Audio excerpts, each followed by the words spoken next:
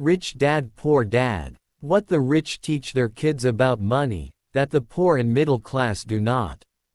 By Robert T. Kiyosaki. To parents everywhere, a child's first and most important teachers, and to all those who educate, influence, and lead by example. Acknowledgements. How does a person say, "Thank you," when there are so many people to thank? Obviously, this book is a thank you to my two fathers, who were powerful role models, and to my mom, who taught me love and kindness.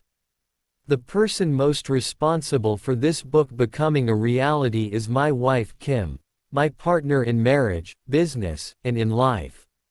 She makes my life complete. Introduction. Rich Dad Poor Dad. Having two dads offered me the choice of contrasting points of view, one of a rich man and one of a poor man.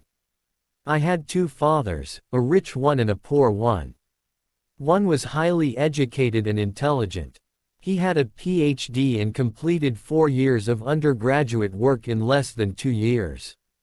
He then went on to Stanford University, the University of Chicago, and Northwestern University to do his advanced studies, all on full financial scholarships. The other father never finished the 8th grade. Both men were successful in their careers, working hard all their lives. Both earned substantial incomes. Yet one always struggled financially. The other would become one of the richest men in Hawaii. One died leaving tens of millions of dollars to his family, charities, and his church. The other left bills to be paid. Both men were strong, charismatic, and influential. Both men offered me advice, but they did not advise the same things. Both men believed strongly in education but did not recommend the same course of study. If I had had only one dad, I would have had to accept or reject his advice. Having two dads offered me the choice of contrasting points of view, one of a rich man and one of a poor man. Instead of simply accepting or rejecting one or the other, I found myself thinking more, comparing, and then choosing for myself. The problem was that the rich man was not rich yet, and the poor man was not yet poor. Both were just starting out on their careers, and both were struggling with money and families. But they had very different points of view about money. For example, one dad would say, "The love of money is the root of all evil." The other said, "The lack of money is the root of all evil." As a young boy, having two strong fathers both influencing me was difficult. I wanted to be a good son and listen, but the two fathers did not say the same things. The contrast in their points of view, particularly about money, was so extreme that I grew curious and intrigued. I began to start thinking for long periods of time about what each was saying. Much of my private time was spent reflecting, asking myself questions such as, "Why does he say that?" and then asking the same question of the other dad's statement. It would have been much easier to simply say, "Yeah, he's right. I agree with that," or to simply reject the point of view by saying, "The old man doesn't know what he's talking about." Instead, having two dads whom I loved forced me to think and ultimately choose a way of thinking for myself. As a process, choosing for myself turned out to be much more valuable in the long run than simply accepting or rejecting a single point of view. One of the reasons the rich get richer, the poor get poorer, and the middle class struggles in debt is that the subject of money is taught at home, not in school. Most of us learn about money from our parents. So what can poor parents tell their child about money? They simply say, "Stay in school and study hard." The child may graduate with excellent grades, but with a poor person's financial programming and mindset. Sadly, money is not taught in schools. Schools focus on scholastic and professional skills, but not on financial skills. This explains how smart bankers, doctors, and accountants who earned excellent grades may struggle financially all of their lives. Our staggering national debt is due in large part to highly educated politicians and government officials making financial decisions with little or no training in the subject of money. Today I often wonder what will soon happen when we have millions of people who need financial and medical assistance. They will be dependent upon their families or the government for financial support. What will happen when Medicare and Social Security run out of money?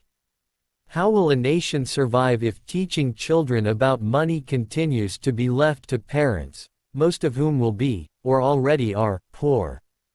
Because I had two influential fathers, I learned from both of them. I had to think about each dad's advice, and in doing so, I gained valuable insight into the power and effect of one's thoughts on one's life. For example, one dad had a habit of saying, "I can't afford it." The other dad forbade those words to be used. He insisted I ask, "How can I afford it?" One is a statement, and the other is a question. One lets you off the hook, and the other forces you to think. My soon-to-be rich dad would explain that by automatically saying the words, "I can't afford it," your brain stops working. By asking the question, "How can I afford it?" your brain is put to work. He did not mean that you should buy everything you want. He was fanatical about exercising your mind, the most powerful computer in the world. He'd say, "My brain gets stronger every day because I exercise it. The stronger it gets, the more money I can make." He believed that automatically saying, "I can't afford it," was a sign of mental laziness. Although both dads worked hard, I noticed that one dad had a habit of putting his brain to sleep when it came to finances, and the other had a habit of exercising his brain. The long-term result was that one dad grew stronger financially, and the other grew weaker. It is not much different from a person who goes to the gym to exercise on a regular basis versus someone who sits on the couch watching television. Proper physical exercise increases your chances for health, and proper mental exercise increases your chances for wealth. My two dads had opposing attitudes, and that affected the way they thought. One dad thought that the rich should pay more in taxes to take care of those less fortunate. The other said, "Taxes punish those who produce and reward those who don't produce." One dad recommended, "Study hard so you can find a good company to work for." The other recommended, "Study hard so you can find a good company to buy." One dad said, "The reason I'm not rich is because I have you kids." The other said, "The reason I must be rich is because I have you kids." One encouraged talking about money and business at the dinner table, while the other forbade the subject of money to be discussed over a meal. One said, "When it comes to money, play it safe. Don't take risks." The other said, "Learn to manage risk." One believed, "Our home is our largest investment and our greatest asset." The other believed, "My house is a liability, and if your house is your largest investment, you're in trouble." Both dads paid their bills on time, yet one paid his bills first while the other paid his bills last. One dad believed in a company or the government taking care of you and your needs. He was always concerned about pay raises, retirement plans, medical benefits, sick leave, vacation days, and other perks. He was impressed with two of his uncles who joined the military and earned a retirement and entitlement package for life after 20 years of active service. He loved the idea of medical benefits and PX privileges the military provided its retirees. He also loved the tenure system available through the university. The idea of job protection for life and job benefits seemed more important, at times, than the job. He would often say, "I've worked hard for the government, and I'm entitled to these benefits." The other believed in total financial self-reliance. He spoke out against the entitlement mentality and how it created weak and financially needy people. He was emphatic about being financially competent. One dad struggled to save a few dollars. The other created investments. One dad taught me how to write an impressive resume so I could find a good job. The other taught me how to write strong business and financial plans so I could create jobs. There is a difference between being poor and being broke. Broke is temporary. Poor is eternal. Being a product of two strong dads allowed me the luxury of observing the effects different thoughts have on one's life. I noticed that people really do shape their lives through their thoughts. For example, my poor dad always said, "I'll never be rich." And that prophecy became reality. My rich dad, on the other hand, always referred to himself as rich. He would say things like, "I'm a rich man, and rich people don't do this." Even when he was flat broke after a major financial setback, he continued to refer to himself as a rich man. He would cover himself by saying, "There is a difference between being poor and being broke. Broke is temporary. Poor is eternal." My poor dad would say, "I'm not interested in money," or, "Money doesn't matter." My rich dad always said, "Money is power." The power of our thoughts may never be measured or appreciated, but it became obvious to me as a young boy that it was important to be aware of my thoughts and how I expressed myself. I noticed that my poor dad was poor, not because of the amount of money he earned, which was significant, but because of his thoughts and actions. As a young boy having two fathers, I became acutely aware of being careful about which thoughts I chose to adopt as my own. Should I listen to my rich dad or to my poor dad? Although both men had tremendous respect for education and learning, they disagreed about what they thought was important to learn. One wanted me to study hard, earn a degree, and get a good job to earn money. He wanted me to study to become a professional, an attorney or an accountant, and to go to business school for my MBA. The other encouraged me to study to be rich, to understand how money works, and to learn how to have it work for me. "I don't work for money," were words he would repeat over and over. "Money works for me." At the age of 9, I decided to listen to and learn from my rich dad about money. In doing so, I chose not to listen to my poor dad, even though he was the one with all the college degrees. A lesson from Robert Frost. Robert Frost is my favorite poet. Although I love many of his poems, my favorite is "The Road Not Taken." I use its lesson almost daily. "The road not taken, two roads diverged in a yellow wood, and sorry I could not travel both and be one traveler. Long I stood and looked down one as far as I could to where it bent in the undergrowth, then took the other, as just as fair, and having perhaps the better claim, because it was grassy and wanted where though as for that the passing there had worn them really about the same, and both that morning equally lay in leaves no step had trodden black. Oh, I kept the first for another day. Yet knowing how way leads onto way, I doubted if I should ever come back. I shall be telling this with a sigh somewhere ages and ages hence.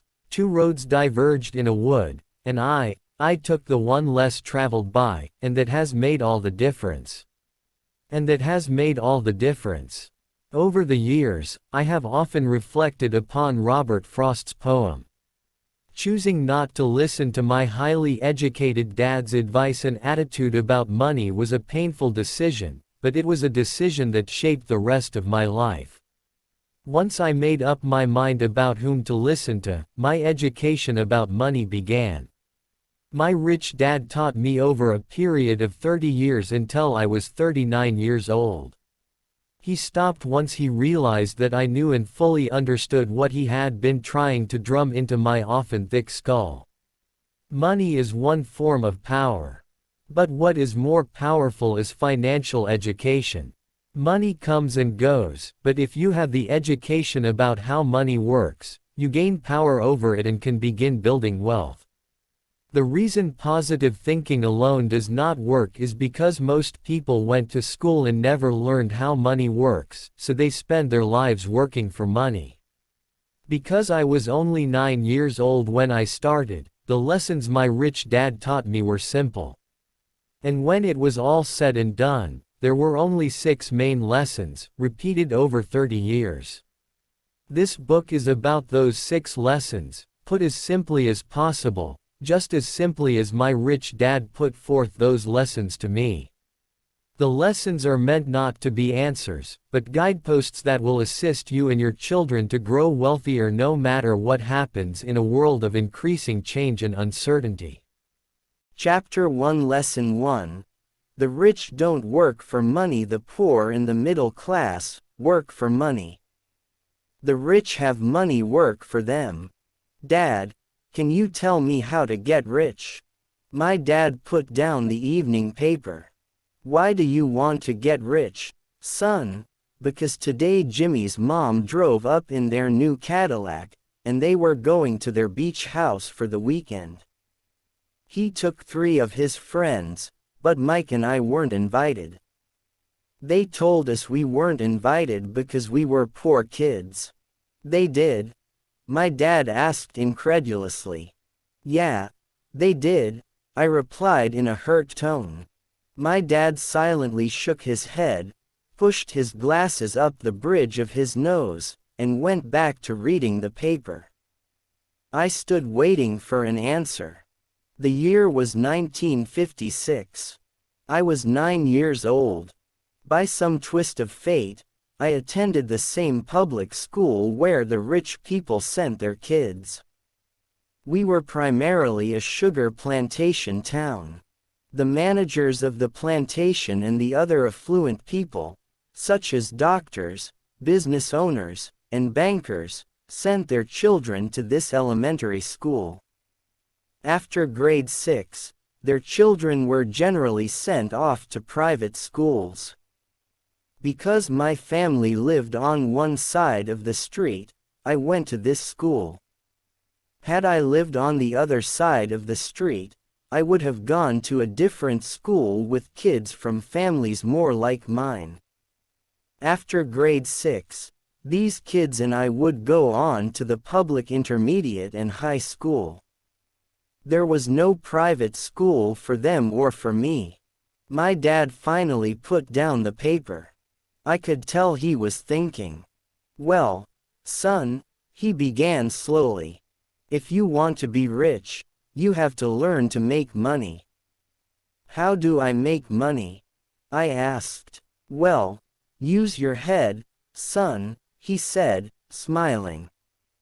Even then I knew that really meant, that's all I'm going to tell you, or, I don't know the answer, so don't embarrass me. A partnership is formed the next morning. I told my best friend, Mike, what my dad had said. As best as I could tell, Mike and I were the only poor kids in this school. Mike was also in this school by a twist of fate. Someone had drawn a jog in the line for the school district, and we wound up in school with the rich kids. We weren't really poor, but we felt as if we were because all the other boys had new baseball gloves, new bicycles, new everything. Mom and Dad provided us with the basics, like food, shelter, and clothes. But that was about it. My dad used to say, if you want something, work for it. We wanted things, but there was not much work available for 9-year-old boys. So what do we do to make money? Mike asked. I don't know, I said. But do you want to be my partner? He agreed, and so on that Saturday morning, Mike became my first business partner. We spent all morning coming up with ideas on how to make money. Occasionally we talked about all the cool guys at Jimmy's beach house having fun. It hurt a little, but that hurt was good, because it inspired us to keep thinking of a way to make money. Finally, that afternoon, a bolt of lightning struck.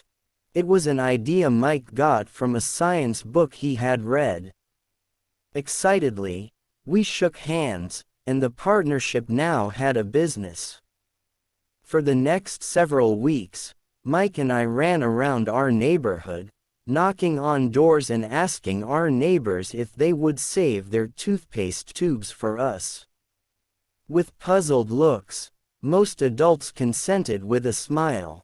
Some asked us what we were doing, to which we replied, "We can't tell you. It's a business secret." My mom grew distressed as the weeks wore on. We had selected a site next to her washing machine as the place we would stockpile our raw materials. In a brown cardboard box that at one time held catsup bottles, our little pile of used toothpaste tubes began to grow. Finally, my mom put her foot down. The sight of her neighbor's messy, crumpled, used toothpaste tubes had gotten to her. "What are you boys doing?" she asked. "And I don't want to hear again that it's a business secret. Do something with this mess, or I'm going to throw it out." Mike and I pleaded and begged, explaining that we would soon have enough and then we would begin production. We informed her that we were waiting on a couple of neighbors to finish their toothpaste so we could have their tubes. Mom granted us a 1-week extension. The date to begin production was moved up, and the pressure was on. My first partnership was already being threatened with an eviction notice by my own mom. It became Mike's job to tell the neighbors to quickly use up their toothpaste, saying their dentist wanted them to brush more often anyway. I began to put together the production line. One day my dad drove up with a friend to see 2 9-year-old boys in the driveway with a production line operating at full speed. There was fine white powder everywhere. On a long table were small milk cartons from school, and our family's hibachi grill was glowing with red-hot coals at maximum heat. Dad walked up cautiously, having to park the car at the base of the driveway since the production line blocked the carport. As he and his friend got closer, they saw a steel pot sitting on top of the coals in which the toothpaste tubes were being melted down. In those days, toothpaste did not come in plastic tubes. The tubes were made of lead. So once the paint was burned off, the tubes were dropped in the small steel pot. They melted until they became liquid, and with my mom's pot holders, we poured the lead through a small hole in the top of the milk cartons. The milk cartons were filled with plaster of Paris. White powder was everywhere. In my haste, I had knocked the bag over, and the entire area looked like it had been hit by a snowstorm. The milk cartons were the outer containers for plaster of Paris molds. My dad and his friend watched as we carefully poured the molten lead through a small hole in the top of the plaster of Paris cube. "Careful," my dad said. I nodded without looking up. Finally, once the pouring was through, I put the steel pot down and smiled at my dad. "What are you boys doing?" he asked with a cautious smile. "We're doing what you told me to do. We're going to be rich," I said. "Yup," said Mike, grinning and nodding his head. "We're partners." "And what is in those plaster molds?" my dad asked. "Watch," I said. "This should be a good batch." With a small hammer, I tapped at the seal that divided the cube in half. Cautiously, I pulled up the top half of the plaster mold and a lead nickel fell out. "Oh, no," my dad exclaimed. "You're casting nickels out of lead." "That's right," Mike said. "We're doing as you told us to do. We're making money." My dad's friend turned and burst into laughter. My dad smiled and shook his head. Along with a fire and a box of spent toothpaste tubes, in front of him were two little boys covered with white dust smiling from ear to ear. He asked us to put everything down and sit with him on the front step of our house. With a smile, he gently explained what the word, counterfeiting, meant. Our dreams were dashed. You mean this is illegal? Asked Mike in a quivering voice. Let them go, my dad's friend said. They might be developing a natural talent. My dad glared at him. Yes, it is illegal, my dad said gently. But you boys have shown great creativity and original thought. Keep going. I'm really proud of you. Disappointed, Mike and I sat in silence for about 20 minutes before we began cleaning up our mess. The business was over on opening day. Sweeping the powder up, I looked at Mike and said, I guess Jimmy and his friends are right. We are poor. My father was just leaving as I said that. Boys, he said, you're only poor if you give up. The most important thing is that you did something. Most people only talk and dream of getting rich. You've done something. I'm very proud of the two of you. I will say it again. Keep going. Don't quit. Mike and I stood there in silence. They were nice words, but we still did not know what to do. So how come you're not rich, Dad? I asked. Because I chose to be a schoolteacher. Schoolteachers really don't think about being rich. We just like to teach. I wish I could help you, but I really don't know how to make money. Mike and I turned and continued our cleanup. I know, said my dad. If you boys want to learn how to be rich, don't ask me. Talk to your dad, Mike. My dad? Asked Mike with a scrunched-up face. Yeah, your dad, repeated my dad with a smile. Your dad and I have the same banker, and he raves about your father. He's told me several times that your father is brilliant when it comes to making money. My dad? Mike asked again in disbelief. Then how come we don't have a nice car and a nice house like the rich kids at school?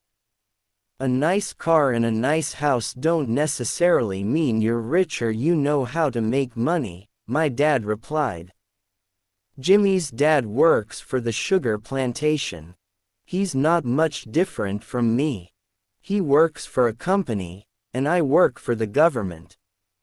The company buys the car for him. The sugar company is in financial trouble, and Jimmy's dad may soon have nothing. Your dad is different, Mike. He seems to be building an empire, and I suspect in a few years he will be a very rich man. With that, Mike and I got excited again. With new vigor, we began cleaning up the mess caused by our now defunct first business. As we were cleaning, we made plans for how and when to talk to Mike's dad. The problem was that Mike's dad worked long hours and often did not come home until late. His father owned warehouses, a construction company, a chain of stores, and 3 restaurants. It was the restaurants that kept him out late. Mike caught the bus home after we had finished cleaning up. He was going to talk to his dad when he got home that night and ask him if he would teach us how to become rich. Mike promised to call as soon as he had talked to his dad, even if it was late. The phone rang at 8:30 p.m. Okay, I said. Next Saturday. I put the phone down. Mike's dad had agreed to meet with us. On Saturday I caught the 7:30 a.m. bus to the poor side of town. The lessons begin. Mike and I met with his dad that morning at 8 o'clock. He was already busy, having been at work for more than an hour. His construction supervisor was just leaving in his pickup truck as I walked up to his simple, small, and tidy home. Mike met me at the door. "Dad's on the phone, and he said to wait on the back porch," Mike said as he opened the door. The old wooden floor creaked as I stepped across the threshold of the aging house. There was a cheap mat just inside the door. The mat was there to hide the years of wear from countless footsteps that the floor had supported. Although clean, it needed to be replaced. I felt claustrophobic as I entered the narrow living room that was filled with old musty overstuffed furniture that today would be collector's items. Sitting on the couch were two women, both a little older than my mom. Across from the women sat a man in workman's clothes. He wore khaki slacks and a khaki shirt, neatly pressed but without starch, and polished work boots. He was about 10 years older than my dad. They smiled as Mike and I walked past them toward the back porch. I smiled back shyly. "Who are those people?" I asked. "Oh, they work for my dad. The older man runs his warehouses, and the women are the managers of the restaurants." "And as you arrived, you saw the construction supervisor who is working on a road project about 50 miles from here. His other supervisor, who is building a track of houses, left before you got here." "Does this go on all the time?" I asked. "Not always, but quite often," said Mike, smiling as he pulled up a chair to sit down next to me. "I asked my dad if he would teach us to make money," Mike said. "Oh, and what did he say to that?" I asked with cautious curiosity. "Well, he had a funny look on his face at first, and then he said he would make us an offer." "Oh," I said, rocking my chair back against the wall. I sat there perched on two rear legs of the chair. Mike did the same thing. "Do you know what the offer is?" I asked. "No, but we'll soon find out." Suddenly, Mike's dad burst through the rickety screen door and onto the porch. Mike and I jumped to our feet, not out of respect, but because we were startled. "Ready, boys?" he asked as he pulled up a chair to sit down with us. We nodded our heads as we pulled our chairs away from the wall to sit in front of him. He was a big man, about 6 feet tall and 200 pounds. My dad was taller, about the same weight, and 5 years older than Mike's dad. They sort of looked alike, though not of the same ethnic makeup. Maybe their energy was similar. "Mike says you want to learn to make money. Is that correct, Robert?" I nodded my head quickly, but with a little trepidation. He had a lot of power behind his words and smile. "Okay, here's my offer. I'll teach you, but I won't do it classroom style. You work for me, I'll teach you. You don't work for me, I won't teach you. I can teach you faster if you work, and I'm wasting my time if you just want to sit and listen like you do in school. That's my offer. Take it or leave it." "Ah, may I ask a question first?" I asked. "No, take it or leave it. I've got too much work to do to waste my time. If you can't make up your mind decisively, then you'll never learn to make money anyway. Opportunities come and go. Being able to know when to make quick decisions is an important skill. You have the opportunity that you asked for. School is beginning, or it's over in 10 seconds, Mike's dad said with a teasing smile. Take it, I said. Take it, said Mike. Good, said Mike's dad. Mrs. Martin will be by in 10 minutes. After I'm through with her, you'll ride with her to my superette and you can begin working. I'll pay you 10 cents an hour, and you'll work 3 hours every Saturday. But I have a softball game today, I said.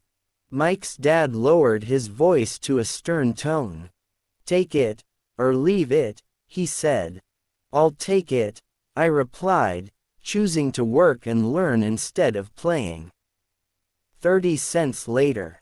By 9 a.m. that day, Mike and I were working for Mrs. Martin. She was a kind and patient woman. She always said that Mike and I reminded her of her 2 grown sons. Although kind, she believed in hard work and kept us moving. We spent 3 hours taking canned goods off the shelves, brushing each can with a feather duster to get the dust off, and then restacking them neatly. It was excruciatingly boring work. Mike's dad, whom I call my rich dad, owned 9 of these little superettes, each with a large parking lot. They were the early version of the 7-Eleven convenience stores, little neighborhood grocery stores where people bought items such as milk, bread, butter, and cigarettes. The problem was that this was Hawaii before air conditioning was widely used, and the stores could not close their doors because of the heat. On 2 sides of the store, the doors had to be wide open to the road and parking lot. Every time a car drove by or pulled into the parking lot, dust would swirl and settle in the store. We knew we had a job as long as there was no air conditioning. For 3 weeks, Mike and I reported to Mrs. Martin and worked our 3 hours. By noon, our work was over, and she dropped 3 little dimes in each of our hands. Now, even at the age of 9 in the mid-1950s, 30 cents was not too exciting. Comic books cost 10 cents back then, so I usually spent my money on comic books and went home. By Wednesday of the 4th week, I was ready to quit. I had agreed to work only because I wanted to learn to make money from Mike's dad, and now I was a slave for 10 cents an hour. On top of that, I had not seen Mike's dad since that first Saturday. I'm quitting, I told Mike at lunchtime. School was boring, and now I did not even have my Saturdays to look forward to. But it was the 30 cents that really got to me. This time Mike smiled. What are you laughing at? I asked with anger and frustration. Dad said this would happen. He said to meet with him when you were ready to quit. What? I said indignantly. He's been waiting for me to get fed up. Sort of, Mike said. Dad's kind of different. He doesn't teach like your dad. Your mom and dad lecture a lot. My dad is quiet and a man of few words. You just wait till this Saturday. I'll tell him you're ready. You mean I've been set up? No, not really, but maybe. Dad will explain on Saturday. Waiting in line on Saturday, I was ready to face Mike's dad. Even my real dad was angry with him. My real dad, the one I call the poor one, thought that my rich dad was violating child labor laws and should be investigated. My educated, poor dad told me to demand what I deserve, at least 25 cents an hour. My poor dad told me that if I did not get a raise, I was to quit immediately. You don't need that damned job anyway, said my poor dad with indignation. At 8 o'clock Saturday morning, I walked through the door of Mike's house when Mike's dad opened it. Take a seat and wait in line, he said as I entered. He turned and disappeared into his little office next to a bedroom. I looked around the room and didn't see Mike anywhere. Feeling awkward, I cautiously sat down next to the same two women who were there 4 weeks earlier. They smiled and slid down the couch to make room for me. 45 minutes went by, and I was steaming. The two women had met with him and left 30 minutes earlier. An older gentleman was in there for 20 minutes and was also gone. The house was empty, and here I sat in a musty, dark living room on a beautiful sunny Hawaiian day, waiting to talk to a cheapskate who exploited children. I could hear him rustling around the office, talking on the phone, and ignoring me. I was ready to walk out, but for some reason I stayed. Finally, 15 minutes later, at exactly 9 o'clock, Richdad walked out of his office, said nothing, and signaled with his hand for me to enter. "I understand you want a raise, or you're going to quit," Richdad said as he swiveled in his office chair. "Well, you're not keeping your end of the bargain," I blurted out, nearly in tears. It was really frightening for me to confront a grown-up. "You said that you would teach me if I worked for you." "Well, I've worked for you. I've worked hard. I've given up my baseball games to work for you, but you haven't kept your word, and you haven't taught me anything. You are a crook like everyone in town thinks you are. You're greedy. You want all the money and don't take care of your employees. You made me wait and don't show me any respect. I'm only a little boy, but I deserve to be treated better." Richdad rocked back in his swivel chair, hands up to his chin, and stared at me. "Not bad," he said. "In less than a month, you sound like most of my employees." "What?" I asked. Not understanding what he was saying, I continued with my grievance. "I thought you were going to keep your end of the bargain and teach me. Instead you want to torture me. That's cruel. That's really cruel." "I am teaching you," Richdad said quietly. "What have you taught me?" "Nothing," I said angrily. "You haven't even talked to me once since I agreed to work for peanuts. 10 cents an hour. Ha! I should notify the government about you. We have child labor laws, you know. My dad works for the government, you know." "Wow," said Richdad. "Now you sound just like most of the people who used to work for me, people I've either fired or who have quit. So what do you have to say?"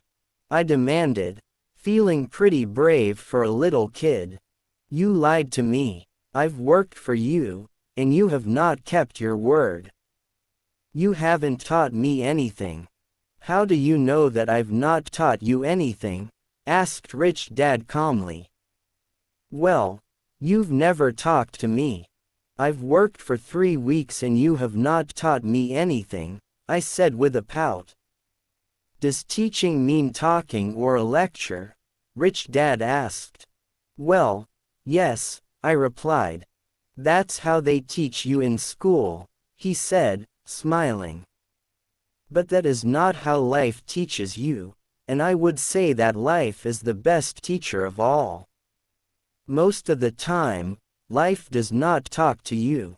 It just sort of pushes you around. Each push is life saying, 'Wake up. There's something I want you to learn.'" "What is this man talking about?" I asked myself silently. Life pushing me around was life talking to me. Now I knew I had to quit my job. I was talking to someone who needed to be locked up.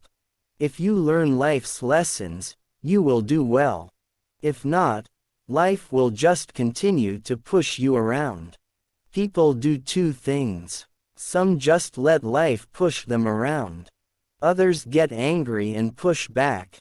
But they push back against their boss, or their job, or their husband or wife. They do not know it's life that's pushing. I had no idea what he was talking about. Life pushes all of us around. Some people give up and others fight. A few learn the lesson and move on. They welcome life pushing them around. To these few people, it means they need and want to learn something. They learn and move on. Most quit, and a few like you fight. Rich Dad stood and shut the creaky old wooden window that needed repair. If you learn this lesson, you will grow into a wise, wealthy, and happy young man. If you don't, you will spend your life blaming a job, low pay, or your boss for your problems.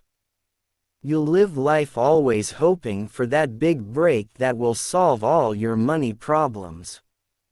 Rich Dad looked over at me to see if I was still listening. His eyes met mine. We stared at each other, communicating through our eyes. Finally, I looked away once I had absorbed his message. I knew he was right. I was blaming him, and I did ask to learn. I was fighting. Rich Dad continued, or if you're the kind of person who has no guts, you just give up every time life pushes you. If you're that kind of person, you'll live all your life playing it safe, doing the right things, saving yourself for some event that never happens. Then you die a boring old man. You'll have lots of friends who really like you because you were such a nice hardworking guy. But the truth is that you let life push you into submission. Deep down you were terrified of taking risks. You really wanted to win, but the fear of losing was greater than the excitement of winning. Deep inside, you and only you will know you didn't go for it. You chose to play it safe. Our eyes met again. You've been pushing me around, I asked.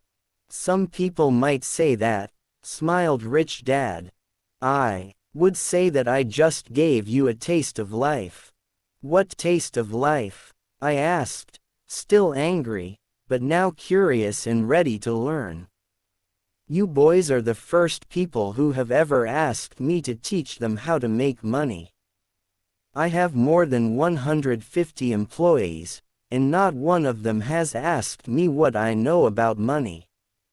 They ask me for a job and a paycheck, but never to teach them about money. So most will spend the best years of their lives working for money, not really understanding what it is they're working for. I sat there listening intently. So when Mike told me you wanted to learn how to make money, I decided to design a course that mirrored real life. I could talk until I was blue in the face, but you wouldn't hear a thing. So I decided to let life push you around a bit so you could hear me. That's why I only paid you 10 cents. So what is the lesson I learned from working for only 10 cents an hour? I asked. That you're cheap and exploit your workers. Rich Dad rocked back and laughed heartily. Finally he said, you'd best change your point of view.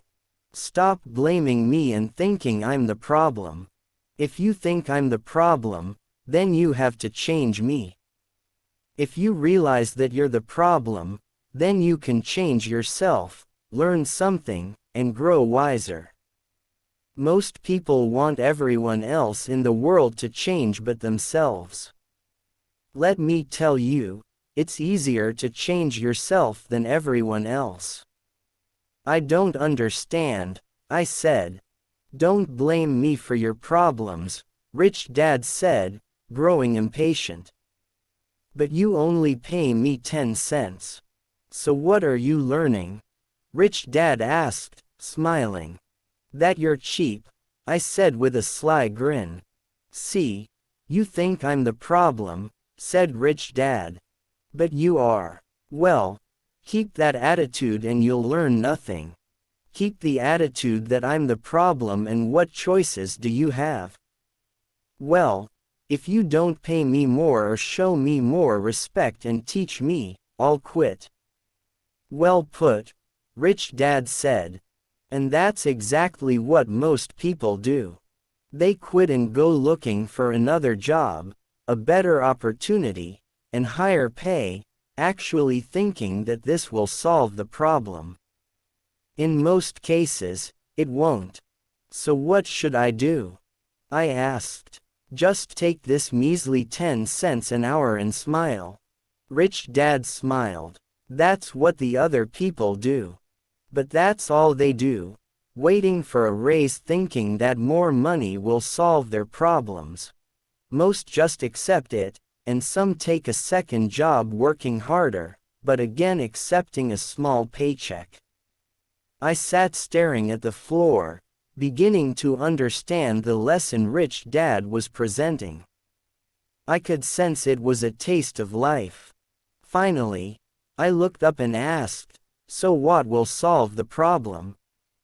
"This," he said, leaning forward in his chair and tapping me gently on the head.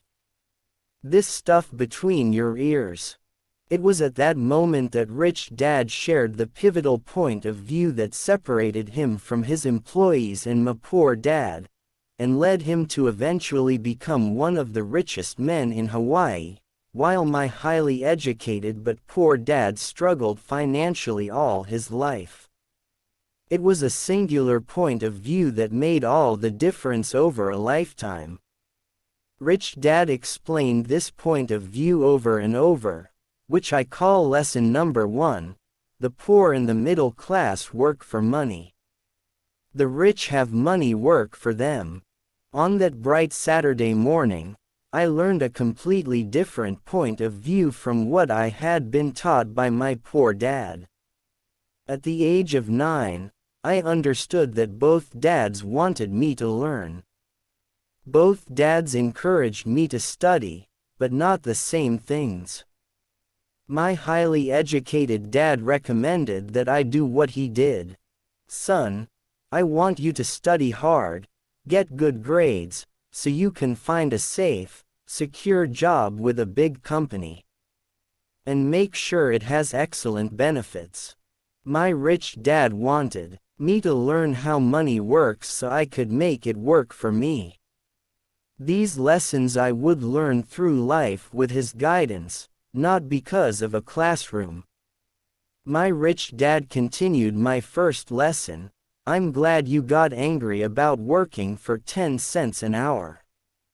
If you hadn't got angry and had simply accepted it, I would have to tell you that I could not teach you. You see, true learning takes energy, passion, and a burning desire. Anger is a big part of that formula, for passion is anger and love combined. When it comes to money, most people want to play it safe and feel secure. So passion does not direct them.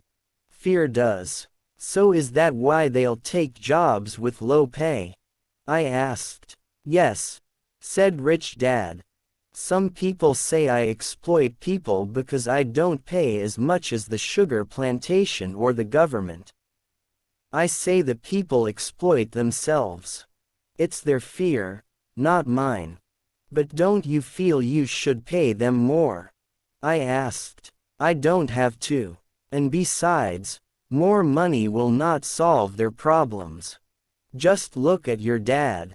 He makes a lot of money, and he still can't pay his bills.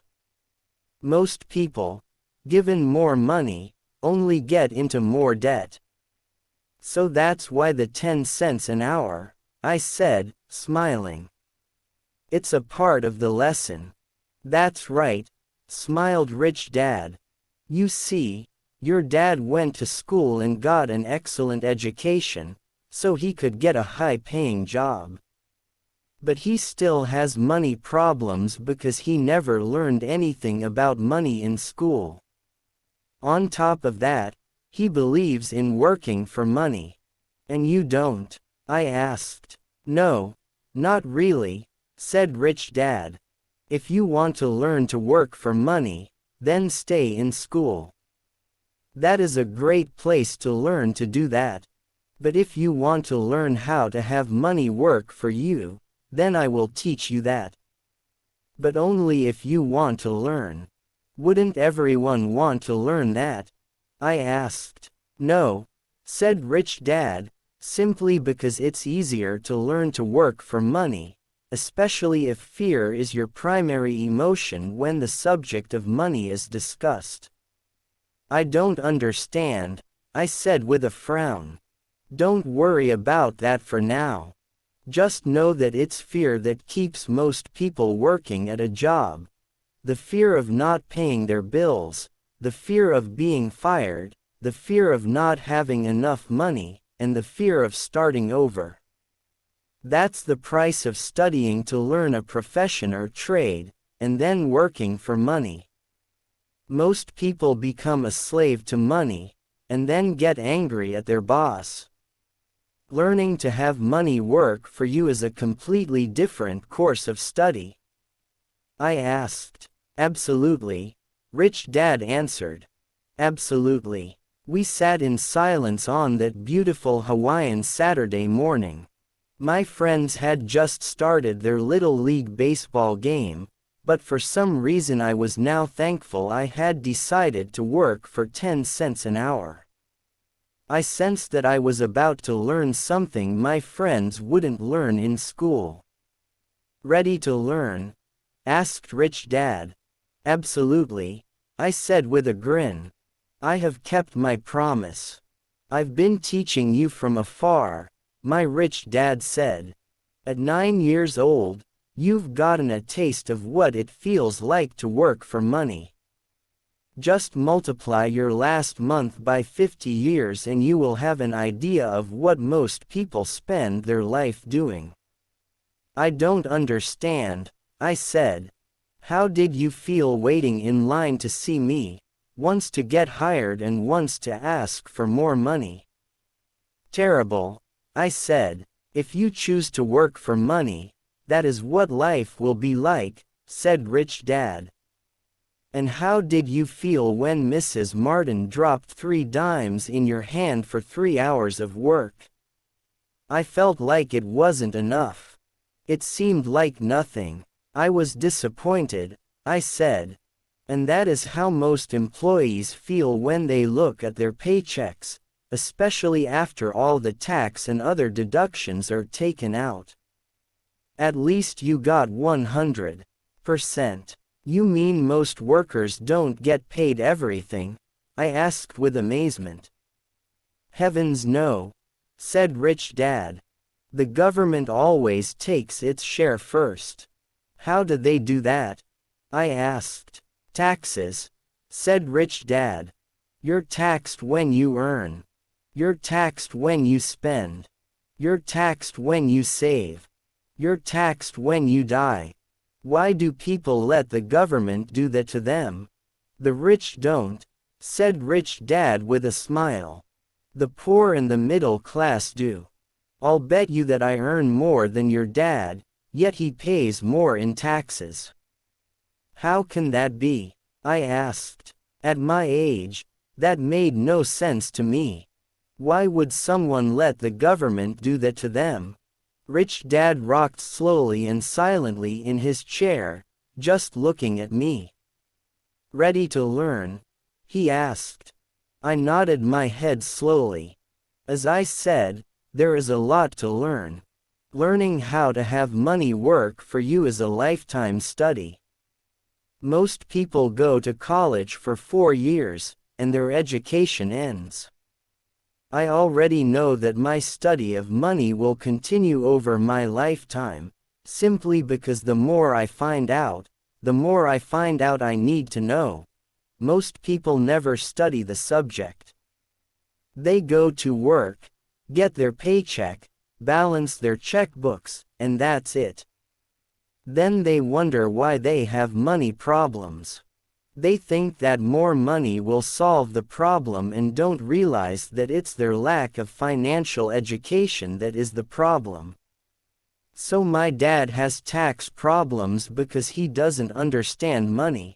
I asked, confused. Look, said Richdad, taxes are just one small section on learning how to have money work for you. Today, I just wanted to find out if you still have the passion to learn about money. Most people don't. They want to go to school, learn a profession, have fun at their work, and earn lots of money. One day they wake up with big money problems, and then they can't stop working. That's the price of only knowing how to work for money instead of studying how to have money work for you. So do you still have the passion to learn? Asked Richdad. I nodded my head. Good, said Richdad. Now get back to work. This time, I will pay you nothing. What? I asked in amazement. You heard me. Nothing. You will work the same 3 hours every Saturday, but this time you will not be paid 10 cents per hour. You said you wanted to learn to not work for money, so I'm not going to pay you anything. I couldn't believe what I was hearing. I've already had this conversation with Mike and he's already working, dusting and stacking canned goods for free. You'd better hurry and get back there. That's not fair, I shouted. You've got to pay something.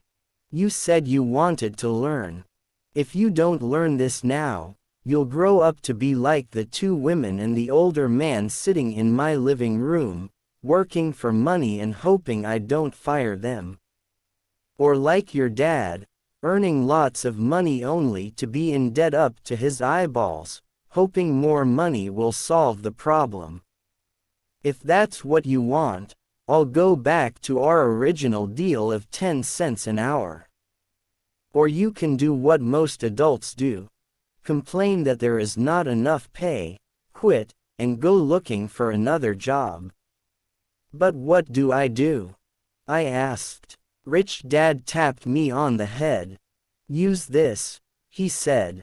If you use it well, you will soon thank me for giving you an opportunity and you will grow into a rich man. I stood there, still not believing what a raw deal I was handed. I came to ask for a raise, and somehow I was instead working for nothing. Richdad tapped me on the head again and said, use this. Now get out of here and get back to work. Lesson number 1. The rich don't work for money. I didn't tell my poor dad I wasn't being paid. He wouldn't have understood, and I didn't want to try to explain something I didn't understand myself. For 3 more weeks, Mike and I worked 3 hours every Saturday for nothing. The work didn't bother me, and the routine got easier, but it was the missed baseball games and not being able to afford to buy a few comic books that got to me. Richdad stopped by at noon on the 3rd week. We heard his truck pull up in the parking lot and sputter when the engine was turned off. He entered the store and greeted Mrs. Martin with a hug. After finding out how things were going in the store, he reached into the ice cream freezer, pulled out 2 bars, paid for them, and signaled to Mike and me. Let's go for a walk, boys. We crossed the street, dodging a few cars, and walked across a large grassy field where a few adults were playing softball. Sitting down at a lone picnic table, he handed Mike and me the treats. How's it going, boys? Okay, Mike said. I nodded in agreement. Learn anything yet? Richdad asked. Mike and I looked at each other, shrugged our shoulders, and shook our heads in unison. Avoiding one of life's biggest traps. Well, you boys had better start thinking. You're staring at one of life's biggest lessons. If you learn it, you'll enjoy a life of great freedom and security. If you don't, you'll wind up like Mrs. Martin and most of the people playing softball in this park. They work very hard for little money, clinging to the illusion of job security and looking forward to a 3-week vacation each year and maybe a skimpy pension after 45 years of service. If that excites you, I'll give you a raise to 25 cents an hour. But these are good hard-working people. Are you making fun of them? I demanded. A smile came over Richdad's face. Mrs. Martin is like a mother to me. I would never be that cruel. I may sound unkind because I'm doing my best to point something out to the two of you. I want to expand your point of view so you can see something most people never have the benefit of seeing because their vision is too narrow. Most people never see the trap they are in. Mike and I sat there, uncertain of his message. He sounded cruel, yet we could sense he was trying to drive home a point. With a smile, Richdad said, "Doesn't that 25 cents an hour sound good? Doesn't it make your heart beat a little faster?" I shook my head no, but it really did. 25 cents an hour would be big bucks to me. "Okay, I'll pay you $1 an hour," Richdad said, with a sly grin. Now my heart started to race. My brain was screaming, "Take it! Take it!" I could not believe what I was hearing. Still, I said nothing. "Okay, $2 an hour." My little brain and heart nearly exploded. After all, it was 1956 and being paid $2 an hour would have made me the richest kid in the world. I couldn't imagine earning that kind of money. I wanted to say yes. I wanted the deal. I could picture a new bicycle, new baseball glove, and the adoration of my friends when I flashed some cash. On top of that, Jimmy and his rich friends could never call me poor again. But somehow my mouth stayed shut. The ice cream had melted and was running down my hand. Richdad was looking at two boys staring back at him, eyes wide open and brains empty. He was testing us, and he knew there was a part of our emotions that wanted to take the deal. He understood that every person has a weak and needy part of their soul that can be bought, and he knew that every individual also had a part of their soul that was resilient and could never be bought. It was only a question of which one was stronger. "Okay, $5 an hour." Suddenly I was silent. Something had changed. The offer was too big and ridiculous. Not many grown-ups in 1956 made more than that, but quickly my temptation disappeared, and calm set in. Slowly, I turned to my left to look at Mike. He looked back at me. The part of my soul that was weak and needy was silenced. The part of me that had no price took over. I knew Mike had gotten to that point too. "Good," Richdad said softly. "Most people have a price. And they have a price because of human emotions named fear and greed. First, the fear of being without money motivates us to work hard, and then once we get that paycheck, greed or desire starts us thinking about all the wonderful things money can buy. The pattern is then set." "What pattern?" I asked. "The pattern of get up, go to work, pay bills, get up, go to work, pay bills." People's lives are forever controlled by two emotions, fear and greed. Offer them more money and they continue the cycle by increasing their spending. This is what I call the rat race. "There is another way?" Mike asked. "Yes. said Rich Dad slowly. But only a few people find it. And what is that way? Mike asked. That's what I hope you boys will learn as you work and study with me. That is why I took away all forms of pay. Any hints? Mike asked. We're kind of tired of working hard, especially for nothing. Well, the first step is telling the truth, said Rich Dad. We haven't been lying, I said. People's lives are forever controlled by two emotions, fear and greed.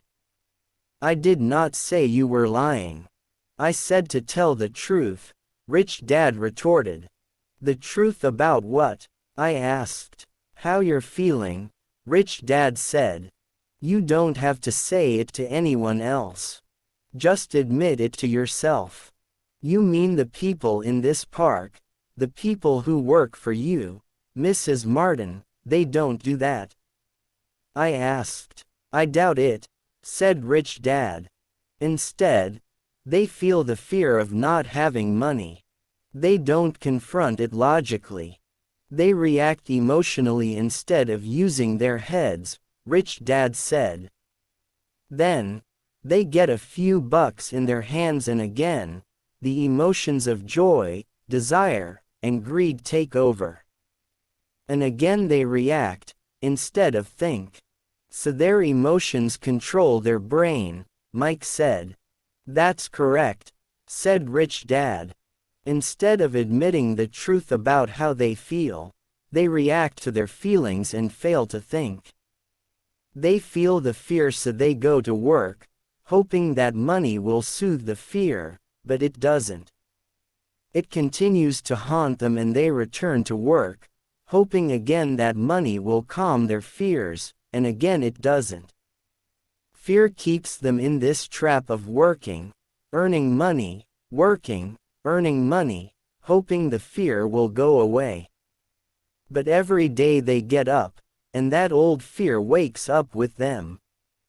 For millions of people that old fear keeps them awake all night, causing a night of turmoil and worry.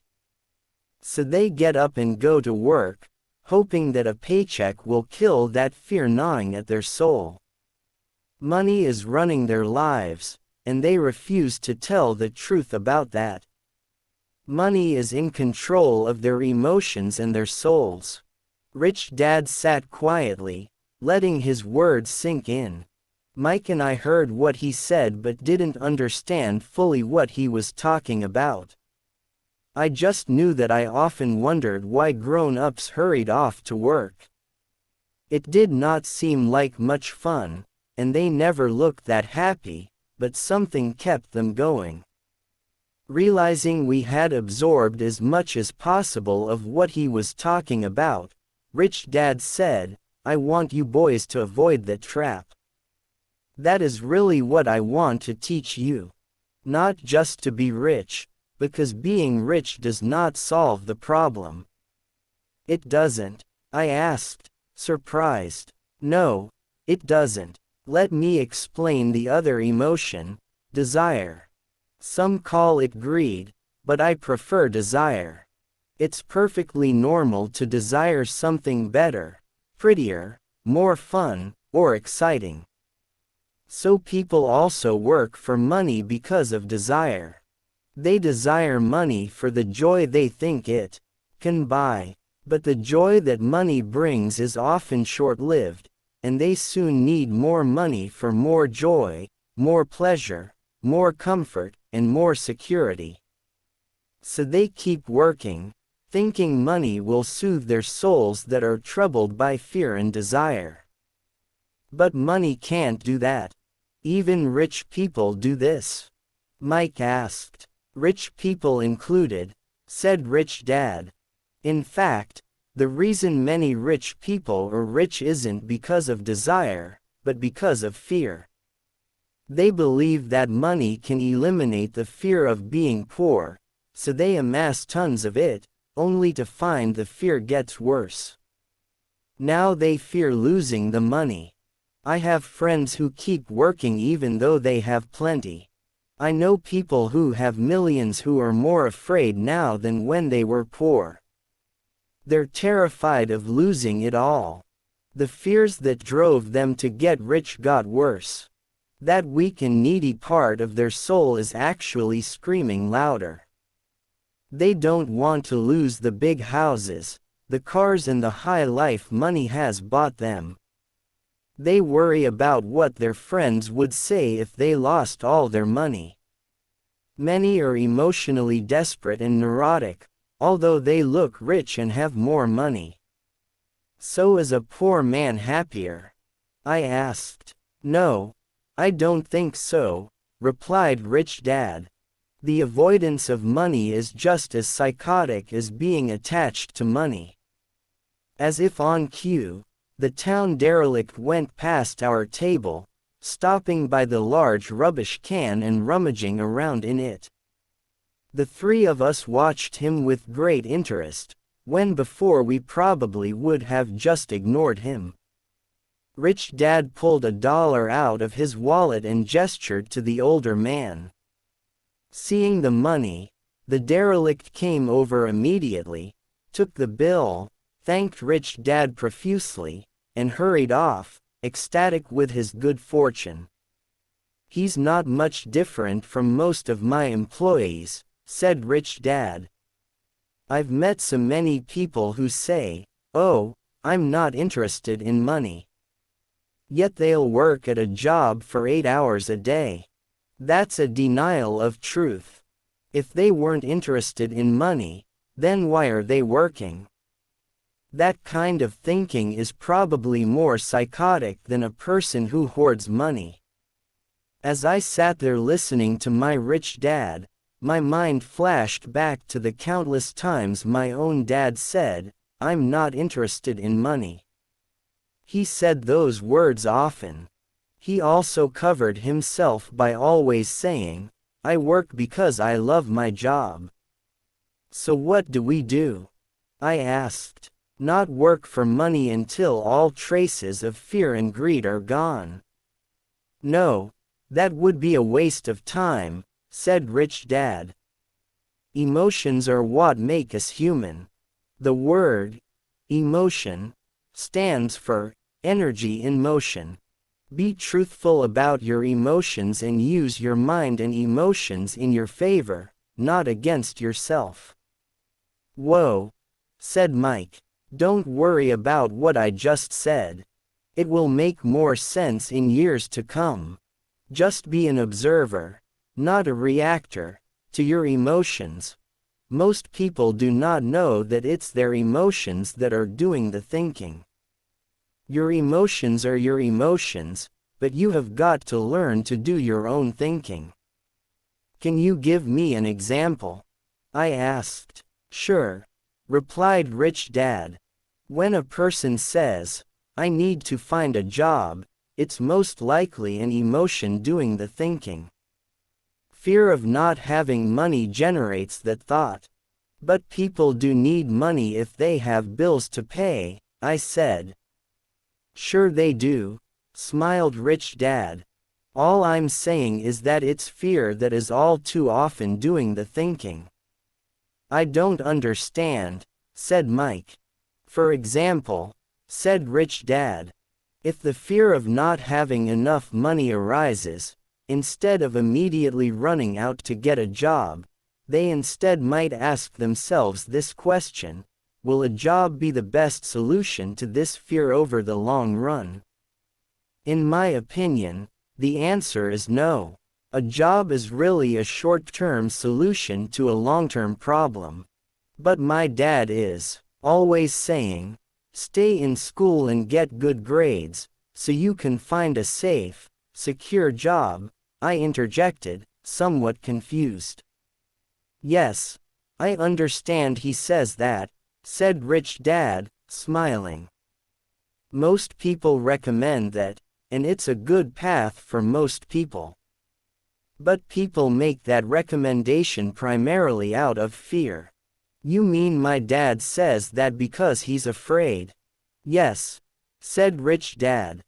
He's terrified that you won't earn enough money and won't fit into society. Don't get me wrong. He loves you and wants the best for you. I too believe in education and a job are important, but it won't handle the fear. You see, that same fear that makes him get up in the morning to earn a few bucks is the fear that is causing him to be so fanatical about your going to school. So what do you recommend? I asked. I want to teach you to master the power of money, instead of being afraid of it. They don't teach that in school, and, if you don't learn it, you become a slave to money. It was finally making sense. He wanted us to widen our views and to see what the Mrs. Martins of this world couldn't see. He used examples that sounded cruel at the time, but I've never forgotten them. My vision widened that day, and I began to see the trap that lay ahead for most people. You see, we're all employees ultimately. We just work at different levels, said Richdad. I just want you boys to have a chance to avoid the trap caused by those two emotions, fear and desire. Use them in your favor, not against you. That's what I want to teach you. I'm not interested in just teaching you to make a pile of money. That won't handle the fear or desire. If you don't first handle fear and desire, and you get rich, you'll only be a highly paid slave. So how do we avoid the trap? I asked. The main cause of poverty or financial struggle is fear and ignorance, not the economy or the government or the rich. It's self-inflicted fear and ignorance that keep people trapped. So you boys go to school and get your college degrees, and I'll teach you how to stay out of the trap. The pieces of the puzzle were appearing. My highly educated dad had a great education and a great career, but school never told him how to handle money or his fear of it. It became clear that I could learn different and important things from two fathers. So you've been talking about the fear of not having money. How does the desire for money affect our thinking? Mike asked. How did you feel when I tempted you with a pay raise? Did you notice your desires rising? We nodded our heads. By not giving in to your emotions, you were able to delay your reactions and think. That is important. We will always have emotions of fear and greed. From here on in, it's imperative for you to use those emotions to your advantage, and for the long term to not let your emotions control your thinking. Most people use fear and greed against themselves. That's the start of ignorance. Most people live their lives chasing paychecks, pay raises and job security because of the emotions of desire and fear, not really questioning where those emotion-driven thoughts are leading them.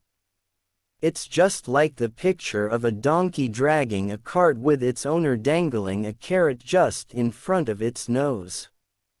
The donkey owner may be going where he wants to, but the donkey is chasing an illusion. Tomorrow there will only be another carrot for the donkey. You mean the moment I picture a new baseball glove, candy and toys, that's like a carrot to a donkey? Mike asked. Yes, and as you get older, your toys get more expensive, a new car, a boat, and a big house to impress your friends, said Richdad with a smile. Fear pushes you out the door, and desire calls to you. That's the trap. So what's the answer? Mike asked. What intensifies fear and desire is ignorance. That is why rich people with lots of money often have more fear the richer they get. Money is the carrot, the illusion. If the donkey could see the whole picture, it might rethink its choice to chase the carrot. Richdad went on to explain that a human's life is a struggle between ignorance and illumination. He explained that once a person stops searching for information and self-knowledge, ignorance sets in. That struggle is a moment-to-moment decision, to learn to open or close one's mind. Look, school is very important. You go to school to learn a skill or profession to become a contributing member of society. Every culture needs teachers, doctors, mechanics, artists, cooks, businesspeople, police officers, firefighters, and soldiers. Schools train them so society can thrive and flourish, said Richdad. Unfortunately, for many people school is the end, not the beginning. There was a long silence. Richdad was smiling. I didn't comprehend everything he said that day. But as with most great teachers, his words continued to teach for years. I've been a little cruel today, said Richdad. But I want you to always remember this talk. I want you to always think of Mrs. Martin. And I want you always to remember that donkey.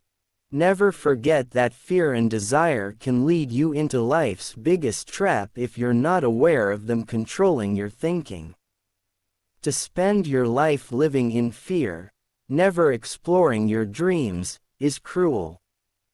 To work hard for money, thinking that it will buy you things that will make you happy, is also cruel. To wake up in the middle of the night terrified about paying bills is a horrible way to live. To live a life dictated by the size of a paycheck is not really living a life. Thinking that a job makes you secure is lying to yourself. That's cruel, and that's the trap I want you to avoid. I've seen how money runs people's lives. Don't let that happen to you. Please don't let money run your life. A softball rolled under our table. Richdad picked it up and threw it back. So what does ignorance have to do with greed and fear? I asked. Because it is ignorance about money that causes so much greed and fear, said Richdad. Let me give you some examples. A doctor, wanting more money to better provide for his family, raises his fees. By raising his fees, it makes health care more expensive for everyone. It hurts the poor people the most, so they have worse health than those with money. Because the doctors raise their fees, the attorneys raise their fees.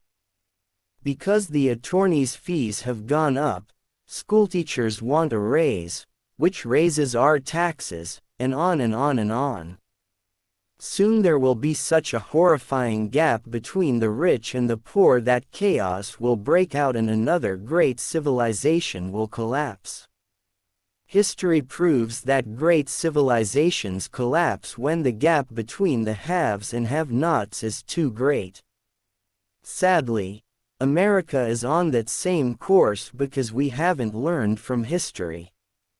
We only memorize historical dates and names, not the lesson. Aren't prices supposed to go up? I asked. In an educated society with a well-run government, prices should actually come down. Of course, that is often only true in theory. Prices go up because of greed and fear caused by ignorance. If schools taught people about money, there would be more money and lower prices. But schools focus only on teaching people to work for money, not how to harness money's power. But don't we have business schools? Mike asked. And haven't you encouraged me to go for my MBA? Yes, said Richdad. But all too often business schools train employees to become sophisticated bean counters. Heaven forbid a bean counter takes over a business. All they do is look at the numbers, fire people, and kill the business. I know this because I hire bean counters. All they think about is cutting costs and raising prices, which cause more problems. Bean counting is important. I wish more people knew it, but it, too, is not the whole picture, added Richdad angrily. So is there an answer? Asked Mike. Yes, said Richdad. Learn to use your emotions to think, not think with your emotions. When you boys mastered your emotions by agreeing to work for free, I knew there was hope. When you again resisted your emotions when I tempted you with more money, you were again learning to think in spite of being emotionally charged. That's the first step. Why is that step so important? I asked. Well, that's up to you to find out. If you want to learn, I'll take you boys into the briar patch, a place almost everyone else avoids. If you go with me, you'll let go of the idea of working for money and instead learn to have money work for you. And what will we get if we go with you? What if we agree to learn from you? What will we get? I asked. The same thing Brer Rabbit got, said Richdad, referring to the classic children's story. Is there a briar patch? I asked. Yes, said Richdad. The briar patch is our fear and greed. Confronting fear, weaknesses, and neediness by choosing our own thoughts is the way out. Choosing our thoughts? Mike asked, puzzled. Yes. Choosing what we think rather than reacting to our emotions. Instead of just getting up and going to work because not having the money to pay your bills is scaring you, ask yourself, is working harder at this the best solution to this problem? Most people are too afraid to rationally think things through and instead run out the door to a job they hate. The tar baby is in control. That's what I mean by choosing your thoughts. And how do we do that? Mike asked. That's what I will teach you. I'll teach you to have a choice of thoughts rather than a knee-jerk reaction, like gulping down your morning coffee and running out the door. Remember what I said before. A job is only a short-term solution to a long-term problem. Most people have only one problem in mind, and it's short-term. It's the bills at the end of the month, the tar baby. Money controls their lives, or should I say the fear and ignorance about money controls it. So they do as their parents did. They get up every day and go work for money, not taking the time to ask the question, is there another way? Their emotions now control their thinking, not their heads. Can you tell the difference between emotions thinking and the head thinking? Mike asked. Oh, yes, I hear it all the time, said Richdad. I hear things like, well, everyone has to work. Or, the rich are crooks. Or, I'll get another job. I deserve this raise. You can't push me around. Or, I like this job because it's secure. No one asks, is there something I'm missing here? Which would break through the emotional thought and give you time to think clearly. As we headed back to the store, Richdad explained that the rich really did make money. They did not work for it.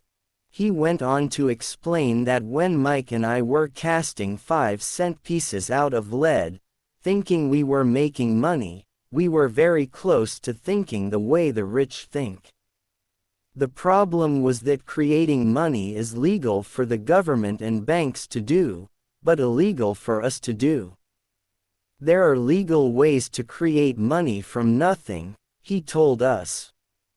Richdad went on to explain that the rich know that money is an illusion, truly like the carrot for the donkey. It's only out of fear and greed that the illusion of money is held together by billions of people who believe that money is real. It's not. Money is really made up. It is only because of the illusion of confidence and the ignorance of the masses that this house of cards stands. He talked about the gold standard that America was on, and that each dollar bill was actually a silver certificate. What concerned him was the rumor that we would someday go off the gold standard and our dollars would no longer be backed by something tangible. If that happens, boys, all hell will break loose.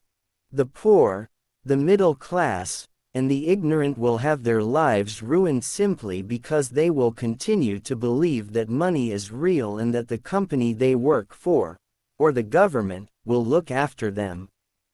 We really did not understand what he was saying that day, but over the years, it made more and more sense.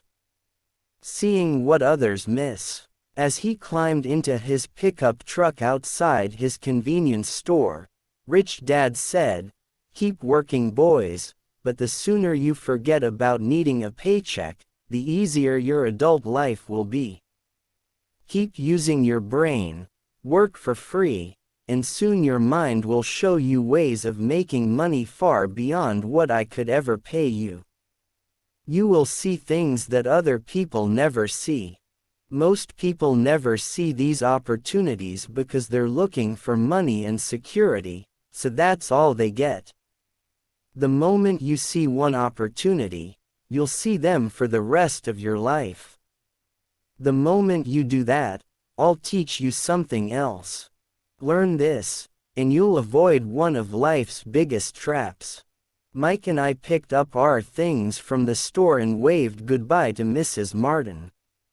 We went back to the park, to the same picnic bench, and spent several more hours thinking and talking. We spent the next week at school thinking and talking, too. For 2 more weeks, we kept thinking, talking, and working for free. At the end of the second Saturday, I was again saying goodbye to Mrs. Martin and looking at the comic book stand with a longing gaze.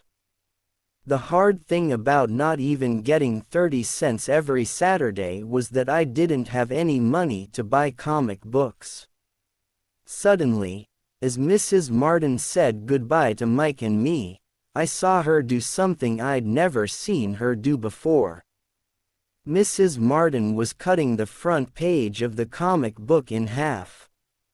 She kept the top half of the comic book cover and threw the rest of the book into a large cardboard box. When I asked her what she did with the comic books, she said, "I throw them away.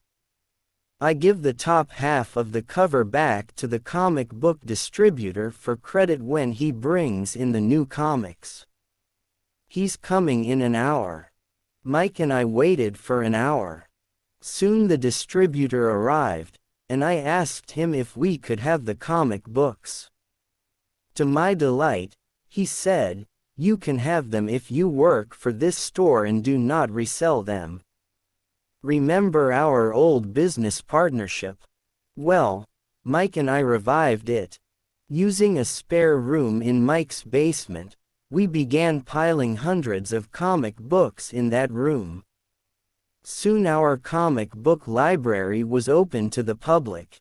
We hired Mike's younger sister, who loved to study, to be head librarian. She charged each child 10 cents admission to the library, which was open from 2:30 p.m. to 4:30 p.m. every day after school. The customers, the children of the neighborhood, could read as many comics as they wanted in 2 hours. It was a bargain for them since a comic cost 10 cents each, and they could read 5 or 6 in 2 hours. Mike's sister would check the kids as they left to make sure they weren't borrowing any comic books. She also kept the books, logging in how many kids showed up each day, who they were, and any comments they might have. Mike and I averaged $9.50 per week over a 3-month period. We paid his sister $1 a week and allowed her to read the comics for free, which she rarely did since she was always studying. Mike and I kept our agreement by working in the store every Saturday and collecting all the comic books from the different stores. We kept our agreement to the distributor by not selling any comic books. We burned them once they got too tattered. We tried opening a branch office, but we could never quite find someone as trustworthy and dedicated as Mike's sister. At an early age, we found out how hard it was to find good staff. 3 months after the library first opened, a fight broke out in the room. Some bullies from another neighborhood pushed their way in, and Mike's dad suggested we shut down the business. So our comic book business shut down, and we stopped working on Saturdays at the convenience store. But Rich Dad was excited because he had new things he wanted to teach us. He was happy because we had learned our first lesson so well. We learned to make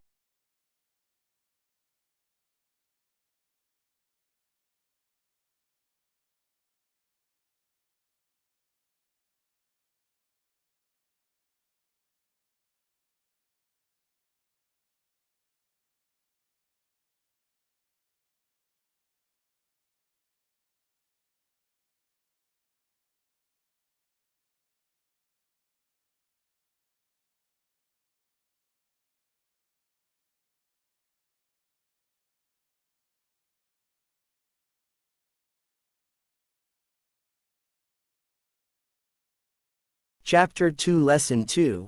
Why teach financial literacy? It's not how much money you make. It's how much money you keep. In 1990, Mike took over his father's empire and is, in fact, doing a better job than his dad did. We see each other once or twice a year on the golf course. He and his wife are wealthier than you could imagine. Rich Dad's empire is in great hands, and Mike is now grooming his son to take his place, as his dad had groomed us. In 1994, I retired at the age of 47, and my wife Kim was 37. Retirement does not mean not working. For us, it means that, barring unforeseen cataclysmic changes, we can work or not work, and our wealth grows automatically, staying ahead of inflation. Our assets are large enough to grow by themselves. It's like planting a tree. You water it for years, and then one day it doesn't need you anymore. Its roots are implanted deep enough.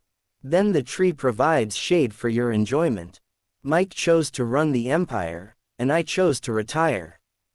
Whenever I speak to groups of people, they often ask what I would recommend that they do.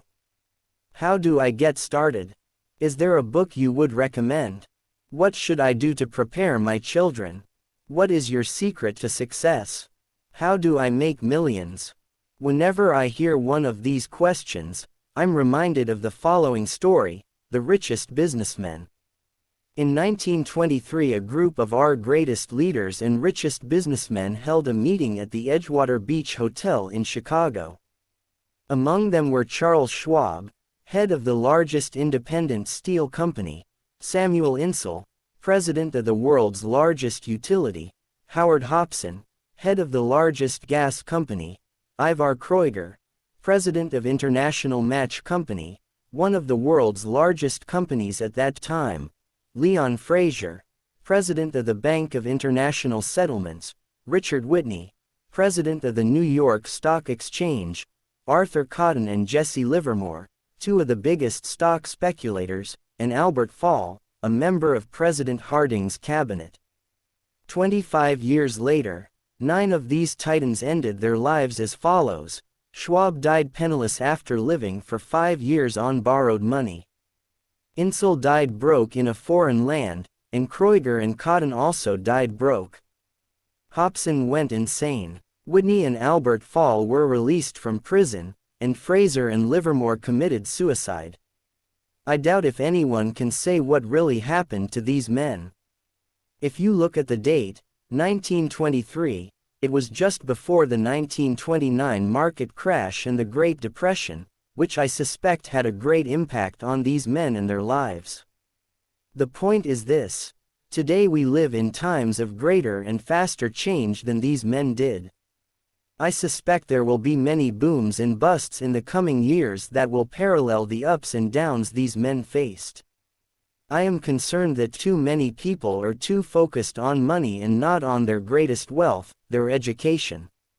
If people are prepared to be flexible, keep an open mind and learn, they will grow richer and richer despite tough changes. If they think money will solve problems, they will have a rough ride. Intelligence solves problems and produces money. Money without financial intelligence is money soon gone. Most people fail to realize that in life, it's not how much money you make. It's how much money you keep. We've all heard stories of lottery winners who are poor, then suddenly rich, and then poor again.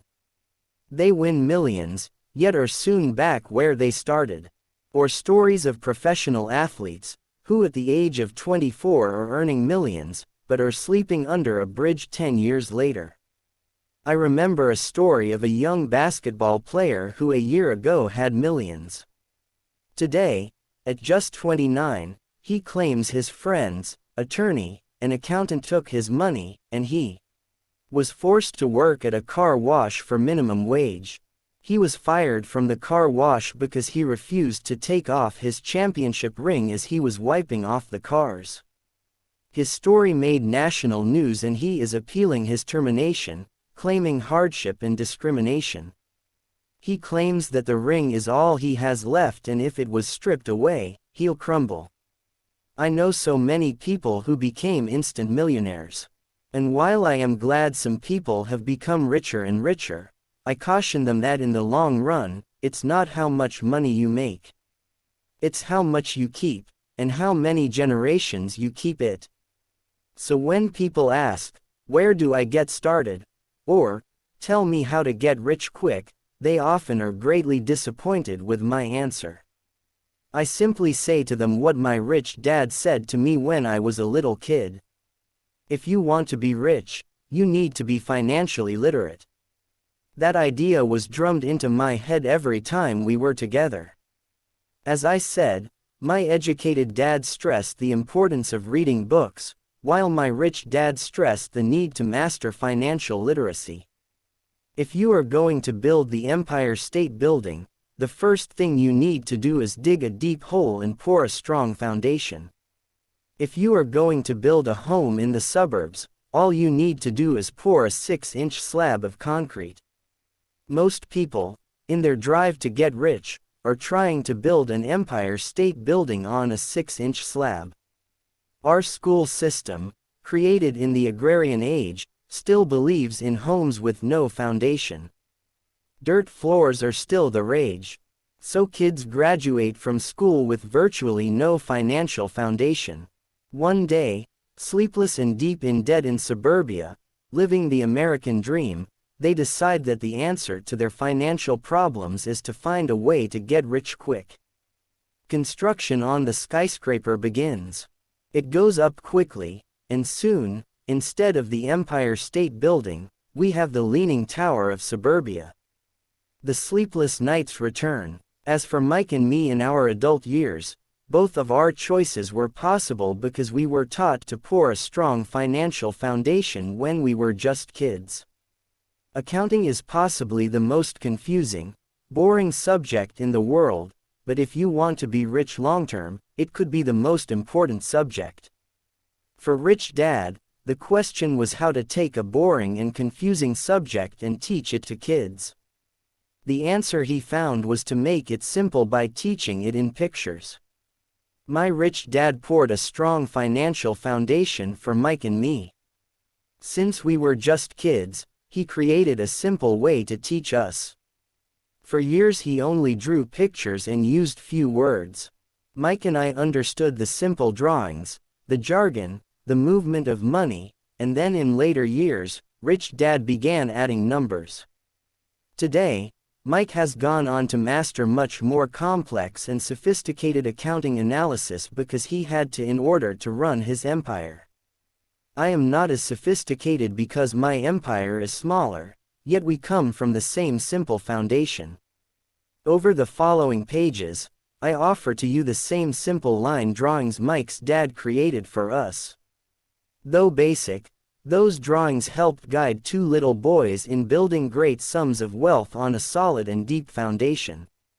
Rich people acquire assets. The poor and middle class acquire liabilities that they think are assets. Rule number 1. You must know the difference between an asset and a liability, and buy assets. If you want to be rich, this is all you need to know. It is rule number 1. It is the only rule. This may sound absurdly simple, but most people have no idea how profound this rule is. Most people struggle financially because they do not know the difference between an asset and a liability. Rich people acquire assets. The poor and middle class acquire liabilities that they think are assets, said Rich Dad. When Rich Dad explained this to Mike and me, we thought he was kidding. Here we were, nearly teenagers and waiting for the secret to getting rich, and this was his answer. It was so simple that we stopped for a long time to think about it. What is an asset? Asked Mike. Don't worry right now, said Rich Dad. Just let the idea sink in. If you can comprehend the simplicity, your life will have a plan and be financially easy. It is simple. That is why the idea is missed. You mean all we need to know is what an asset is, acquire them, and we'll be rich? I asked. Rich Dad nodded his head. It's that simple. If it's that simple, how come everyone is not rich? I asked. Rich Dad smiled. Because people do not know the difference between an asset and a liability. I remember asking, how could adults be so misguided? If it is that simple, if it is that important, why would everyone not want to find out? It took Rich Dad only a few minutes to explain what assets and liabilities were. As an adult, I have difficulty explaining it to other adults. The simplicity of the idea escapes them because they have been educated differently. They were taught by other educated professionals, such as bankers, accountants, real estate agents, financial planners, and so forth. The difficulty comes in asking adults to unlearn, or become children again. An intelligent adult often feels it is demeaning to pay attention to simplistic definitions. Rich Dad believed in the KISS principle, keep it simple, stupid, or keep it super simple, so he kept it simple for us, and that made our financial foundation strong. So what causes the confusion? How could something so simple be so screwed up? Why would someone buy an asset that was really a liability? The answer is found in basic education. We focus on the word, literacy, and not, financial literacy. What defines something to be an asset or a liability are not words. In fact, if you really want to be confused, look up the words, asset, and liability, in the dictionary. I know the definition may sound good to a trained accountant, but for the average person, it makes no sense. But we adults are often too proud to admit that something does not make sense. To us young boys, Rich Dad said, what defines an asset are not words, but numbers. And if you can't read the numbers, you can't tell an asset from a hole in the ground. In accounting, Rich Dad would say, it's not the numbers, but what the numbers are telling you. It's just like words. It's not the words, but the story the words are telling you. If you want to be rich, you've got to read and understand numbers. If I heard that once, I heard it 1,000 times from my rich dad. And I also heard, the rich acquire assets, and the poor and middle class acquire liabilities. Here is how to tell the difference between an asset and a liability. Most accountants and financial professionals do not agree with the definitions, but these simple drawings were the start of strong financial foundations for two young boys. An asset puts money in my pocket. A liability takes money out of my pocket. The top part of the diagram is an income statement, often called a profit and loss statement. It measures income and expenses, money in and money out. The lower part of the diagram is a balance sheet. It's called that because it's supposed to balance assets against liabilities.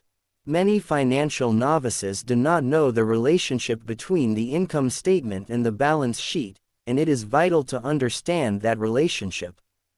So as I said earlier, my rich dad simply told two young boys that assets put money in your pocket.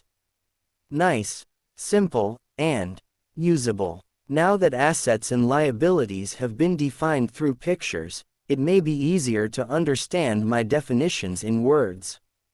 An asset is something that puts money in my pocket.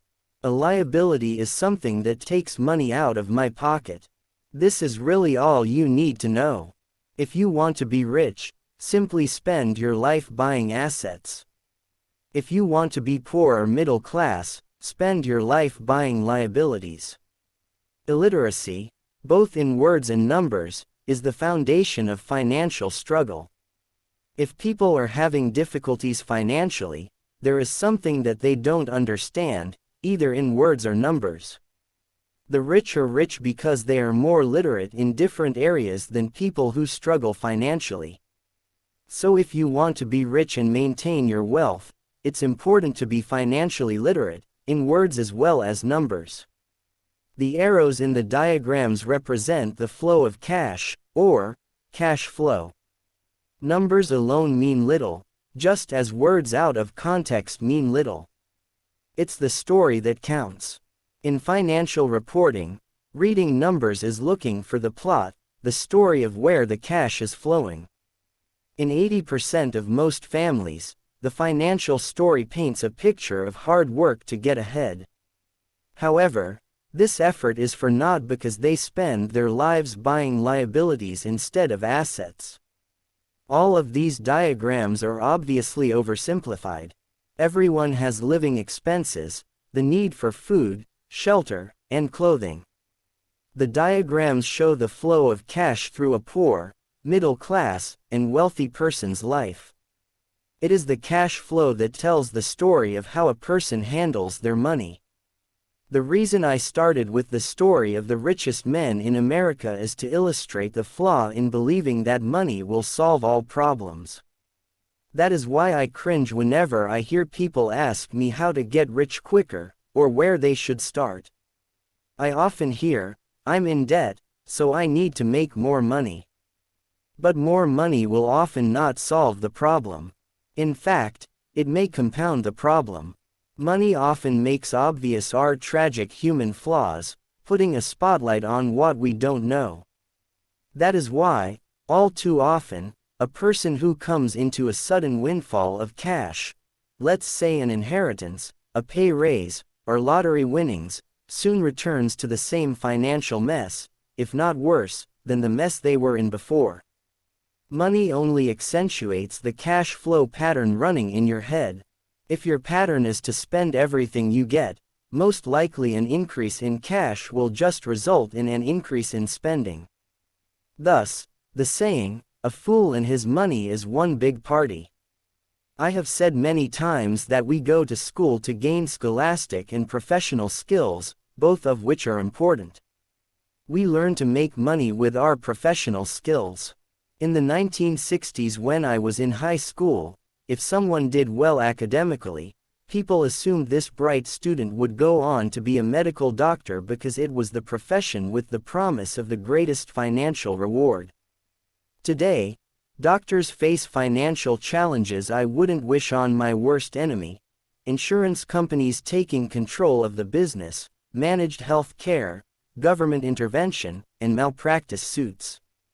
Today, kids want to be famous athletes, movie stars, rock stars, beauty queens, or CEOs because that is where the fame, money, and prestige are. That is the reason it is so hard to motivate kids in school today.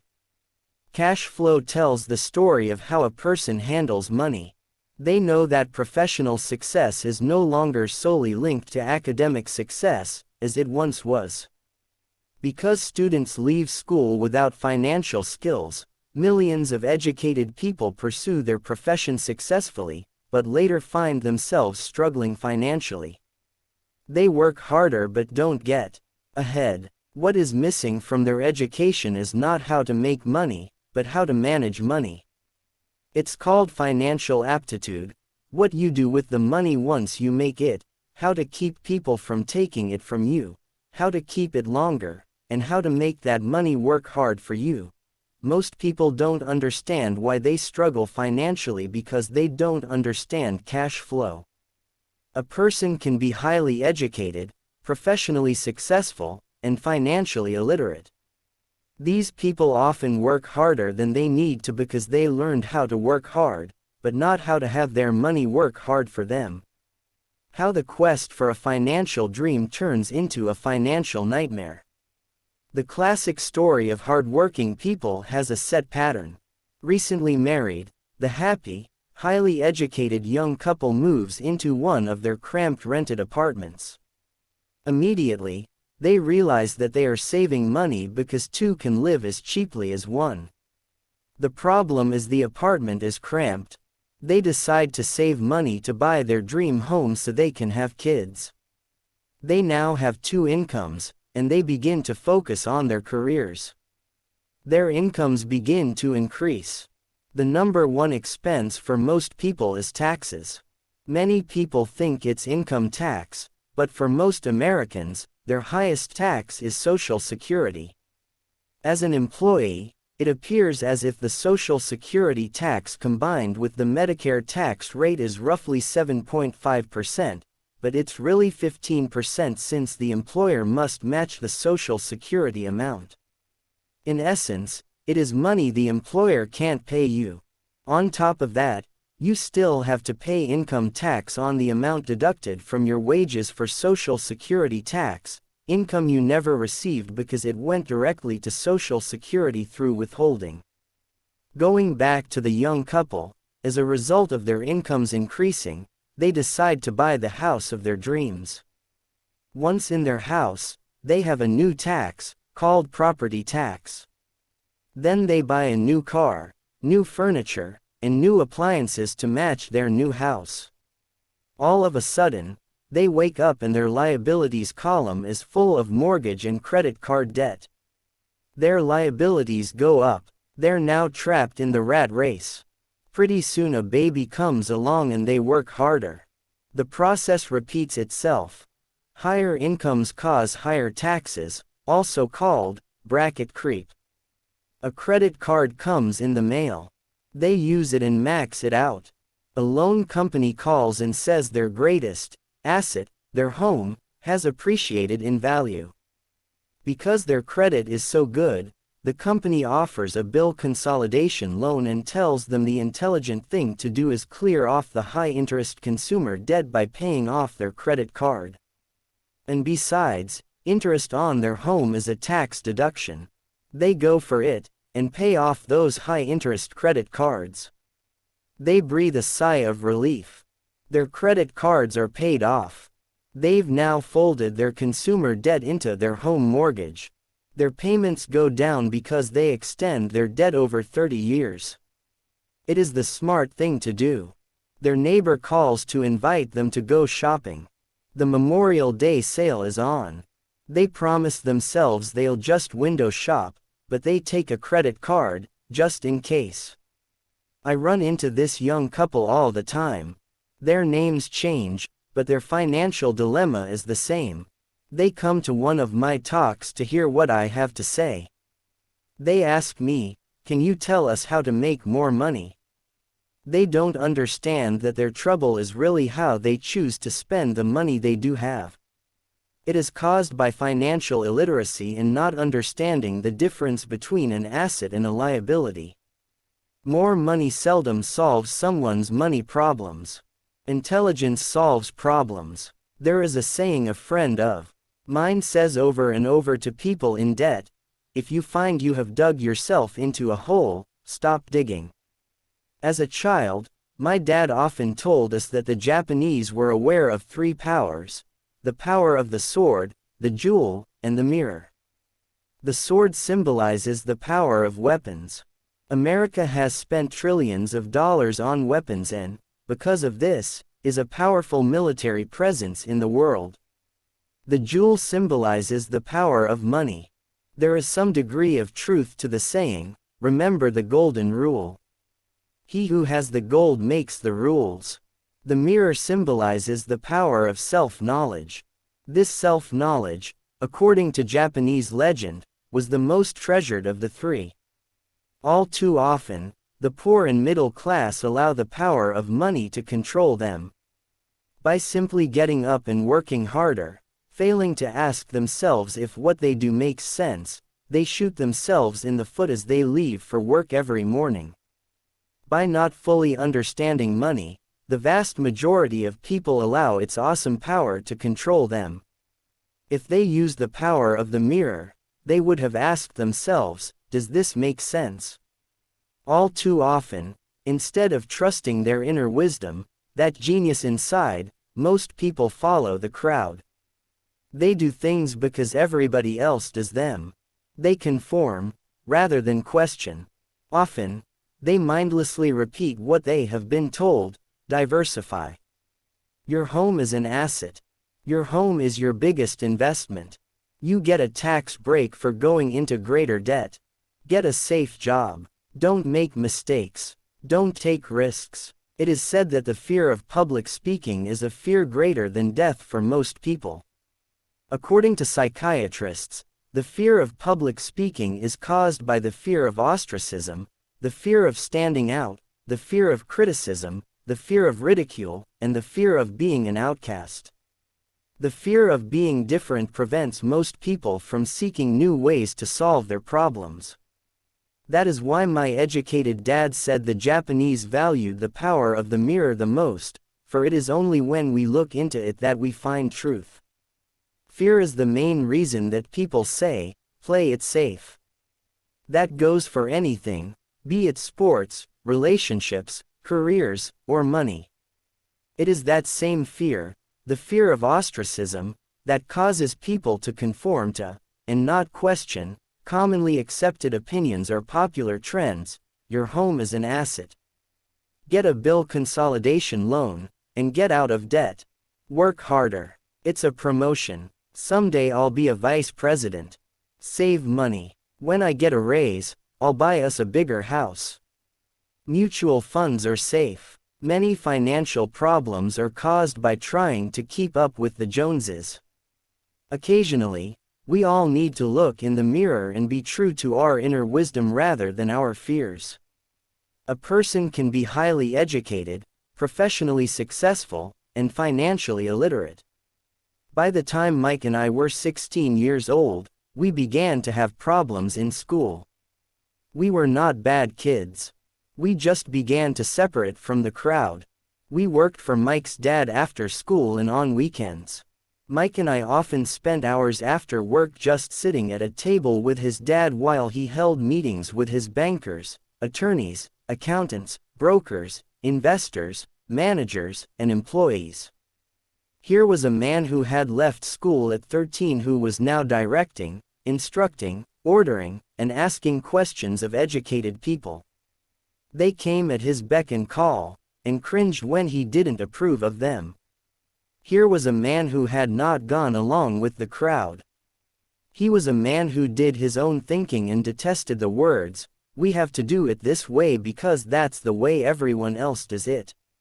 He also hated the word, "can't."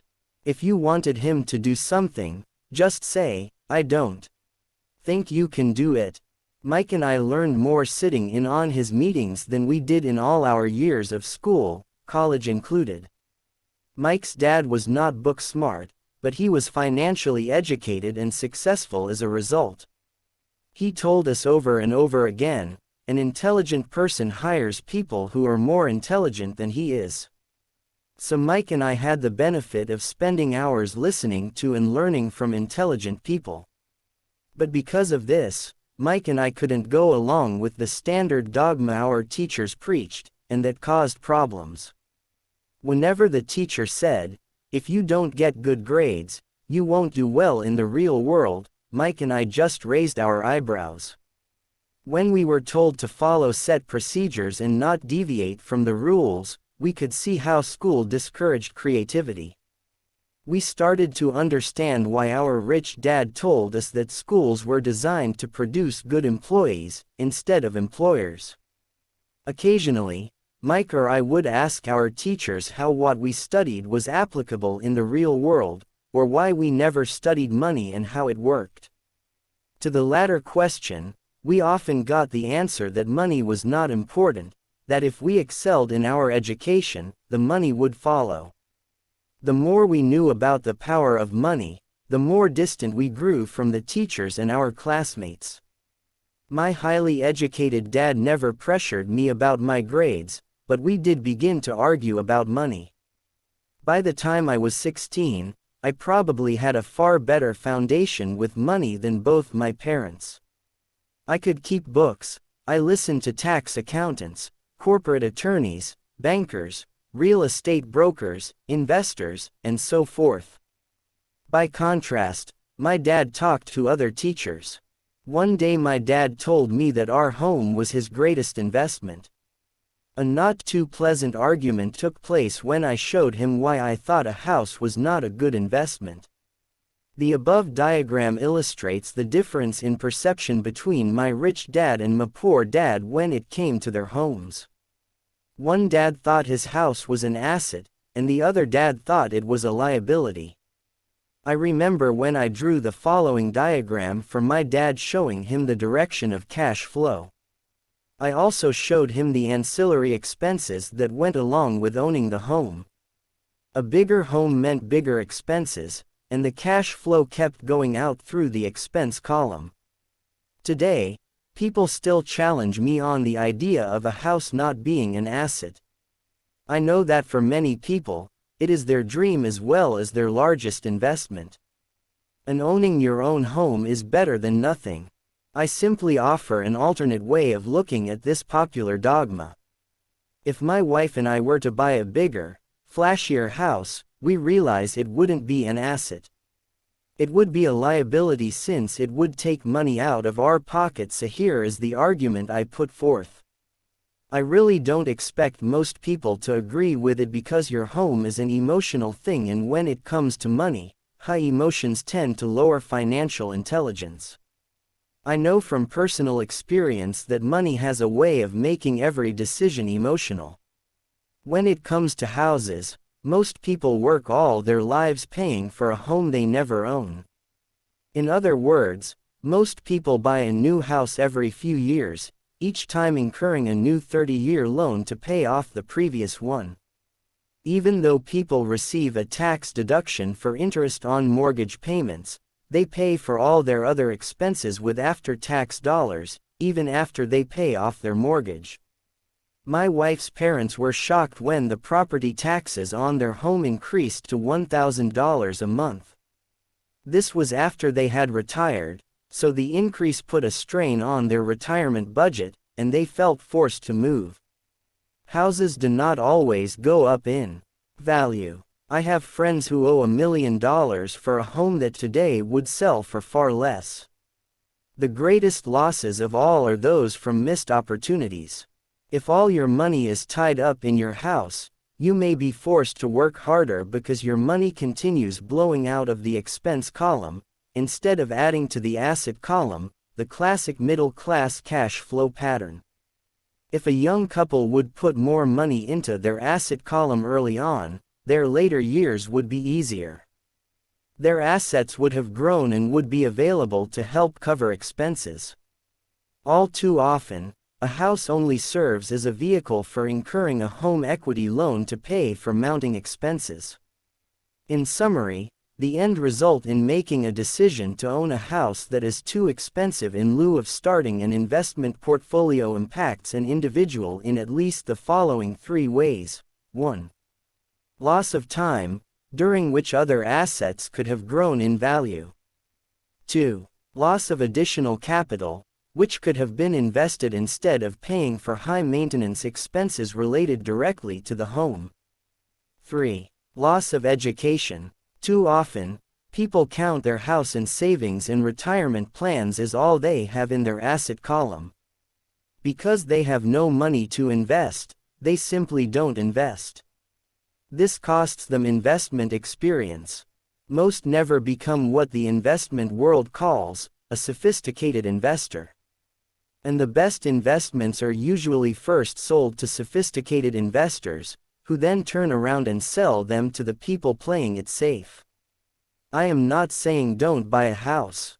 What I am saying is that you should understand the difference between an asset and a liability. When I want a bigger house, I first buy assets that will generate the cash flow to pay for the house. My educated dad's personal financial statement best demonstrates the life of someone caught in the rat race. His expenses match his income, never allowing him enough left over to invest in assets. As a result, his liabilities are larger than his assets. The following diagram on the left shows my poor dad's income statement. It is worth 1,000 words. It shows that his income and expenses are equal while his liabilities are larger than his assets. My rich dad's personal financial statement on the right reflects the results of a life dedicated to investing and minimizing liabilities. Why the rich get richer. A review of my rich dad's financial statement shows why the rich get richer. The asset column generates more than enough income to cover expenses, with the balance reinvested into the asset column. The asset column continues to grow and, therefore, the income it produces grows with it. The result is that the rich get richer. Why the middle class struggle? The middle class finds itself in a constant state of financial struggle. Their primary income is through their salary. As their wages increase, so do their taxes. Their expenses tend to increase in proportion to their salary increase. Hence, the phrase, the rat race. They treat their home as their primary asset, instead of investing in income-producing assets. This pattern of treating your home as an investment, and the philosophy that a pay raise means you can buy a larger home or spend more, is the foundation of today's debt-ridden society. Increased spending throws families into greater debt and into more financial uncertainty, even though they may be advancing in their jobs and receiving raises on a regular basis. This is high-risk living caused by weak financial education. The massive loss of jobs in recent times proves how shaky the middle class really is financially. Company pension plans are being replaced by 401k plans. Social Security is obviously in trouble and can't be relied upon as a source for retirement. Panic has set in for the middle class. Today, mutual funds are popular because they supposedly represent safety. Average mutual fund buyers are too busy working to pay taxes and mortgages, save for their children's college, and pay off credit cards. They do not have time to study investing, so they rely on the expertise of the manager of a mutual fund. Also, because the mutual fund includes many different types of investments, they feel their money is safer because it is diversified. This educated middle class subscribes to the dogma put out by mutual fund brokers and financial planners: play it safe. Avoid risk. The real tragedy is that the lack of early financial education is what creates the risk faced by average middle-class people. The reason they have to play it safe is because their financial positions are tenuous at best. Their balance sheets are not balanced.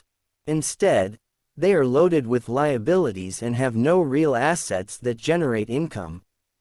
Typically, their only source of income is their paycheck. Their livelihood becomes entirely dependent on their employer. So when genuine deals of a lifetime come along, these people can't take advantage of them because they are working so hard, are taxed to the max, and are loaded with debt. As I said at the start of this section, the most important rule is to know the difference between an asset and a liability. Once you understand the difference, concentrate your efforts on buying income-generating assets. That's the best way to get started on a path to becoming rich. Keep doing that, and your asset column will grow. Keep liabilities and expenses down so more money is available to continue pouring into the asset column. Soon the asset base will be so deep that you can afford to look at more speculative investments that may have returns of 100% to infinity, $5,000 investments that are soon turned into $1 million or more, investments that the middle class calls too risky. The investment is not risky for the financially literate. If you do what the masses do, you get the following picture. As an employee who is also a homeowner, your working efforts are generally as follows. 1. You work for the company. Employees make their business owner or the shareholders rich, not themselves. Your efforts and success will help provide for the owner's success in retirement. 2. You work for the government. The government takes its share from your paycheck before you even see it. By working harder, you simply increase the amount of taxes taken by the government. Most people work from January to May just for the government. 3. You work for the bank. After taxes, your next largest expense is usually your mortgage and credit card debt. The problem with simply working harder is that each of these three levels takes a greater share of your increased efforts. You need to learn how to have your increased efforts benefit you and your family directly.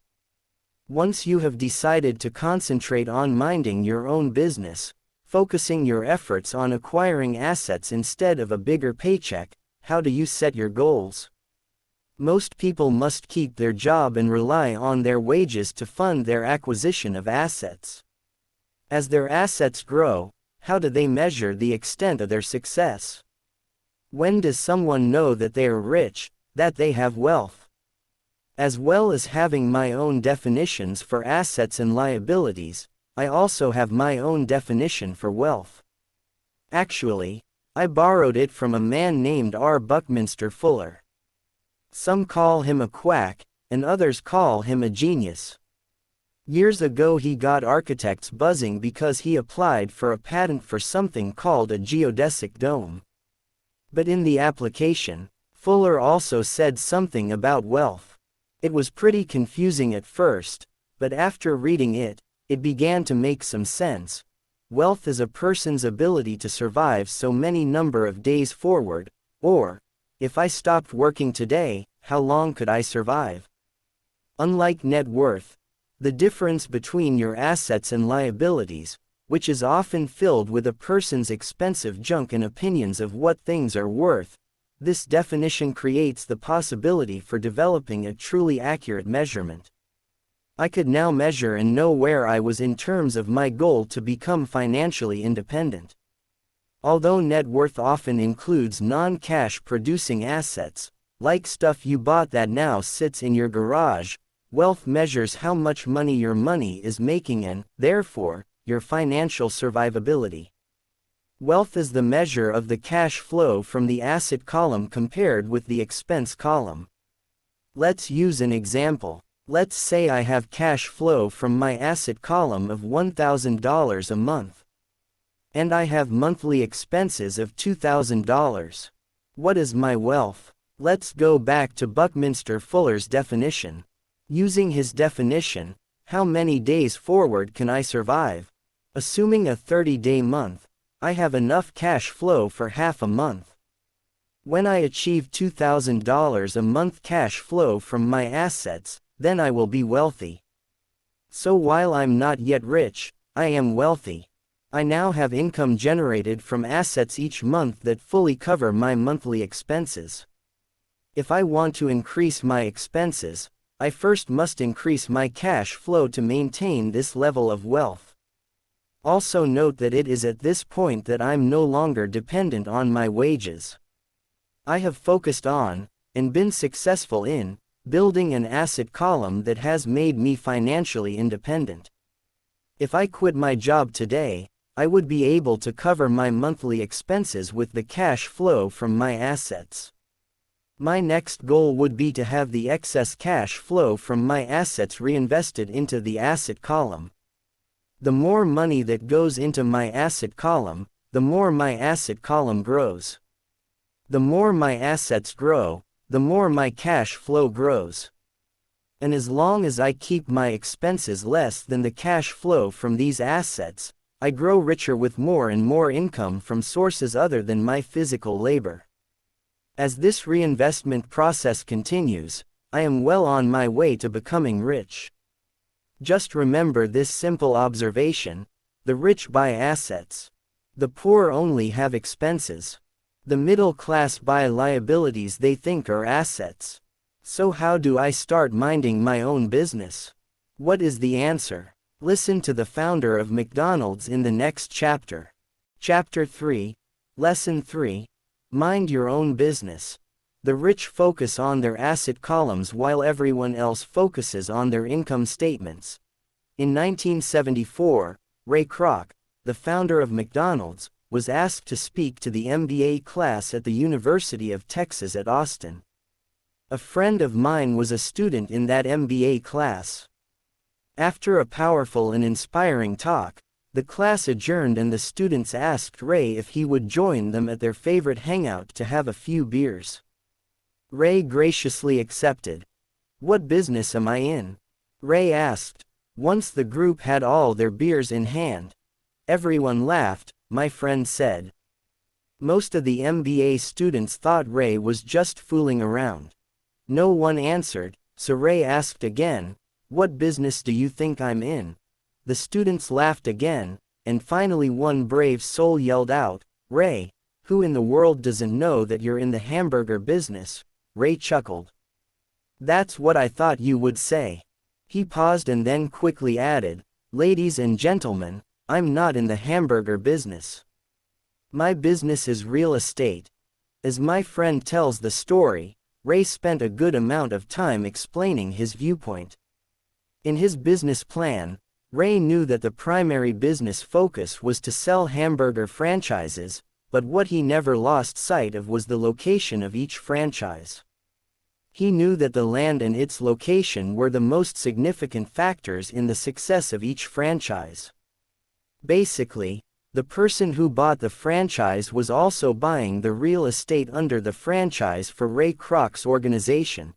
Today, McDonald's is the largest single owner of real estate in the world, owning even more than the Catholic Church. McDonald's owns some of the most valuable intersections and street corners in America and around the globe. My friend considers this as one of the most important lessons in his life. Today he owns car washes, but his business is the real estate under those car washes. The previous chapter presented diagrams illustrating that most people work for everyone but themselves. They work first for the owners of the company, then for the government through taxes, and finally for the bank that owns their mortgage. When I was a young boy, we did not have a McDonald's nearby. Yet my rich dad was responsible for teaching Mike and me the same lesson that Ray Kroc talked about at the University of Texas.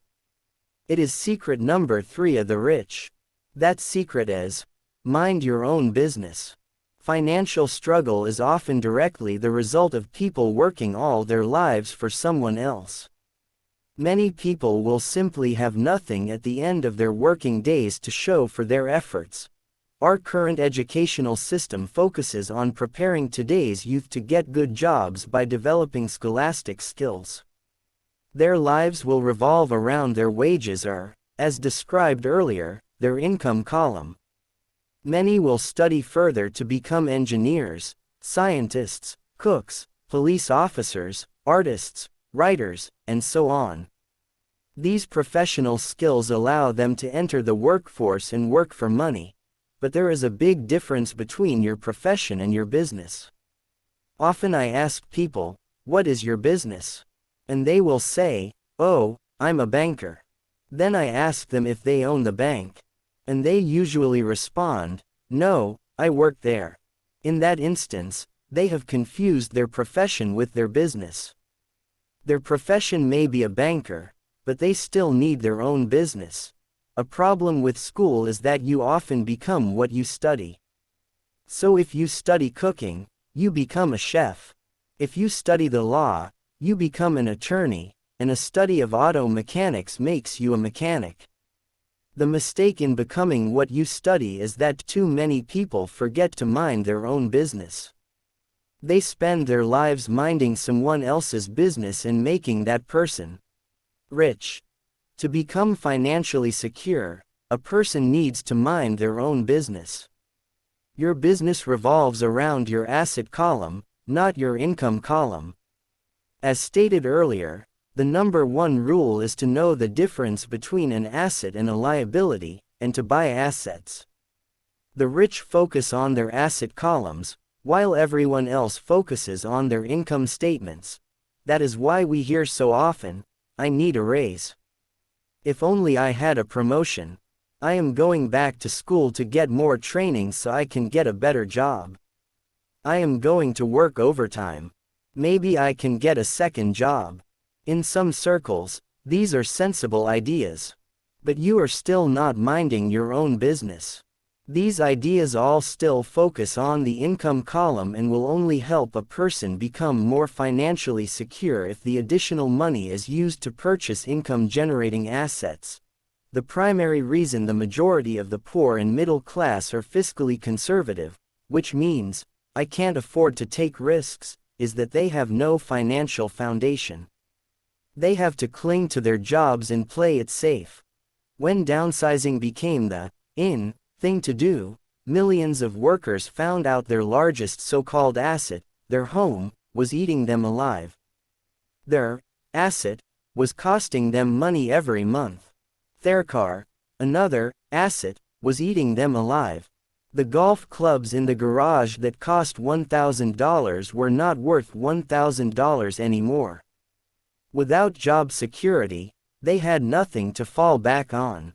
What they thought were assets could not help them survive in a time of financial crisis. I assume most of us have filled out a credit application to buy a house or a car. It's always interesting to look at the net worth section because of what accepted banking and accounting practices allow a person to count as assets. One day when I wanted a loan, my financial position did not look too good. So I added my new golf clubs, my art collection, books, electronics, Armani suits, wristwatches, shoes, and other personal effects to boost the number in the asset column, but I was turned down because I had too much investment real estate. The loan committee didn't like that I made so much money from rent.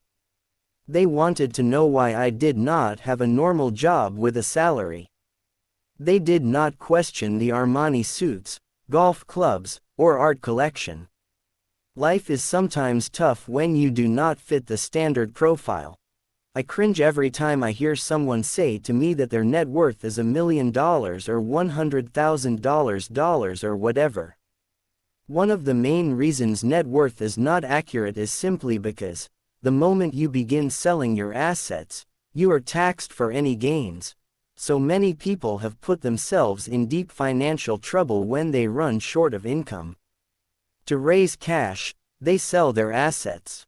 But their personal assets can generally be sold for only a fraction of the value that is listed on their personal balance sheet. Or if there is a gain on the sale of the assets, they are taxed on the gain. So again, the government takes its share, thus reducing the amount available to help them out of debt. That is why I say someone's net worth is often worth less than they think. Start minding your own business. Keep your daytime job, but start buying real assets, not liabilities or personal effects that have no real value once you get them home. A new car loses nearly 25% of the price you pay for it the moment you drive it off the lot. It is not a true asset even if your banker lets you list it as one. My $400 new titanium driver was worth $150 the moment I teed off. keep expenses low, reduce liabilities, and diligently build a base of solid assets. For young people who have not yet left home, it is important for parents to teach them the difference between an asset and a liability. Get them to start building a solid asset column before they leave home, get married, buy a house, have kids, and get stuck in a risky financial position, clinging to a job, and buying everything on credit. I see so many young couples who get married and trap themselves into a lifestyle that will not let them get out of debt for most of their working years. For many people, just as the last child leaves home, the parents realize they have not adequately prepared for retirement and they begin to scramble to put some money away. Then their own parents become ill and they find themselves with new responsibilities. So what kind of assets am I suggesting that you or your children acquire? In my world, real assets fall into the following categories: businesses that do not require my presence. I own them, but they are managed or run by other people. If I have to work there, it's not a business. It becomes my job. Stocks, bonds, income-generating real estate, notes, IOUs. Royalties from intellectual property such as music, scripts, and patents. Anything else that has value, produces income or appreciates, and has a ready market. As a young boy, my educated dad encouraged me to find a safe job. But my rich dad encouraged me to begin acquiring assets that I loved. If you don't love it, you won't take care of it. I collect real estate simply because I love buildings and land. I love shopping for them, and I could look at them all day long. When problems arise, the problems aren't so bad that it changes my love for real estate. For people who hate real estate, they shouldn't buy it. I also love stocks of small companies, especially startups, because I am an entrepreneur, not a corporate person. In my early years, I worked in large organizations, such as Standard Oil of California, the U.S. Marine Corps, and Xerox Corp. I enjoyed my time with those organizations and have fond memories, but I know deep down I am not a company man. I like starting companies, not running them. So my stock buys are usually of small companies. Sometimes I even start the company and take it public. Fortunes are made in new stock issues, and I love the game. Many people are afraid of small cap companies and call them risky, and they are. But that risk is diminished if you love what the investment is, understand it, and know the game. With small companies, my investment strategy is to be out of the stock in a year. On the other hand, my real estate strategy is to start small and keep trading up for bigger properties and, therefore, delay paying taxes on the gain. This allows the value to increase dramatically. I generally hold real estate less than 7 years. For years, even while I was with the Marine Corps and Xerox, I did what my rich dad recommended. I kept my day job, but I still minded my own business. I was active in my asset column trading real estate and small stocks. Rich Dad always stressed the importance of financial literacy. The better I was at understanding the accounting and cash management, the better I would be at analyzing investments and eventually starting and building my own company. I don't encourage anyone to start a company unless they really want to. Knowing what I know about running a company, I wouldn't wish that task on anyone. There are times when people can't find employment and starting a company seems like the best solution. But the odds are against success. 9 out of 10 companies fail in 5 years. Of those that survive the first 5 years, 9 out of every 10 of those eventually fail as well. So only if you really have the desire to own your own company do I recommend it. Otherwise, keep your day job and mind your own business. When I say mind your own business, I mean to build and keep your asset column strong. Once a dollar goes into it, never let it come out. Think of it this way: once a dollar goes into your asset column, it becomes your employee. The best thing about money is that it works 24 hours a day and can work for generations. Keep your day job, be a great hard-working employee, but keep building that asset column. As your cash flow grows, you can indulge in some luxuries. An important distinction is that rich people buy luxuries last, while the poor and middle class tend to buy luxuries first. The poor and the middle class often buy luxury items like big houses, diamonds, furs, jewelry, or boats because they want to look rich. They look rich, but in reality they just get deeper in debt on credit. The old money people, the long-term rich, build their asset column first. Then the income generated from the asset column buys their luxuries. The poor and middle class buy luxuries with their own sweat, blood, and children's inheritance. A true luxury is a reward for investing in and developing a real asset. For example, when my wife Kim and I had extra money coming from our apartment houses, she went out and bought her Mercedes. It didn't take any extra work or risk on her part because the apartment house bought the car. She did, however, have to wait 4 years while the real estate investment portfolio grew and began generating enough extra cash flow to pay for the car. But the luxury, the Mercedes, was a true reward because she proved she knew how to grow her asset column. That car now means a lot more to her than simply another pretty car. It means she used her financial intelligence to afford it. Instead, most people impulsively go out and buy a new car, or some other luxury, on credit. They may feel bored and just want a new toy. Buying a luxury on credit often causes a person to eventually resent that luxury because the debt becomes a financial burden. After you've taken the time and invested in and built your own business, you are now ready to learn the biggest secret of the rich, the secret that puts the rich way ahead of the pack. Chapter 4. Lesson 4. The History of Taxes and the Power of Corporations. My rich dad just played the game smart, and he did it through corporations, the biggest secret of the rich. I remember in school being told the story of Robin Hood and his merry men. My teacher thought it was a wonderful story of a romantic hero who robbed from the rich and gave to the poor. My rich dad did not see Robin Hood as a hero. He called Robin Hood a crook. Robin Hood may be long gone, but his followers live on. I often still hear people say, "Why don't the rich pay for it?" Or, "The rich should pay more in taxes and give it to the poor." It is this Robin Hood fantasy, or taking from the rich to give to the poor, that has caused the most pain for the poor and the middle class. The reason the middle class is so heavily taxed is because of the Robin Hood ideal. The reality is that the rich are not taxed. It's the middle class, especially the educated upper-income middle class, who pays for the poor. Again, to understand fully how things happen, we need to look at the history of taxes. Although my highly educated dad was an expert on the history of education, my rich dad fashioned himself as an expert on the history of taxes.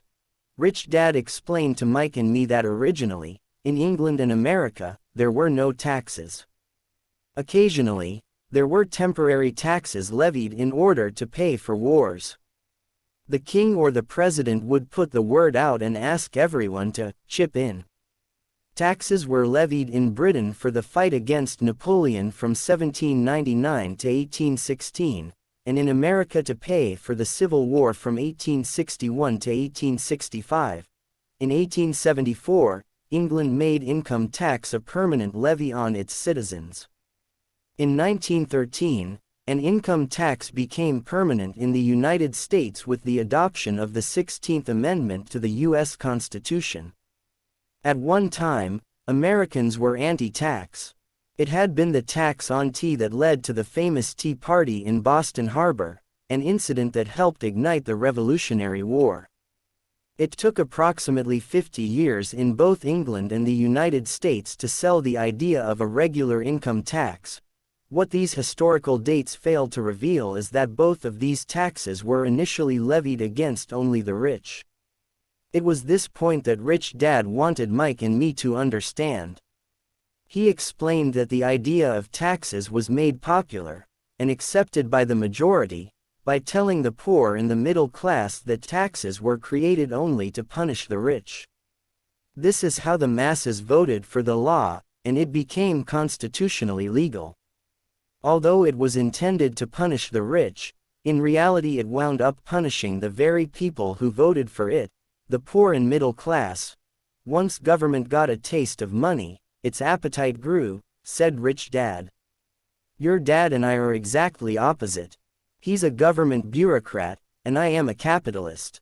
We get paid, and our success is measured on opposite behaviors. He gets paid to spend money and hire people. The more he spends and the more people he hires, the larger his organization becomes. In the government, a large organization is a respected organization. On the other hand, within my organization, the fewer people I hire and the less money I spend, the more I am respected by my investors. That's why I don't like government people. They have different objectives than most business people. As the government grows, more and more tax dollars are needed to support it. My educated dad sincerely believed that government should help people. He loved John F. Kennedy and especially the idea of the Peace Corps. He loved the idea so much that both he and my mom worked for the Peace Corps, training volunteers to go to Malaysia, Thailand, and the Philippines. He always strived for additional grants and budget increases so he could hire more people, both in his job with the Education Department and in the Peace Corps. From the time I was about 10 years old, I would hear from my rich dad that government workers were a pack of lazy thieves, and from my poor dad I would hear how the rich were greedy crooks who should be made to pay more taxes. Both sides had valid points. It was difficult to go to work for one of the biggest capitalists in town and come home to a father who was a prominent government leader. It was not easy to know which dad to believe. Yet when you study the history of taxes, an interesting perspective emerges. As I said, the passage of taxes was only possible because the masses believed in the Robin Hood theory of economics: take from the rich and give to everyone else.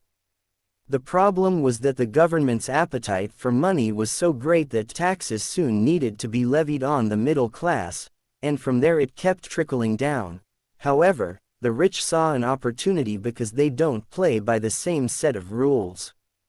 The rich knew about corporations, which became popular in the days of sailing ships. The rich created the corporation as a vehicle to limit their risk to the assets of each voyage. The rich put their money into a corporation to finance the voyage. The corporation would then hire a crew to sail to the New World to look for treasure.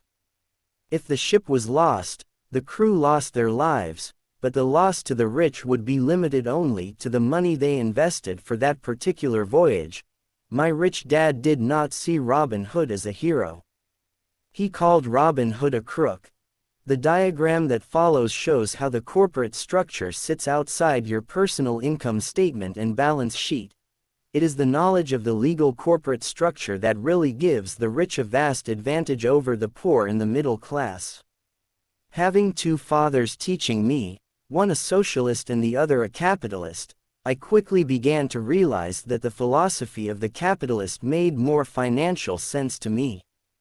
It seemed to me that the socialists ultimately penalized themselves due to their lack of financial education.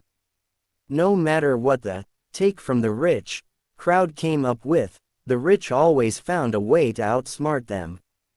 That is how taxes were eventually levied on the middle class. The rich outsmarted the intellectuals solely because they understood the power of money, a subject not taught in schools. How did the rich outsmart the intellectuals? Once the take from the rich tax was passed, cash started flowing into government coffers. Initially, people were happy. Money was handed out to government workers and the rich. It went to government workers in the form of jobs and pensions, and it went to the rich via their factories receiving government contracts. The government received a large pool of money, but the problem was the fiscal management of that money. The government ideal is to avoid having excess money. If you fail to spend your allotted funds, you risk losing it in the next budget. You would certainly not be recognized for being efficient. Business people, on the other hand, are rewarded for having excess money and are applauded for their efficiency. As this cycle of growing government spending continued, the demand for money increased, and the tax the rich idea was adjusted to include lower income levels, down to the very people who voted it in, the poor and the middle class. True capitalists used their financial knowledge to simply find an escape. They headed back to the protection of a corporation. But what many people who have never formed a corporation don't know is that a corporation is not really a thing. A corporation is merely a file folder with some legal documents in it, sitting in some attorney's office and registered with a state government agency. It's not a big building or a factory or a group of people. A corporation is merely a legal document that creates a legal body without a soul. Using it, the wealth of the rich was once again protected. It was popular because the income tax rate of a corporation is less than the individual income tax rates. In addition, certain expenses could be paid by a corporation with pre-tax dollars. This war between the haves and have-nots has raged for hundreds of years. The battle is waged whenever and wherever laws are made, and it will go on forever. The problem is that the people who lose are the uninformed, the ones who get up every day and diligently go to work and pay taxes. If they only understood the way the rich play the game, they could play it too. Then they would be on their way to their own financial independence. This is why I cringe every time I hear a parent advise their children to go to school so they can find a safe, secure job. An employee with a safe, secure job, without financial aptitude, has no escape. Average Americans today work 4 to 5 months for the government just to cover their taxes. In my opinion, that is simply too long. The harder you work, the more you pay the government. That is why I believe that the idea of take from the rich backfired on the very people who voted it in. Every time people try to punish the rich don't simply comply. They react. They have the money, power, and intent to change things. They don't just sit there and voluntarily pay more taxes. Instead, they search for ways to minimize their tax burden. They hire smart attorneys and accountants, and persuade politicians to change laws or create legal loopholes. They use their resources to effect change. The tax code of the United States also allows other ways to reduce taxes. Most of these vehicles are available to anyone, but it is the rich who find them because they are minding their own business. For example, 1031 is jargon for Section 1031 of the Internal Revenue Code, which allows a seller to delay paying taxes on a piece of real estate that is sold for a capital gain through an exchange for a more expensive piece of real estate. Real estate is one investment vehicle that has a great tax advantage. As long as you keep trading up in value, you will not be taxed on the gains until you liquidate. People who don't take advantage of these legal tax savings are missing a great opportunity to build their asset columns. If you work for money, you give the power to your employer. If money works for you, you keep the power and control it. The poor and middle class don't have the same resources. They sit there and let the government's needles enter their arm and allow the blood donation to begin. Today, I am constantly shocked at the number of people who pay more taxes, or take fewer deductions, simply because they are afraid of the government.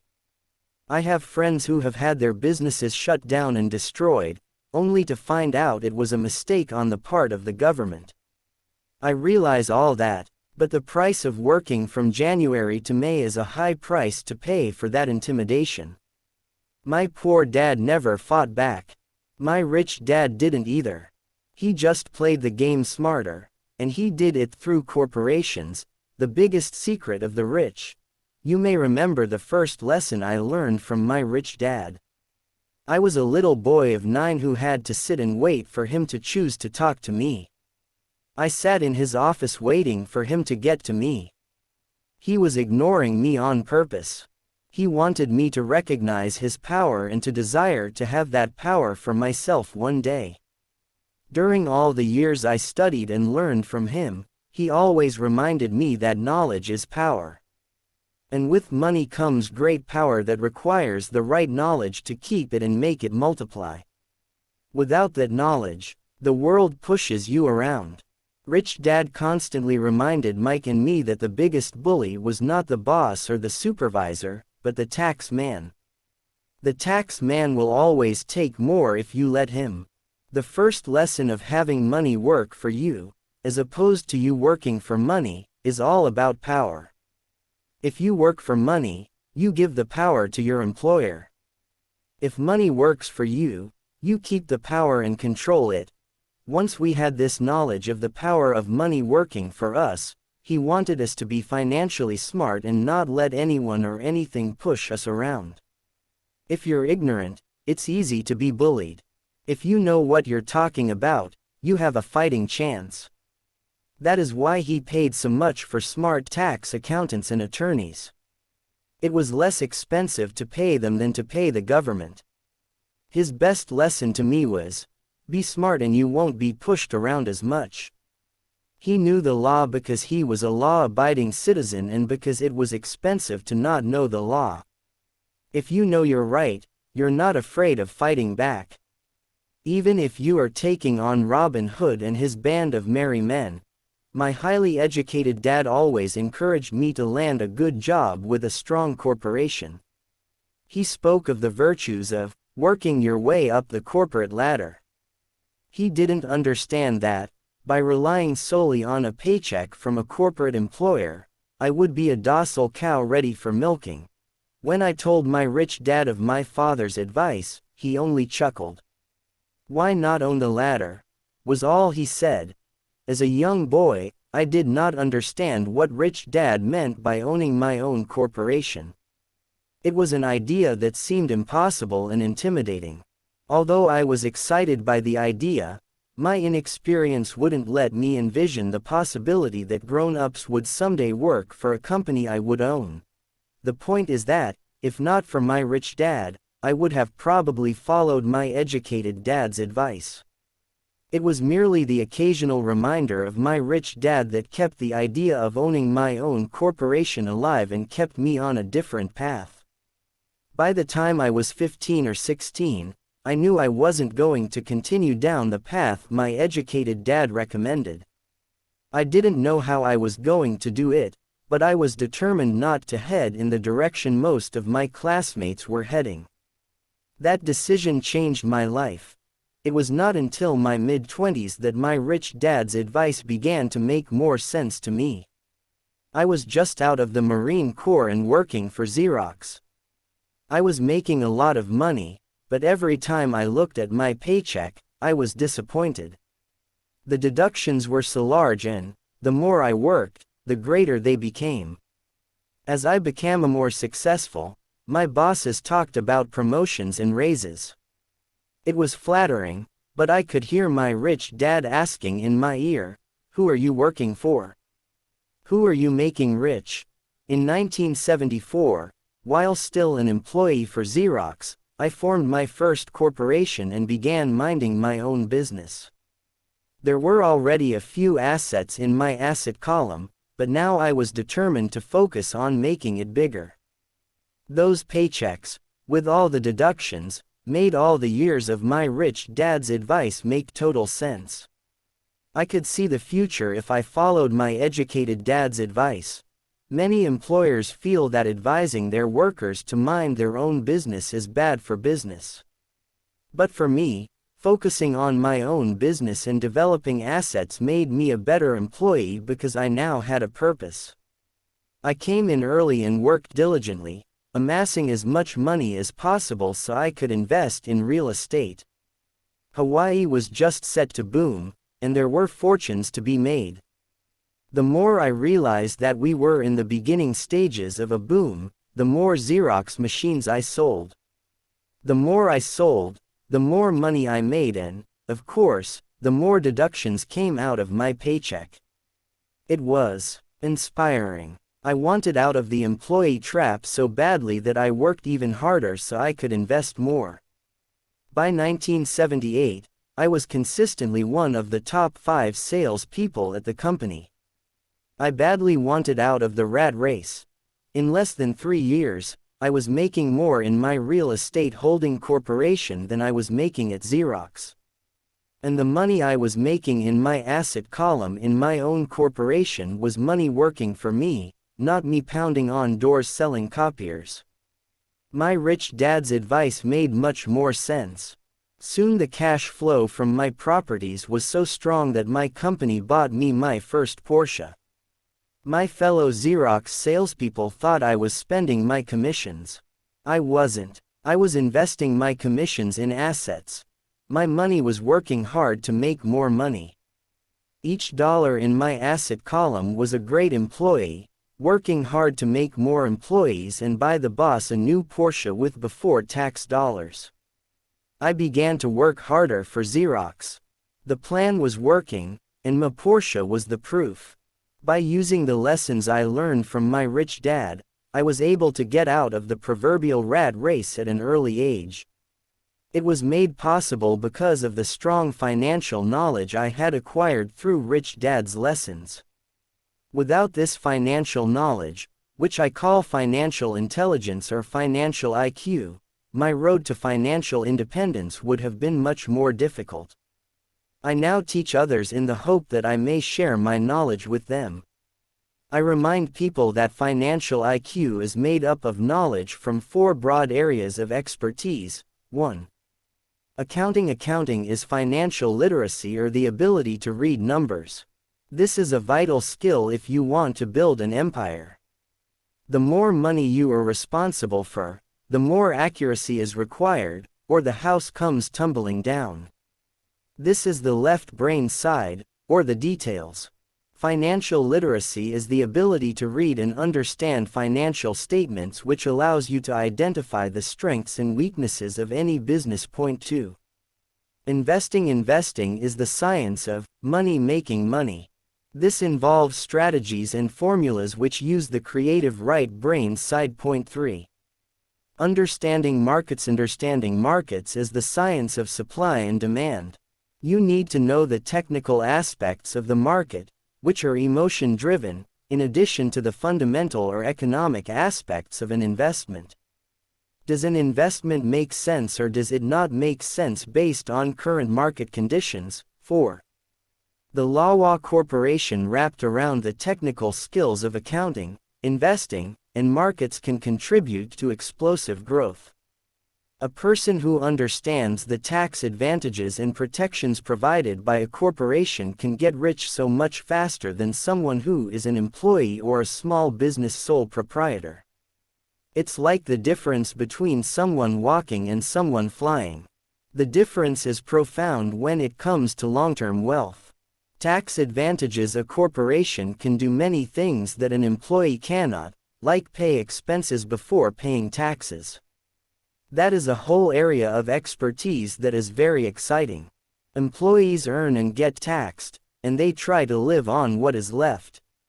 A corporation earns, spends everything it can, and is taxed on anything that is left. It's one of the biggest legal tax loopholes that the rich use. They're easy to set up and are not expensive if you own investments that are producing good cash flow. For example, by owning your own corporation, your vacations can be board meetings in Hawaii. Car payments, insurance, repairs, and health club memberships are company expenses. Most restaurant meals are partial expenses, and on and on. But it's done legally with pre-tax dollars. Protection from lawsuits. We live in a litigious society. Everybody wants a piece of your action. The rich hide much of their wealth using vehicles such as corporations and trusts to protect their assets from creditors. When someone sues a wealthy individual, they are often met with layers of legal protection and often find that the wealthy person actually owns nothing. They control everything, but own nothing. The poor and middle class try to own everything and lose it to the government or to fellow citizens who like to sue the rich. They learned it from the Robin Hood story. Take from the rich, and give it to the poor. It is not the purpose of this book to go into the specifics of owning a corporation. But I will say that if you own any kind of legitimate assets, I would consider finding out more about the benefits and protection offered by a corporation as soon as possible. There are many books written on the subject that will detail the benefits and even walk you through the steps necessary to set up a corporation. Garrett Sutton's books on corporations provide wonderful insight into the power of personal corporations. Financial IQ is actually the synergy of many skills and talents. I would say it is the combination of the 4 technical skills listed above that make up basic financial intelligence. If you aspire to great wealth, it is the combination of these skills that will greatly amplify your financial intelligence. In summary, business owners, employees who work with corporations. For corporations: 1. Earn 1. Earn 2. Spend 2.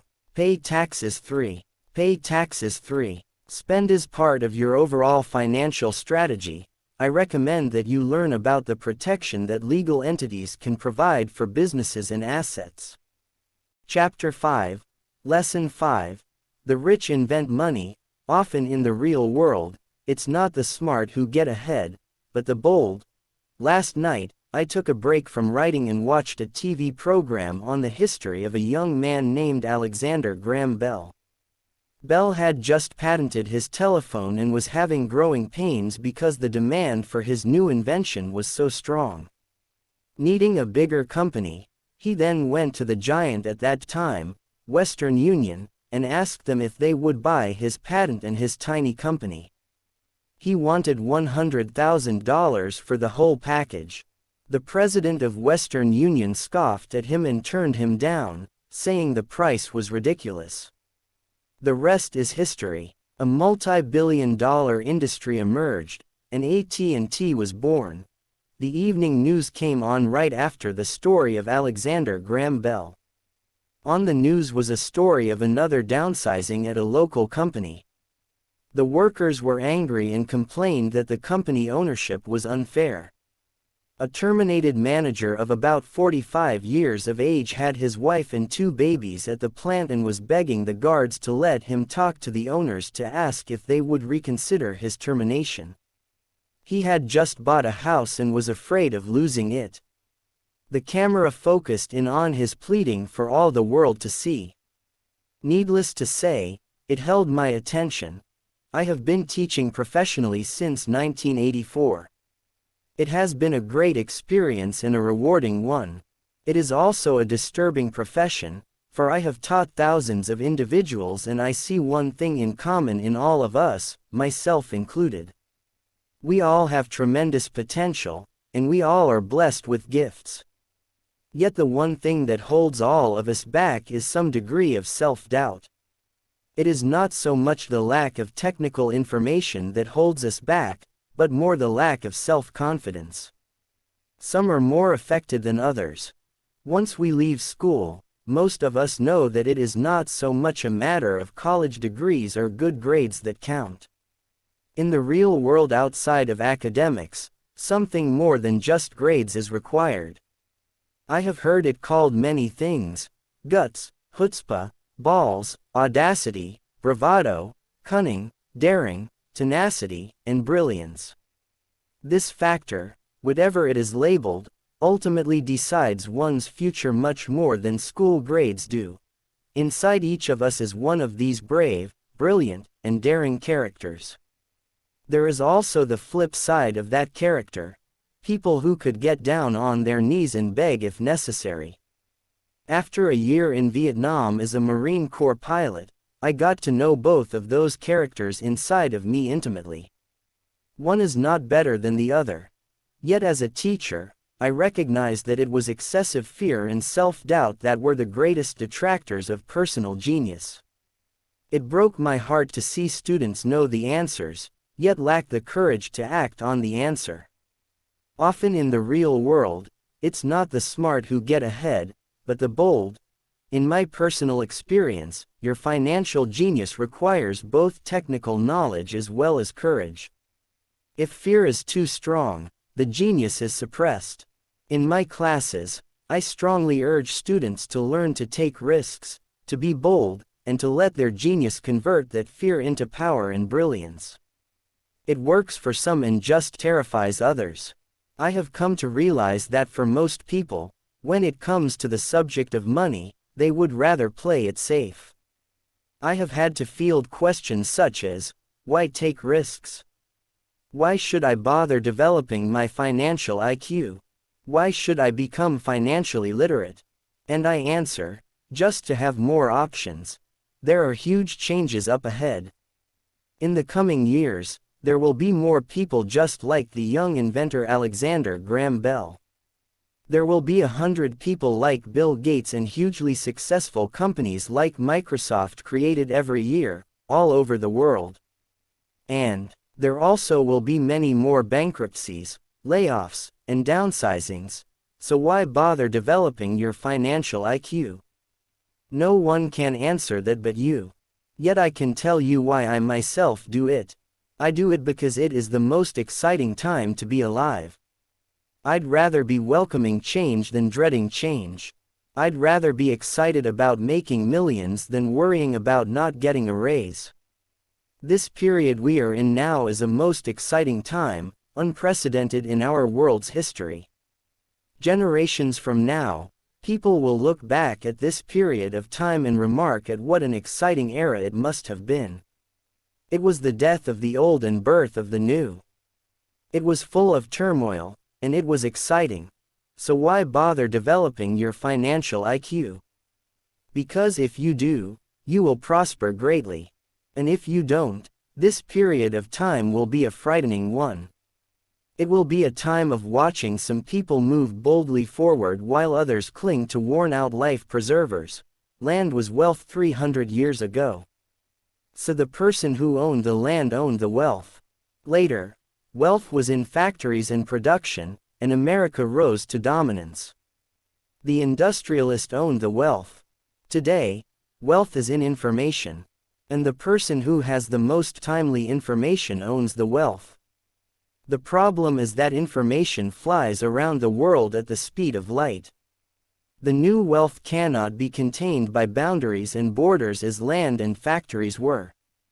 The changes will be faster and more dramatic. There will be a dramatic increase in the number of new multimillionaires. There also will be those who are left behind. I find so many people struggling today, often working harder, simply because they cling to old ideas. They want things to be the way they were, and they resist change. I know people who are losing their jobs or their houses, and they blame technology or the economy or their boss. Sadly, they fail to realize that they might be the problem. Old ideas are their biggest liability. It is a liability simply because they fail to realize that while that idea or way of doing something was an asset yesterday, yesterday is gone. One afternoon I was teaching how to invest using a board game I had invented, cash flow, as a teaching tool. A friend had brought someone along to attend the class.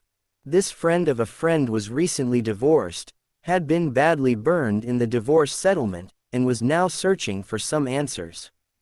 Her friend thought the class might help. The game was designed to help people learn how money works.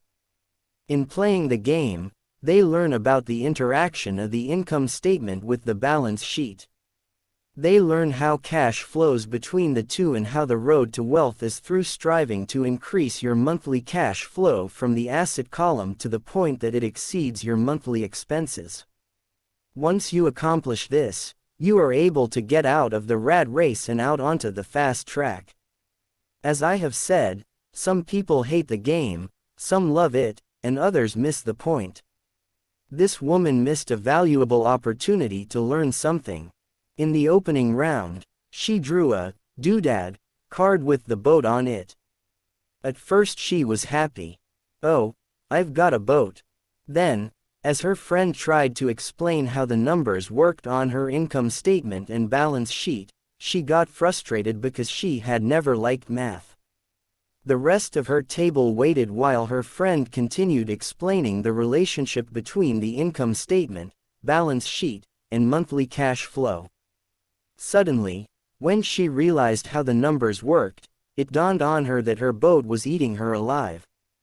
Later on in the game, she was also downsized and had a child. It was a horrible game for her. After the class, her friend came by and told me that she was upset. She had come to the class to learn about investing and did not like the idea that it took so long to play a silly game. Her friend attempted to tell her to look within herself to see if the game reflected her in any way. With that suggestion, the woman demanded her money back. She said that the very idea that a game could be a reflection of her was ridiculous. Her money was promptly refunded, and she left.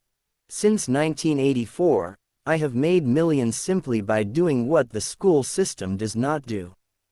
In school, most teachers lecture. I hated lectures as a student. I was soon bored, and my mind would drift. In 1984, I began teaching via games and simulations, and I still rely on these tools today. I always encourage adult students to look at games as reflecting back to them what they know and what they need to learn. Most importantly, games reflect behavior. They are instant feedback systems.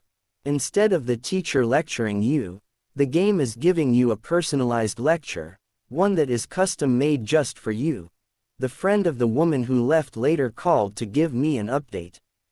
She said her friend was fine and had calmed down. In her cooling-off period, she could see some slight relationship between the game and her life. Although she and her husband did not own a boat, they did own everything else imaginable.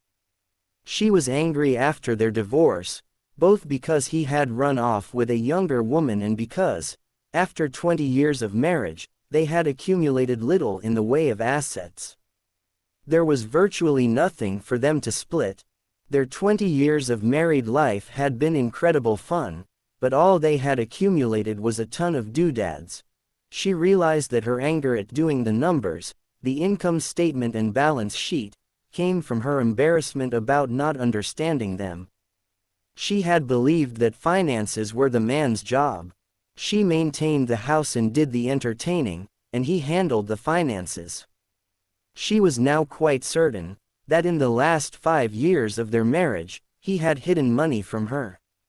She was angry at herself for not being more aware of where the money was going, as well as for not knowing about the other woman. Just like a board game, the world is always providing us with instant feedback. We could learn a lot if we tuned in more. One day not long ago, I complained to my wife that the cleaners must have shrunk my pants. My wife gently smiled and poked me in the stomach to inform me that the pants had not shrunk. Something else had expanded. Me. The cash flow game was designed to give every player personal feedback. Its purpose is to give you options. If you draw the boat card and it puts you into debt, the question is, now what can you do? How many different financial options can you come up with? That is the purpose of the game, to teach players to think and create new and various financial options. Thousands of people throughout the world have played this game. The players who get out of the rat race the quickest are the people who understand numbers and have creative financial minds. They recognize different financial options. Rich people are often creative and take calculated risks. People who take the longest are people who are not familiar with numbers and often do not understand the power of investing. Some people playing cash flow gain lots of money in the game, but they don't know what to do with it. Even though they have money, everyone else seems to be getting ahead of them. And that is true in real life. There are a lot of people who have a lot of money and do not get ahead financially. Limiting your options is the same as hanging on to old ideas. I have a friend from high school who now works at 3 jobs. Years ago, he was the richest of all my classmates. When the local sugar plantation closed, the company he worked for went down with the plantation. In his mind, he had but one option, and that was the old option: work hard. The problem was that he couldn't find an equivalent job that recognized his seniority from the old company. Play Cashflow Classic on the web at www.richdad.com. What did you learn about your true behavior from playing the game? As a result, he is overqualified for the jobs he currently has, so his salary is lower. He now works 3 jobs to earn enough to survive. I have watched people playing cashflow complain that the right opportunity cards are not coming their way. So they sit there. I know people who do that in real life. They wait for the right opportunity. I have watched people get the right opportunity card and then not have enough money. Then they complain that they would have gotten out of the rat race if they had had more money. So they sit there. I know people in real life who do that also. They see all the great deals, but they have no money. And I have seen people pull a great opportunity card, read it out loud, and have no idea that it is a great opportunity. They have the money, the time is right, they have the card, but they can't see the opportunity staring them in the face. They fail to see how it fits into their financial plan for escaping the rat race. And I know more people like that than all the others combined. Most people have an opportunity of a lifetime flash right in front of them, and they fail to see it. A year later, they find out about it, after everyone else got rich. Financial intelligence is simply having more options. If the opportunities aren't coming your way, what else can you do to improve your financial position? If an opportunity lands in your lap and you have no money and the bank won't talk to you, what else can you do to get the opportunity to work in your favor? If your hunch is wrong, and what you've been counting on doesn't happen, how can you turn a lemon into millions? That is financial intelligence. It is not so much what happens, but how many different financial solutions you can think of to turn a lemon into millions. It is how creative you are in solving financial problems. Most people only know one solution: work hard, save, and borrow. So why would you want to increase your financial intelligence? Because you want to be the kind of person who creates your own luck. You take whatever happens and make it better. Few people realize that luck is created, just as money is. And if you want to be luckier and create money instead of working hard, then your financial intelligence is important. If you are the kind of person who is waiting for the right thing to happen, you might wait for a long time. It's like waiting for all the traffic lights to be green for 5 miles before you'll start your trip. As young boys, Mike and I were constantly told by my rich dad that money is not real. Rich Dad occasionally reminded us of how close we came to the secret of money on that first day we got together and began making money out of plaster of Paris. The poor and middle class work for money, he would say. The rich make money. The more real you think money is, the harder you will work for it. If you can grasp the idea that money is not real, you will grow richer faster. What is it? Was a question Mike and I often came back with. What is money if it is not real? What we agree it is, was all Rich Dad would say. The single most powerful asset we all have is our mind. If it is trained well, it can create enormous wealth seemingly instantaneously. An untrained mind can also create extreme poverty that can crush a family for generations. In the information age, money is increasing exponentially. A few individuals are getting ridiculously rich from nothing, just ideas and agreements. If you ask many people who trade stocks or other investments for a living, they see it done all the time. Often, millions can be made instantaneously from nothing. And by nothing, I mean no money was exchanged. It is done via agreement, a hand signal in a trading pit, a blip on a trader's screen in Lisbon from a trader's screen in Toronto and back to Lisbon, a call to my broker to buy and a moment later to sell. Money did not change hands. Agreements did. So why develop your financial genius? Only you can answer that. I can tell you why I have been developing this area of my intelligence. I do it because I want to make money fast. Not because I need to, but because I want to. It is a fascinating learning process. I develop my financial IQ because I want to participate in the fastest game and biggest game in the world. And in my own small way, I would like to be part of this unprecedented evolution of humanity, the era where humans work purely with their minds and not with their bodies. Besides, it is where the action is. It is what is happening. It's hip. It's scary, and it's fun. That is why I invest in my financial intelligence, developing the most powerful asset I have.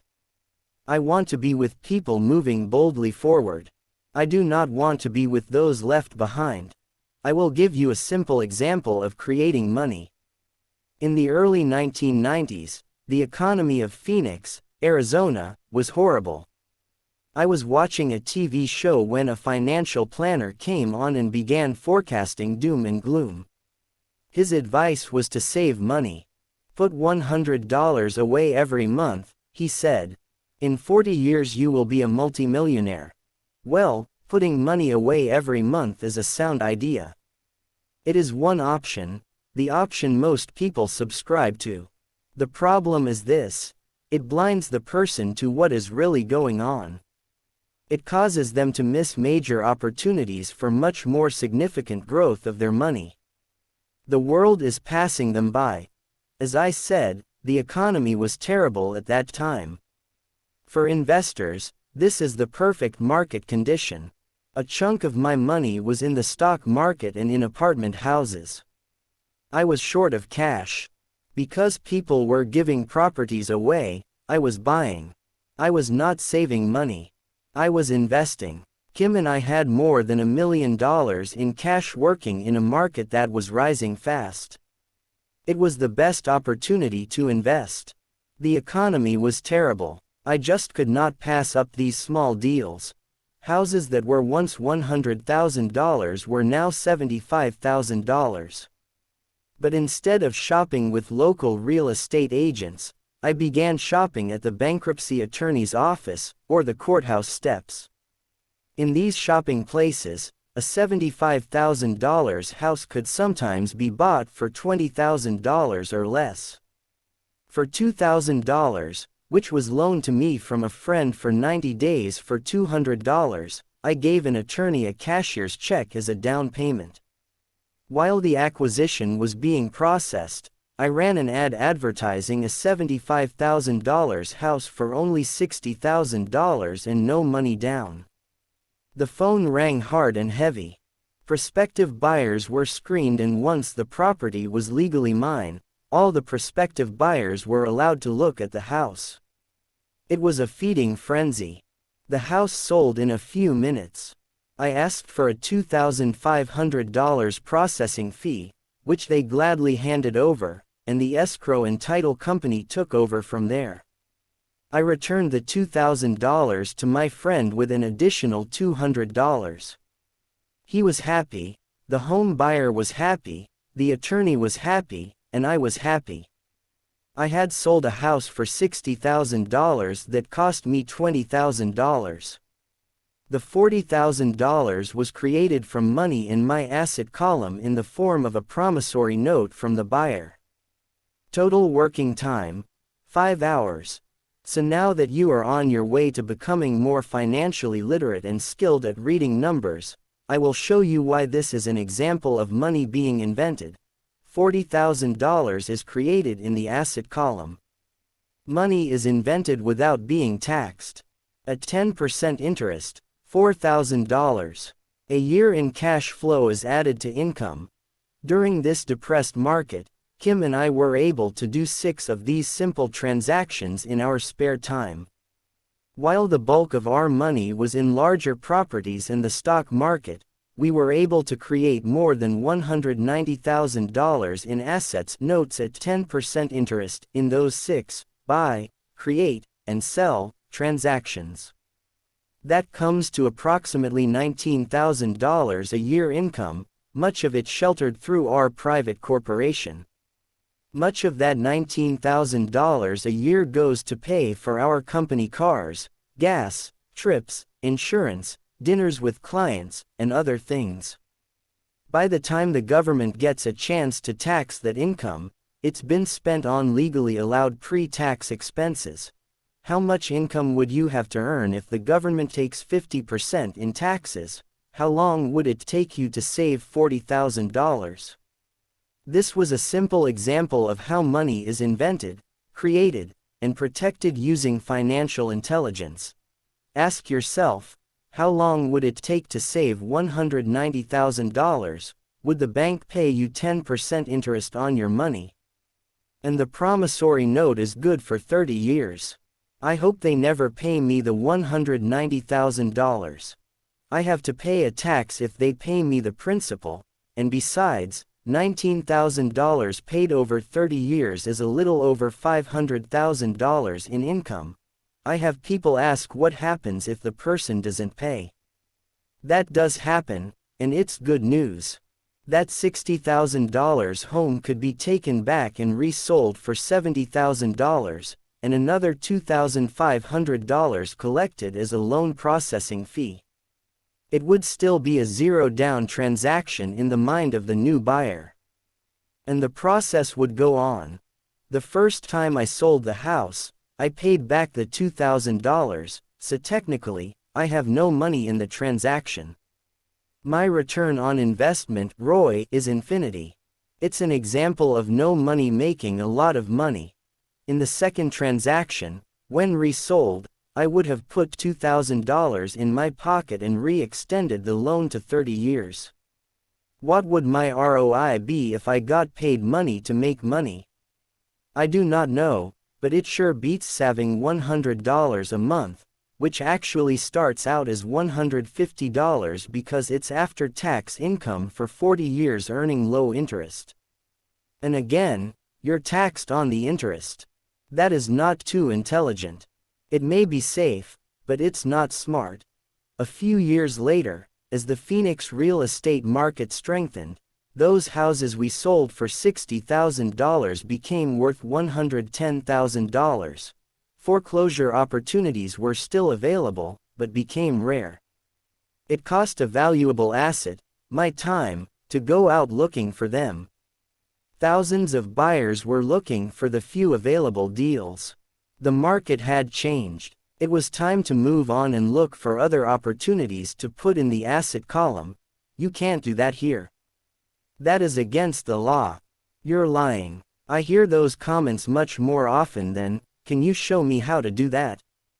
The math is simple. You do not need algebra or calculus. And the escrow company handles the legal transaction and the servicing of the payments. I have no roofs to fix or toilets to unplug because the owners do that. It's their house. Occasionally someone does not pay. And that is wonderful because there are late fees, or they move out and the property is sold again. The court system handles that, and it may not work in your area. The market conditions may be different. But the example illustrates how a simple financial process can create hundreds of thousands of dollars, with little money and low risk.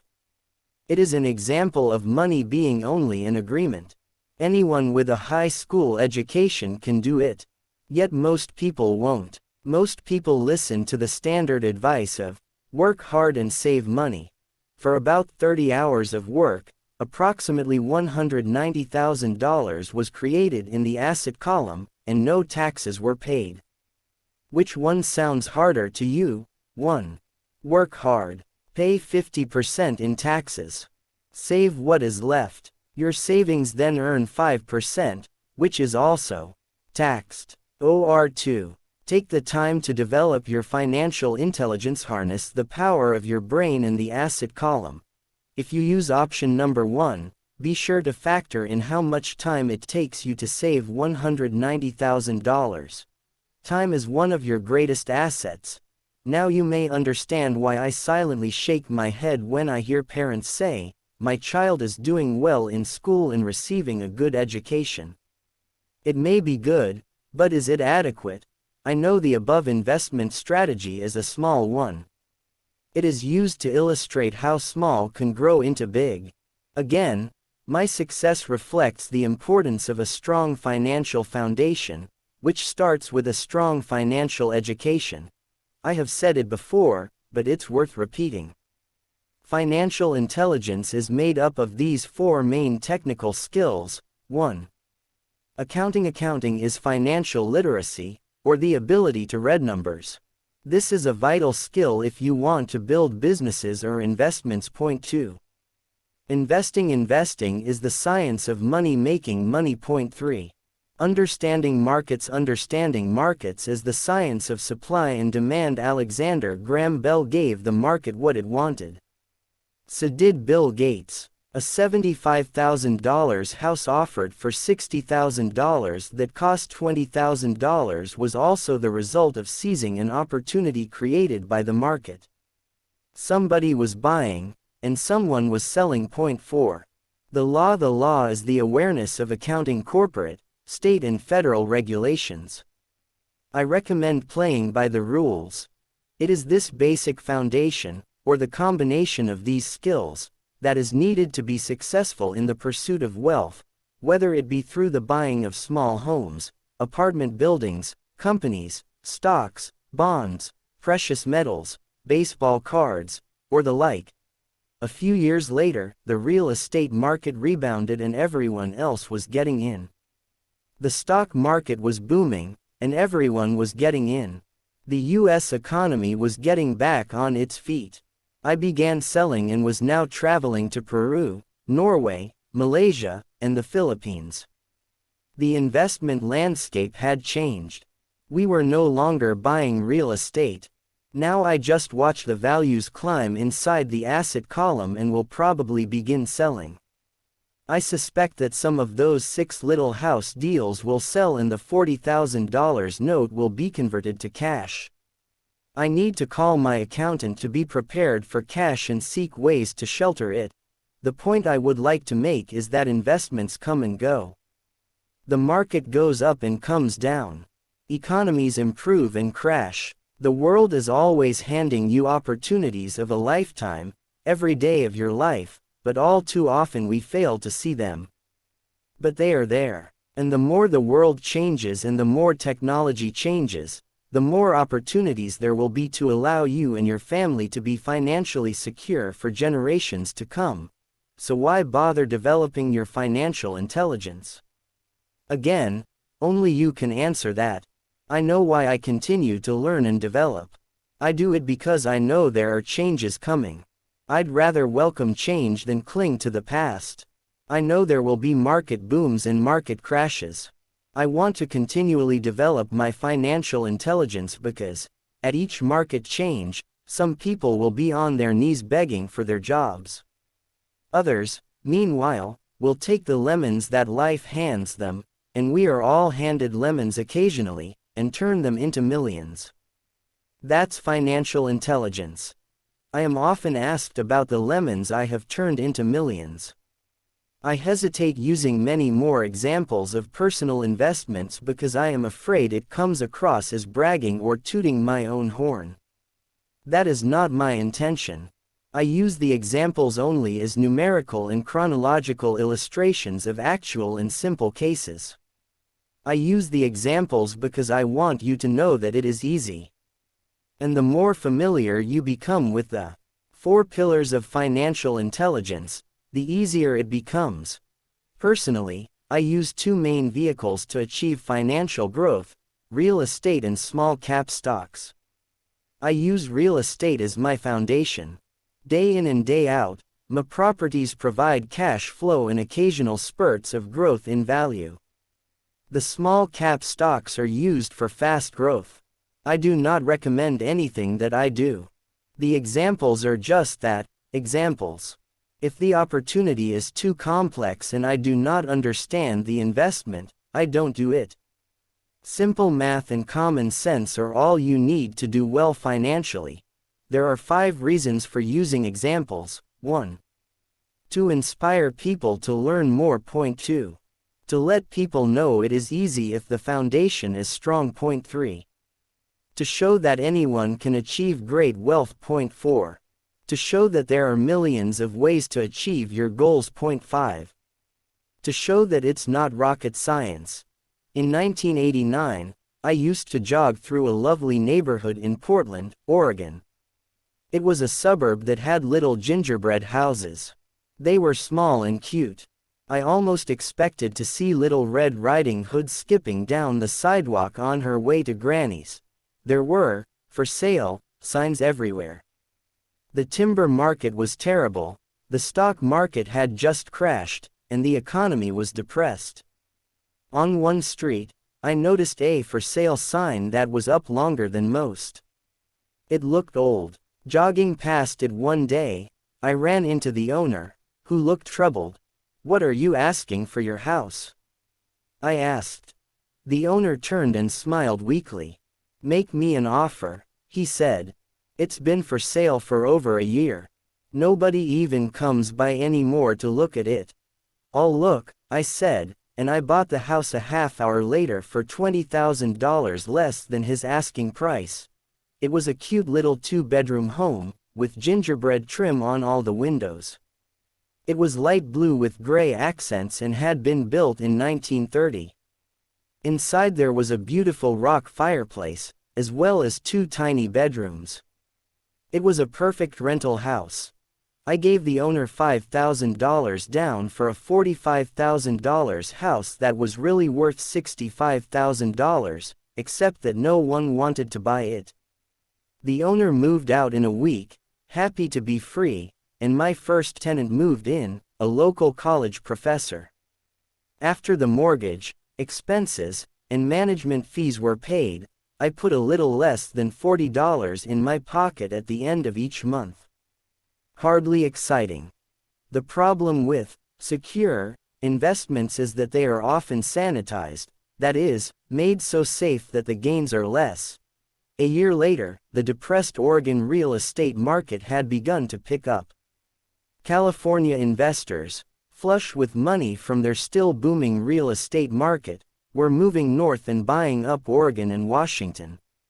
I sold that little house for $95,000 to a young couple from California who thought it was a bargain.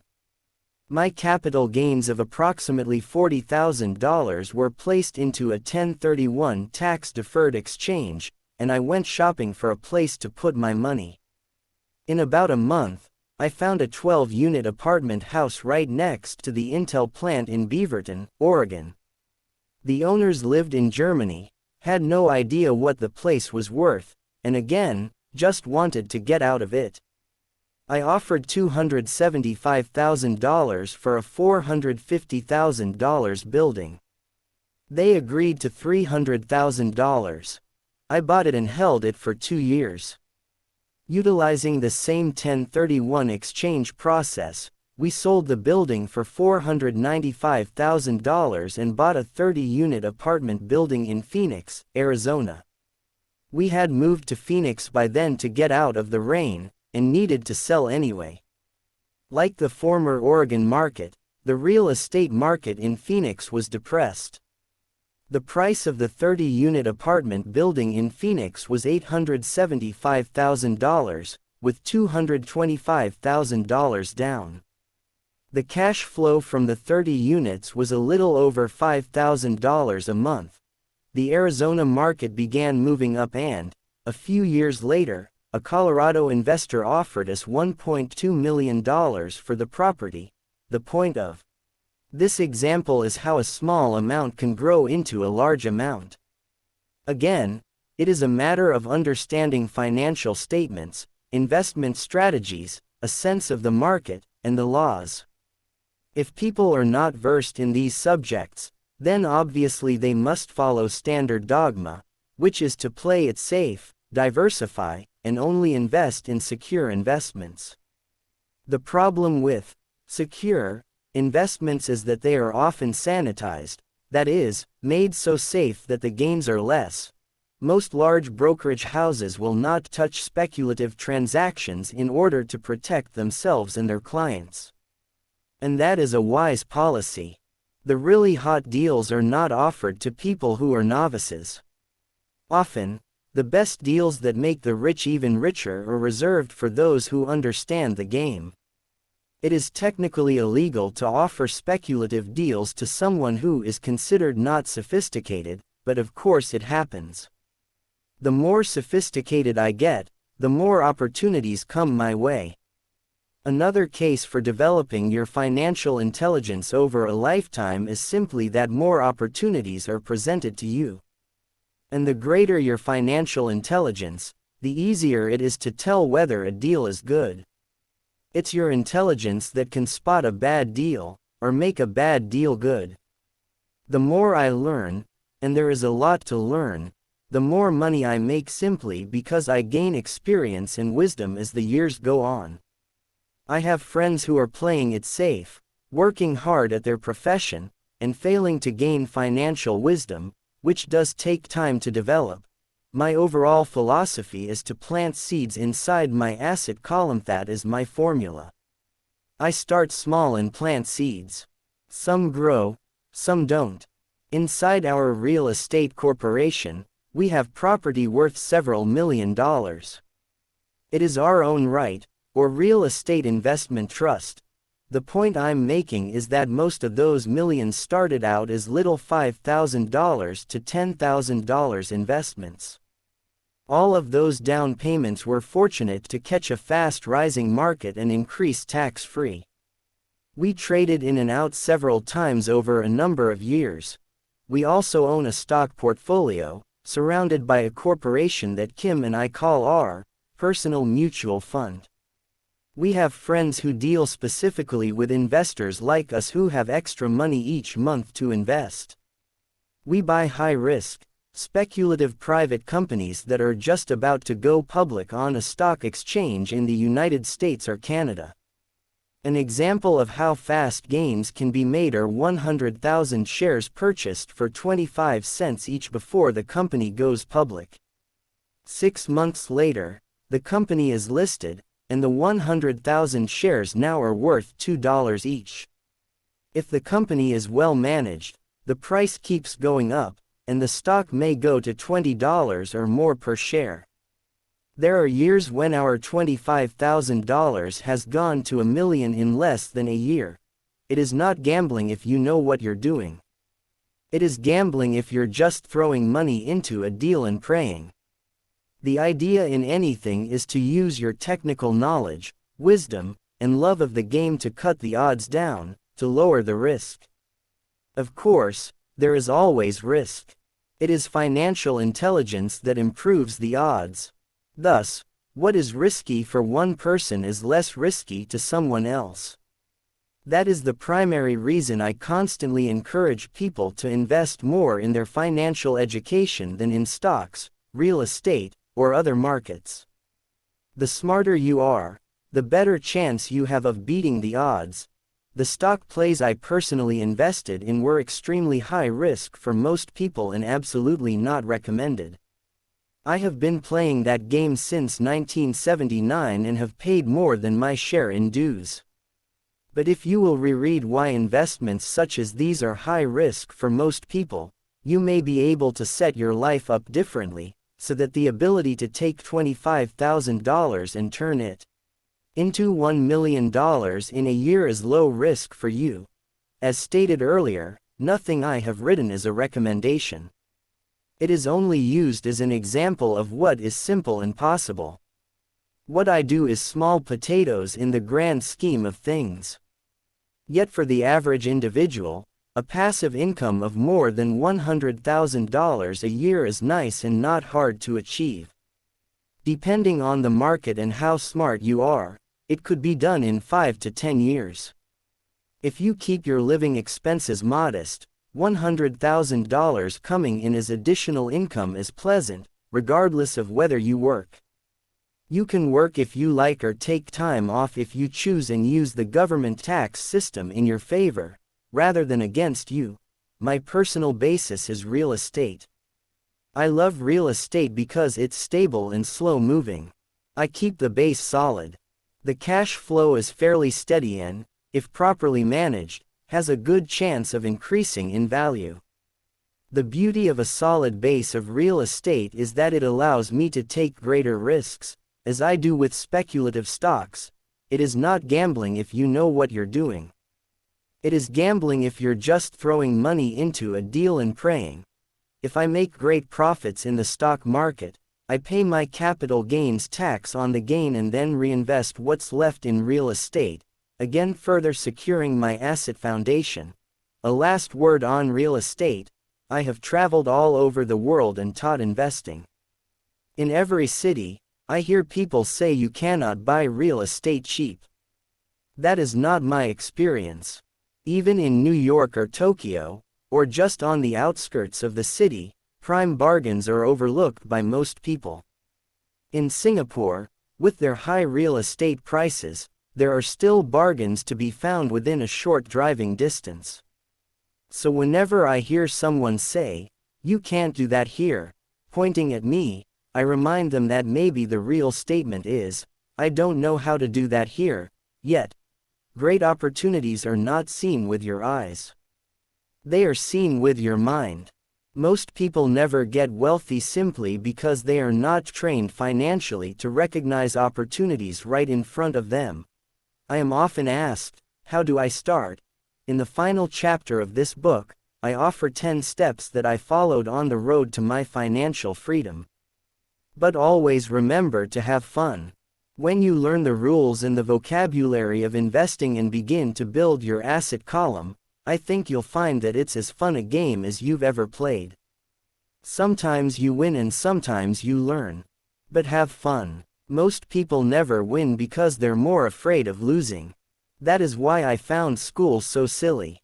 In school we learn that mistakes are bad, and we are punished for making them. Yet if you look at the way humans are designed to learn, we learn by making mistakes. We learn to walk by falling down. If we never fell down, we would never walk. The same is true for learning to ride a bike. I still have scars on my knees, but today I can ride a bike without thinking. The same is true for getting rich. Unfortunately, the main reason most people are not rich is because they are terrified of losing. Winners are not afraid of losing. But losers are. Failure is part of the process of success. People who avoid failure also avoid success. I look at money much like my game of tennis. I play hard, make mistakes, correct, make more mistakes, correct, and get better. If I lose the game, I reach across the net, shake my opponent's hand, smile, and say, "See you next Saturday." There are 2 kinds of investors. 1. The first and most common type is a person who buys a packaged investment. They call a retail outlet, such as a real estate company, a stockbroker, or a financial planner, and they buy something. It could be a mutual fund, a right, a stock, or a bond. It is a clean and simple way of investing. An analogy would be a shopper who goes to a computer store and buys a computer right off the shelf. Point 2. The second type is an investor who creates investments. This investor usually assembles a deal in the same way a person who buys components builds a computer. I do not know the first thing about putting components of a computer together, but I do know how to put pieces of opportunities together, or know people who know how. It is this second type of investor who is the more professional investor. Sometimes it may take years for all the pieces to come together. And sometimes they never do. It's this second type of investor that my rich dad encouraged me to be. It is important to learn how to put the pieces together, because that is where the huge wins reside, and sometimes some huge losses if the tide goes against you. If you want to be the second type of investor, you need to develop 3 main skills. 1. Find an opportunity that everyone else missed. You see with your mind what others miss with their eyes. For example, a friend bought this rundown old house. It was spooky to look at. Everyone wondered why he bought it. What he saw that we did not was that the house came with 4 extra empty lots. He discovered that after going to the title company. After buying the house, he tore the house down and sold the 5 lots to a builder for 3 times what he paid for the entire package.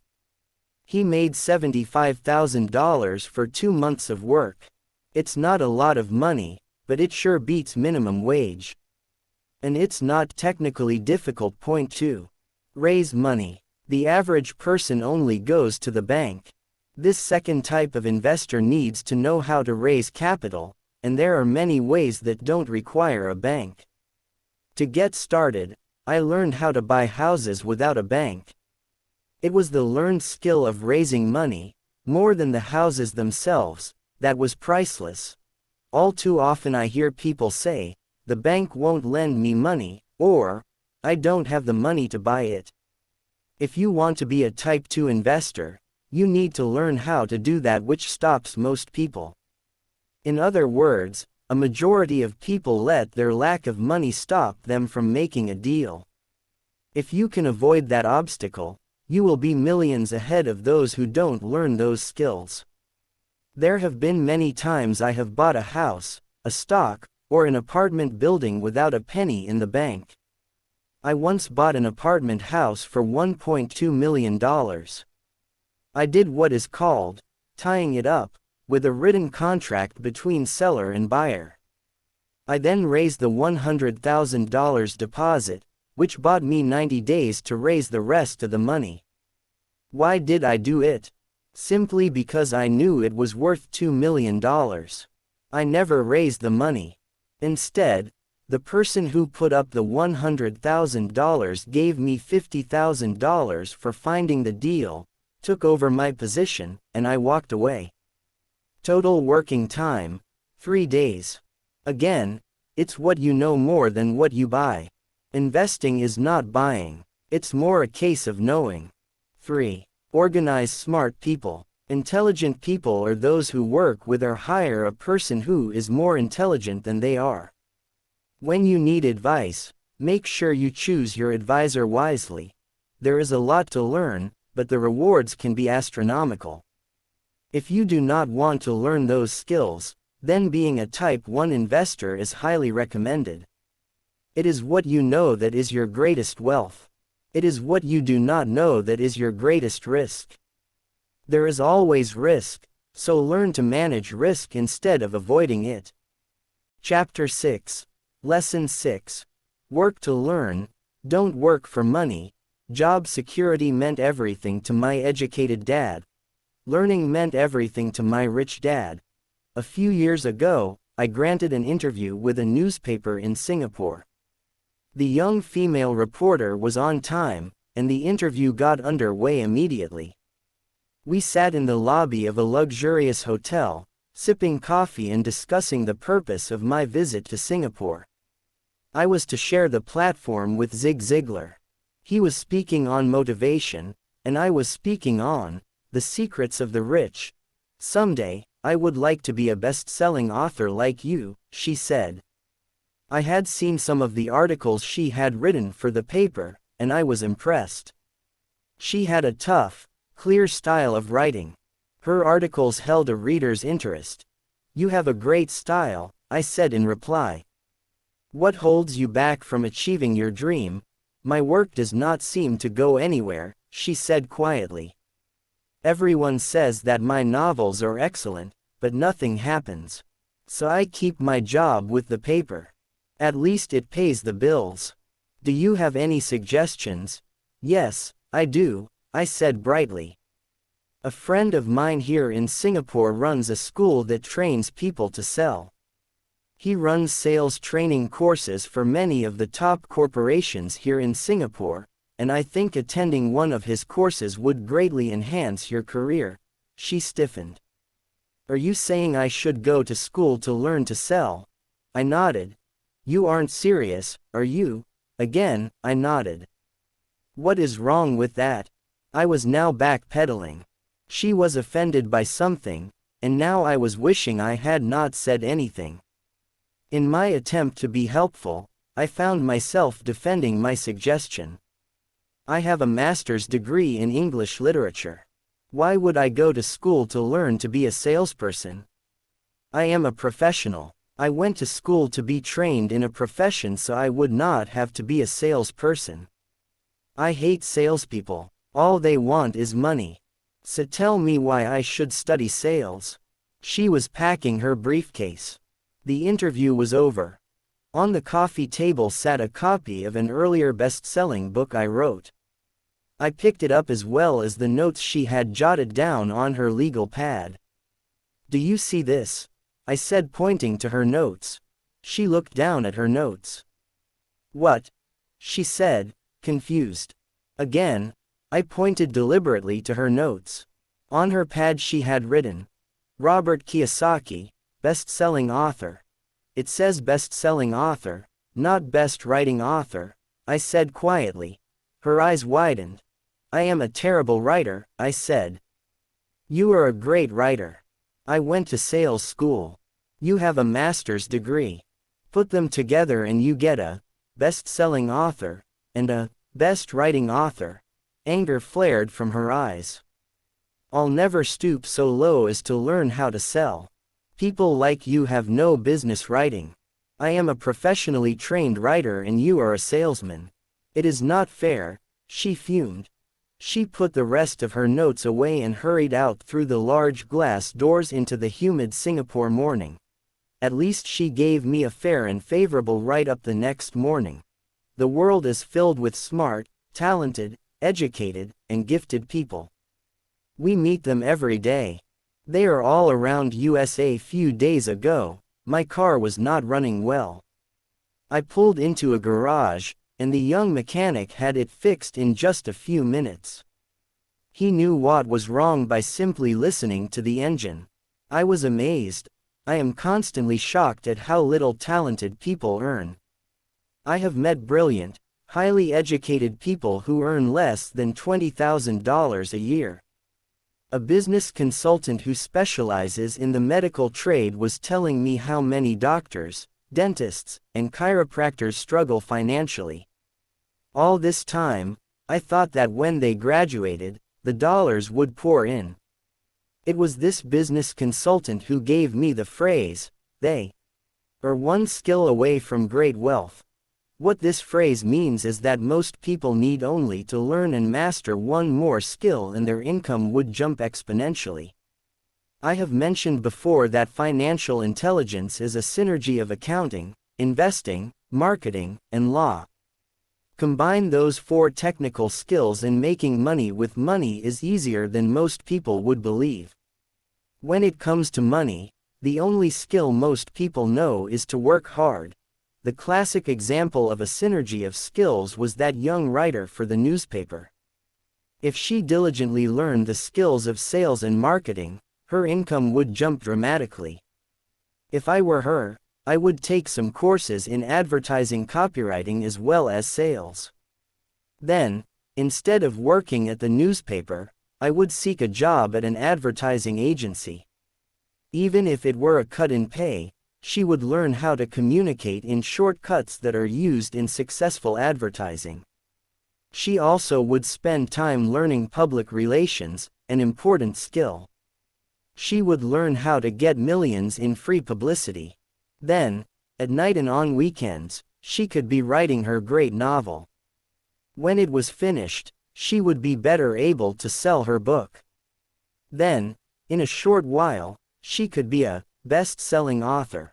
When I came out with my first book, If You Want to Be Rich and Happy, Don't Go to School, a publisher suggested I change the title to The Economics of Education. I told the publisher that, with a title like that, I would sell 2 books, one to my family, and one to my best friend. The problem is that they would expect it for free.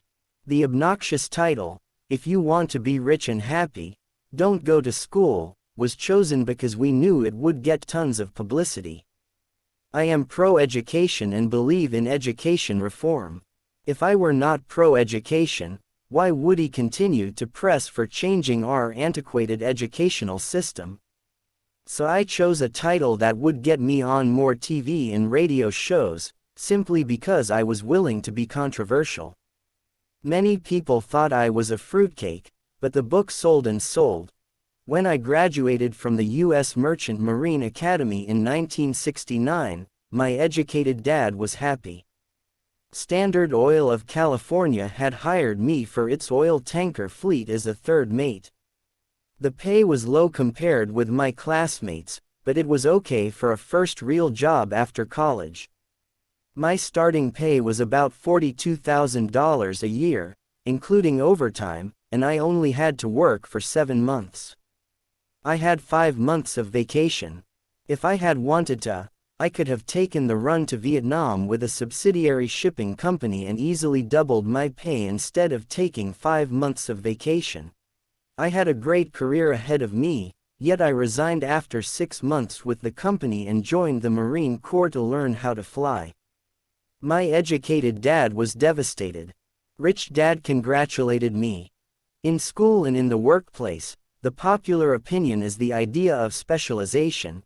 That is, in order to make more money or get promoted, you need to specialize. That is why medical doctors immediately begin to seek a specialty such as orthopedics or pediatrics. The same is true for accountants, architects, lawyers, pilots, and others. My educated dad believed in the same dogma. That is why he was thrilled when he eventually achieved his doctorate.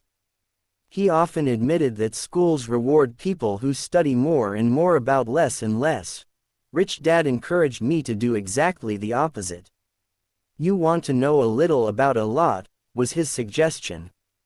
That is why for years I worked in different areas of his companies. For a while, I worked in his accounting department. Although I would probably never have been an accountant, he wanted me to learn via osmosis. Richdad knew I would pick up jargon and a sense of what is important and what is not. I also worked as a bus boy and construction worker as well as in sales, reservations, and marketing. He was grooming Mike and me. That is why he insisted we sit in on the meetings with his bankers, lawyers, accountants, and brokers. He wanted us to know a little about every aspect of his empire. When I quit my high-paying job with Standard Oil, my educated dad had a heart-to-heart talk with me.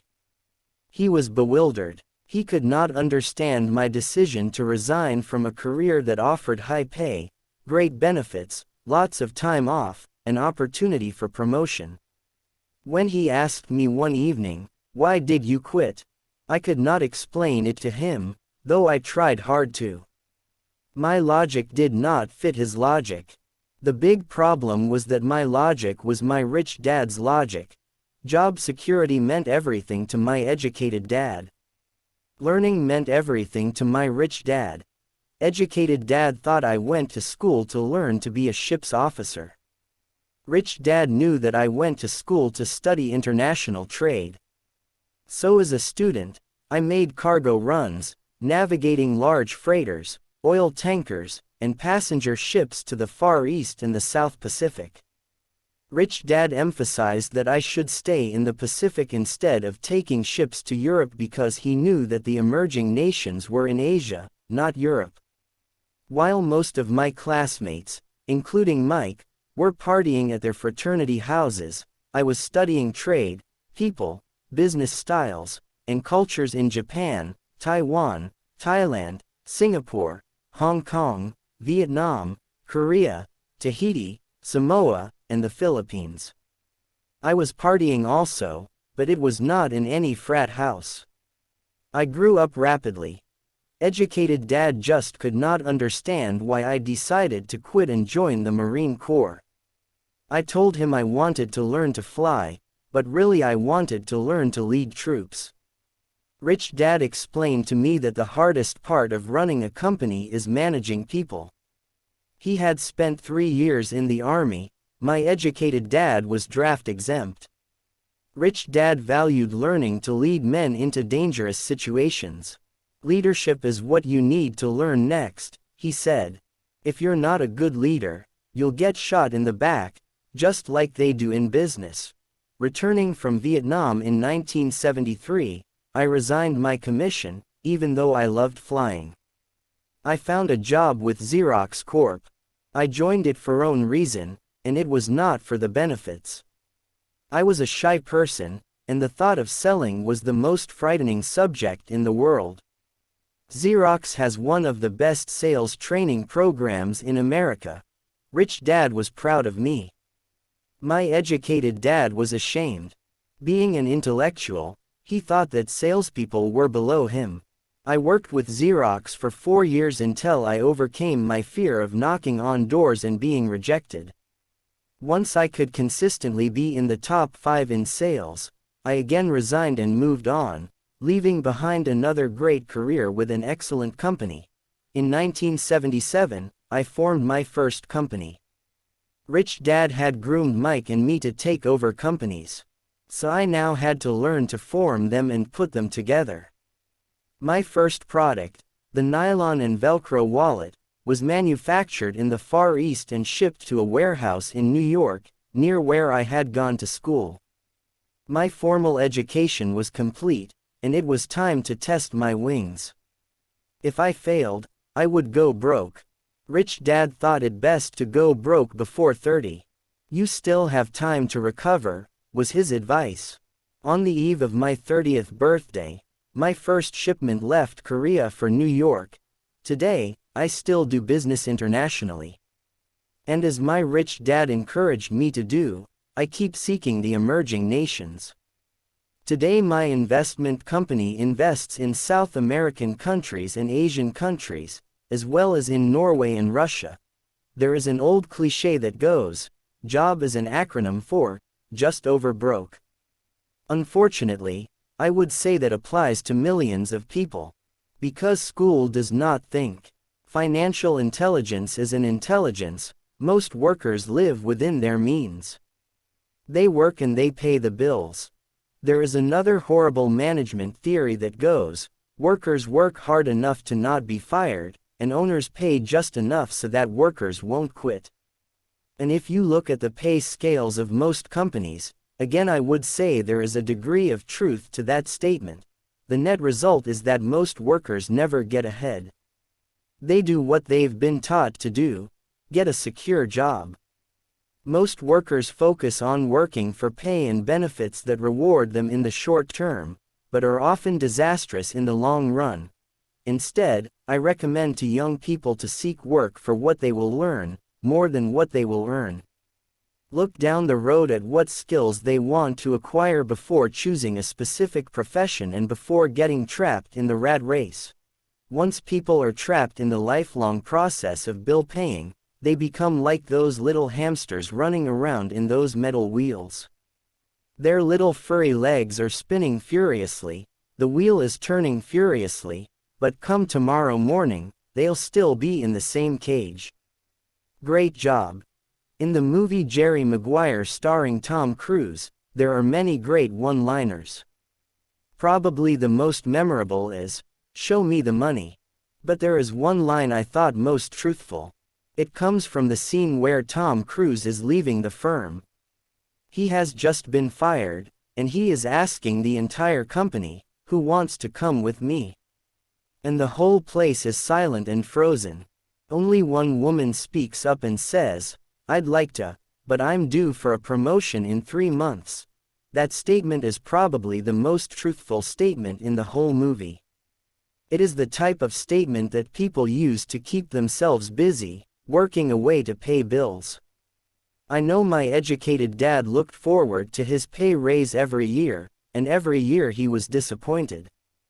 So he would go back to school to earn more qualifications so he could get another raise. Then, once again, there would be another disappointment. The question I often ask people is, where is this daily activity taking you? Just like the little hamster, I wonder if people look at where their hard work is taking them. What does the future hold?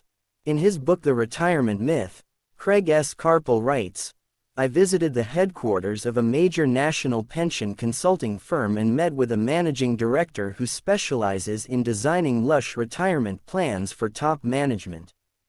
When I asked her what people who don't have corner offices will be able to expect in the way of pension income, she said with a confident smile, the silver bullet. What, I asked, is the silver bullet? She shrugged and said, if baby boomers discover they don't have enough money to live on when they're older, they can always blow their brains out. Carpel goes on to explain the difference between the old defined benefit retirement plans and the new 401k plans that are riskier. It is not a pretty picture for most people working today. And that is just for retirement. Add medical fees and long-term nursing home care and the picture is frightening. Already, many hospitals in countries with socialized medicine need to make tough decisions such as, who will live, and who will die. They make those decisions purely on how much money they have and how old the patients are. If the patient is old, they often will give the medical care to someone younger. The older poor patient gets put to the back of the line. Just as the rich can afford better education, the rich will be able to keep themselves alive, while those who have little wealth will die. So I wonder, are workers looking into the future or just until their next paycheck, never questioning where they are headed? When I speak to adults who want to earn more money, I always recommend the same thing. I suggest taking a long view of their life. Instead of simply working for the money and security, which I admit are important, I suggest they take a second job that will teach them a second skill. Often I recommend joining a network marketing company, also called multi-level marketing, if they want to learn sales skills. Some of these companies have excellent training programs that help people get over their fear of failure and rejection, which are the main reasons people are unsuccessful. Education is more valuable than money, in the long run. When I offer this suggestion, I often hear in response, oh, that is too much hassle, or, I only want to do what I am interested in. If they say, it's too much of a hassle, I ask, so you would rather work all your life giving 50% of what you earn to the government? If they tell me, I only do what I am interested in, I say, I'm not interested in going to the gym, but I go because I want to feel better and live longer. Unfortunately, there is some truth to the old statement, you can't teach an old dog new tricks. Unless a person is used to changing, it's hard to change. But for those of you who might be on the fence when it comes to the idea of working to learn something new, I offer this word of encouragement. Life is much like going to the gym. The most painful part is deciding to go. Once you get past that, it's easy. There have been many days I have dreaded going to the gym, but once I am there and in motion, it is a pleasure. After the workout is over, I am always glad I talked myself into going. If you are unwilling to work to learn something new and instead insist on becoming highly specialized within your field, make sure the company you work for is unionized. Labor unions are designed to protect specialists. My educated dad, after falling from grace with the governor, became the head of the teachers' union in Hawaii. He told me that it was the hardest job he ever held. My rich dad, on the other hand, spent his life doing his best to keep his companies from becoming unionized.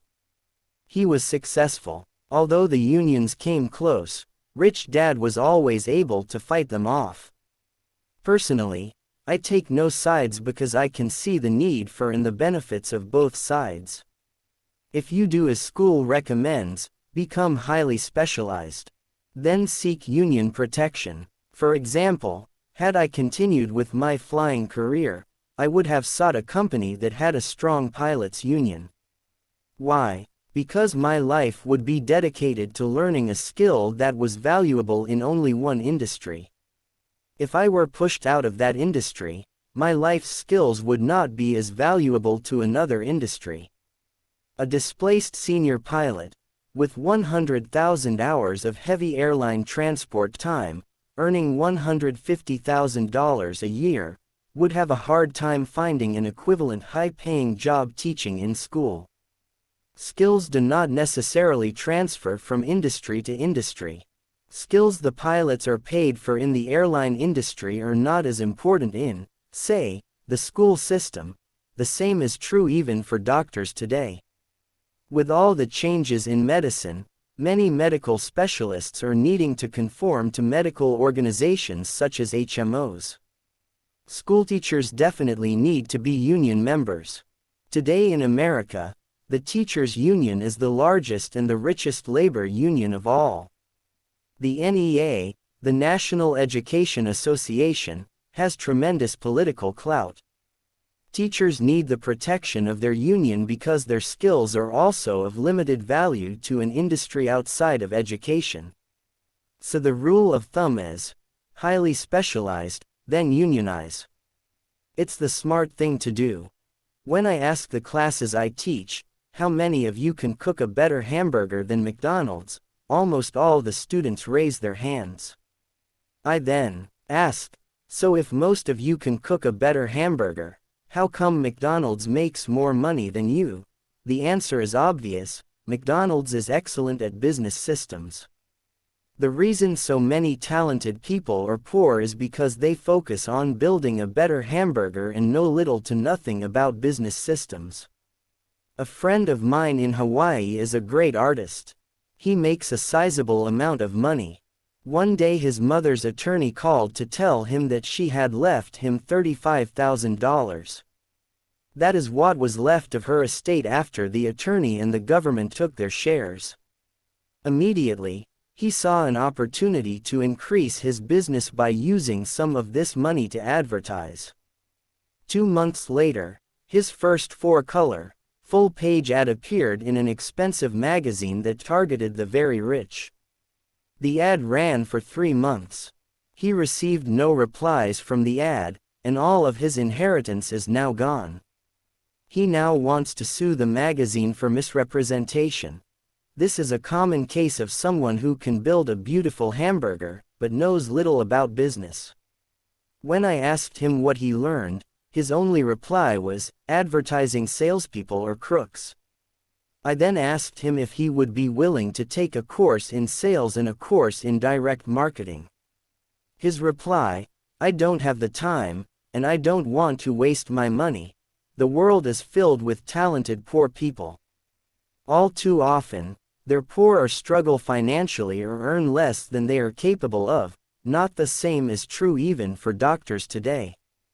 With all the changes in medicine, many medical specialists are needing to conform to medical organizations such as HMOs. Schoolteachers definitely need to be union members.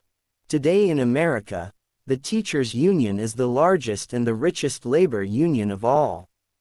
The NEA, the National Education Association, has tremendous political clout. Teachers need the protection of their union because their skills are also of limited value to an industry outside of education. So the rule of thumb is, highly specialized, then unionize. It's the smart thing to do. When I ask the classes I teach, how many of you can cook a better hamburger than McDonald's, almost all the students raise their hands. I then ask, so if most of you can cook a better hamburger, how come McDonald's makes more money than you? The answer is obvious: McDonald's is excellent at business systems. The reason so many talented people are poor is because they focus on building a better hamburger and know little to nothing about business systems. A friend of mine in Hawaii is a great artist. He makes a sizable amount of money. One day his mother's attorney called to tell him that she had left him $35,000. That is what was left of her estate after the attorney and the government took their shares. Immediately, he saw an opportunity to increase his business by using some of this money to advertise.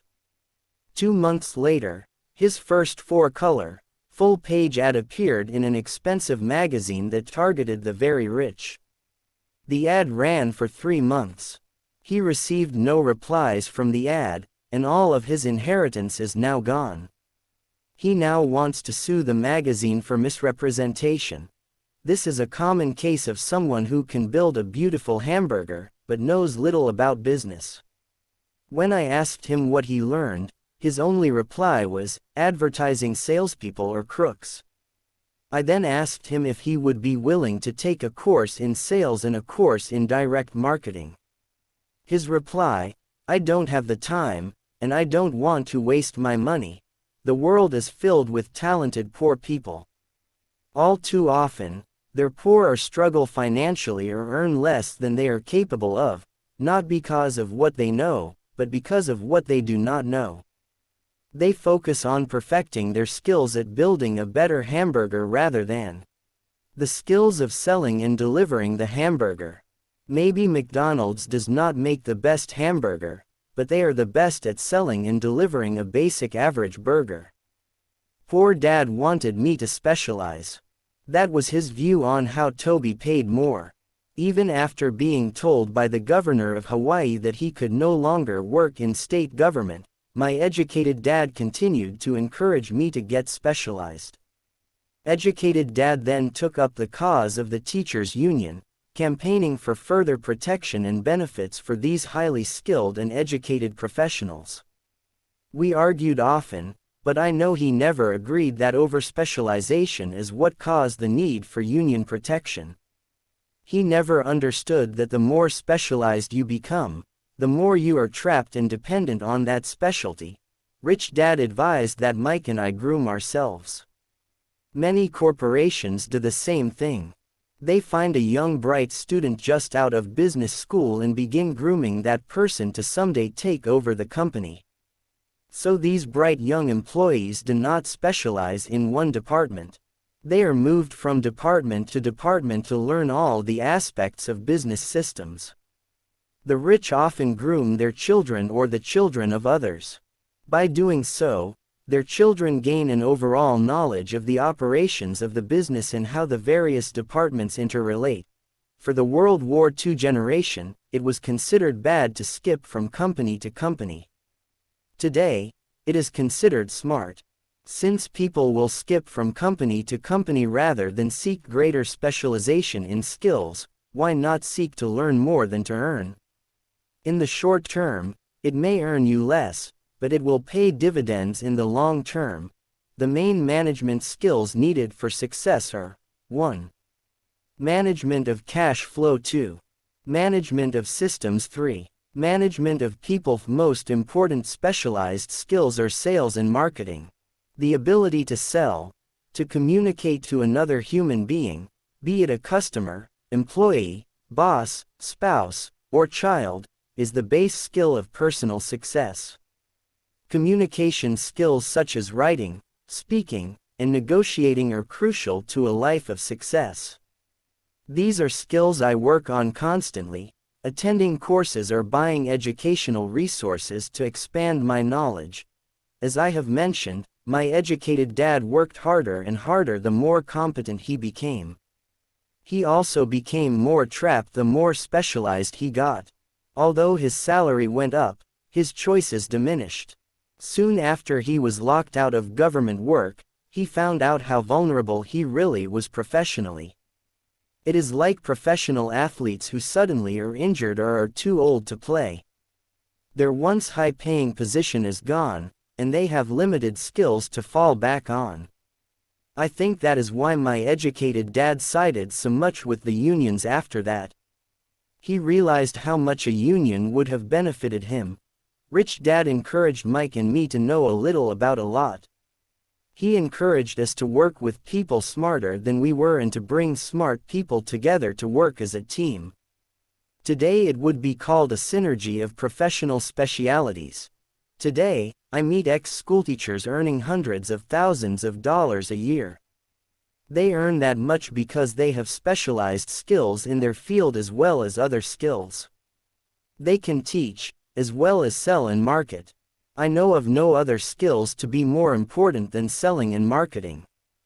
The skills of selling and marketing are difficult for most people, primarily due to their fear of rejection. The better you are at communicating, negotiating, and handling your fear of rejection, the easier life is. Just as I advised that newspaper writer who wanted to become a best-selling author, I advise anyone else today. Being technically specialized has its strengths as well as its weaknesses. I have friends who are geniuses, but they cannot communicate effectively with other human beings and, as a result, their earnings are pitiful. I advise them to just spend a year learning to sell. Even if they earn nothing, their communication skills will improve. And that is priceless. In addition to being good learners, sellers, and marketers, we need to be good teachers as well as good students. To be truly rich, we need to be able to give as well as to receive. In cases of financial or professional struggle, there is often a lack of giving and receiving. I know many people who are poor because they are neither good students nor good teachers. Both of my dads were generous men. Both made it a practice to give first. Teaching was one of their ways of giving. The more they gave, the more they received. One glaring difference was in the giving of money. My rich dad gave lots of money away. He gave to his church, to charities, and to his foundation. He knew that to receive money, you had to give money. Giving money is the secret to most great wealthy families. That is why there are organizations like the Rockefeller Foundation and the Ford Foundation. These are organizations designed to take their wealth and increase it, as well as give it away in perpetuity. My educated dad always said, "When I have some extra money, I'll give it." The problem was that there was never any extra. So he worked harder to draw more money in, rather than focus on the most important law of money: give, and you shall receive. Instead, he believed in, receive, and then you give. In conclusion, I became both dads. One part of me is a hardcore capitalist who loves the game of money making money. The other part is a socially responsible teacher who is deeply concerned with this ever-widening gap between the haves and have-nots. I personally hold the archaic educational system primarily responsible for this growing gap. Chapter 7: Overcoming Obstacles. The primary difference between a rich person and a poor person is how they manage fear. Once people have studied and become financially literate, they may still face roadblocks to becoming financially independent. There are 5 main reasons why financially literate people may still not develop abundant asset columns that could produce a large cash flow. The 5 reasons are: 1. Fear. 2. Cynicism. 3. Laziness. 4. Bad habits. 5. Arrogance. Overcoming fear. I have never met anyone who really likes losing money. And in all my years, I have never met a rich person who has never lost money. But I have met a lot of poor people who have never lost a dime. Investing, that is. The fear of losing money is real. Everyone has it, even the rich. But it's not having fear that is the problem. It's how you handle fear. It's how you handle losing. It's how you handle failure that makes the difference in one's life. The primary difference between a rich person and a poor person is how they manage that fear. It's okay to be fearful. It's okay to be a coward when it comes to money. You can still be rich. We're all heroes at something, and cowards at something else. My friend's wife is an emergency room nurse. When she sees blood, she flies into action. When I mention investing, she runs away. When I see blood, I don't run. I pass out. My rich dad understood phobias about money. Some people are terrified of snakes. Some people are terrified about losing money. Both are phobias, he would say. So his solution to the phobia of losing money was this little rhyme: if you hate risk and worry, start early.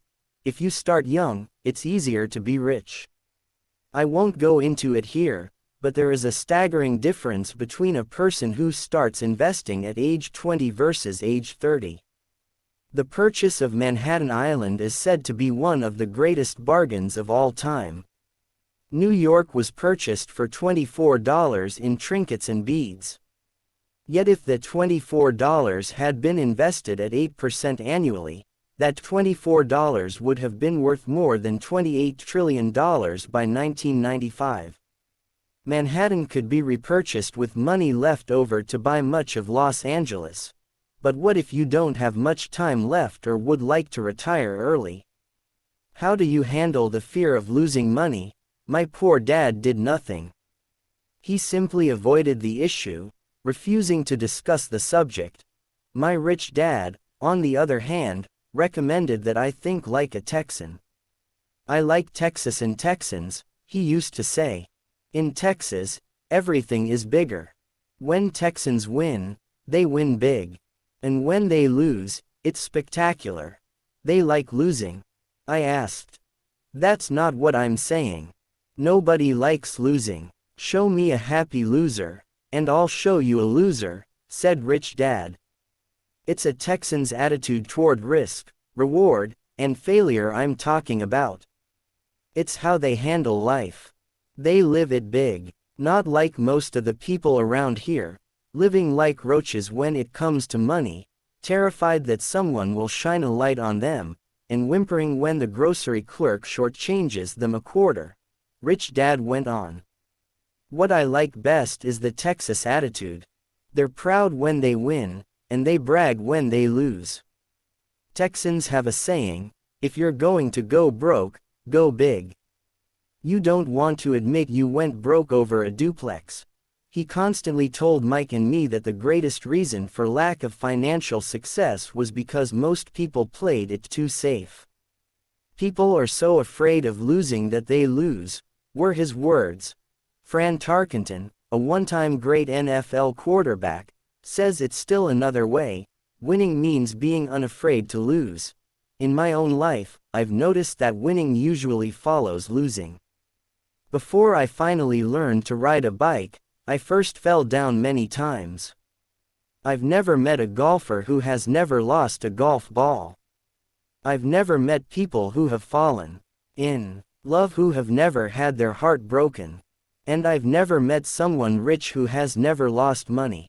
So for most people, the reason they don't win financially is because the pain of losing money is far greater than the joy of being rich. Another saying in Texas is, everyone wants to go to heaven, but no one wants to die. Most people dream of being rich, but are terrified of losing money. So they never get to heaven. Rich Dad used to tell Mike and me stories about his trips to Texas. If you really want to learn the attitude of how to handle risk, losing, and failure, go to San Antonio and visit the Alamo. The Alamo is a great story of brave people who chose to fight, knowing there was no hope of success. They chose to die instead of surrendering. It's an inspiring story worthy of study. Nonetheless, it's still a tragic military defeat. They got their butts kicked. So how do Texans handle failure? They still shout, "Remember the Alamo." For most people, the reason they don't win financially is because the pain of losing money is far greater than the joy of being rich. Mike and I heard this story a lot. He always told us this story when he was about to go into a big deal, and he was nervous. After he had done all his due diligence and it was time to put up or shut up, he told us this story. Every time he was afraid of making a mistake or losing money, he told us this story. It gave him strength, for it reminded him that he could always turn a financial loss into a financial win. Rich Dad knew that failure would only make him stronger and smarter. It's not that he wanted to lose. He just knew who he was and how he would take a loss. He would take a loss and make it a win. That's what made him a winner and others losers. It gave him the courage to cross the line when others backed out. That's why I like Texans so much, he would say. They took a great failure and turned it into inspiration, as well a tourist destination that makes them millions. But probably his words that mean the most to me today are these: Texans don't bury their failures. They get inspired by them. They take their failures and turn them into rallying cries. Failure inspires Texans to become winners. But that formula is not just the formula for Texans. It is the formula for all winners. I've said that falling off my bike was part of learning to ride. I remember falling off only made me more determined to learn to ride, not less. I also said that I have never met a golfer who has never lost a ball. For top professional golfers, losing a ball or a tournament provides the inspiration to be better, to practice harder, to study more. That's what makes them better. For winners, losing inspires them. For losers, losing defeats them. I like to quote John D. Rockefeller, who said, "I always tried to turn every disaster into an opportunity." And being Japanese American, I can say this.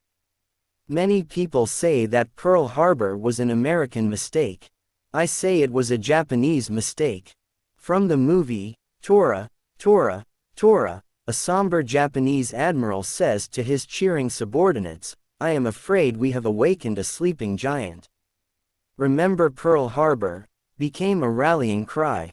It turned one of America's greatest losses into the reason to win. This great defeat gave America strength, and America soon emerged as a world power. Failure inspires winners. And failure defeats losers. It is the biggest secret of winners. It's the secret that losers do not know. Failure inspires winners. Failure defeats losers. The greatest secret of winners is that failure inspires winning, thus, they're not afraid of losing. Repeating Fran Tarkenton's quote, "Winning means being unafraid to lose." People like Fran Tarkenton are not afraid of losing, because they know who they are. They hate losing, so they know that losing will only inspire them to become better. There is a big difference between hating losing and being afraid to lose. Most people are so afraid of losing money that they lose. They go broke over a duplex. Financially, they play life too safe and too small. They buy big houses and big cars, but not big investments. The main reason that over 90% of the American public struggles financially is because they play not to lose. They don't play to win. They go to their financial planners or accountants or stockbrokers and buy a balanced portfolio.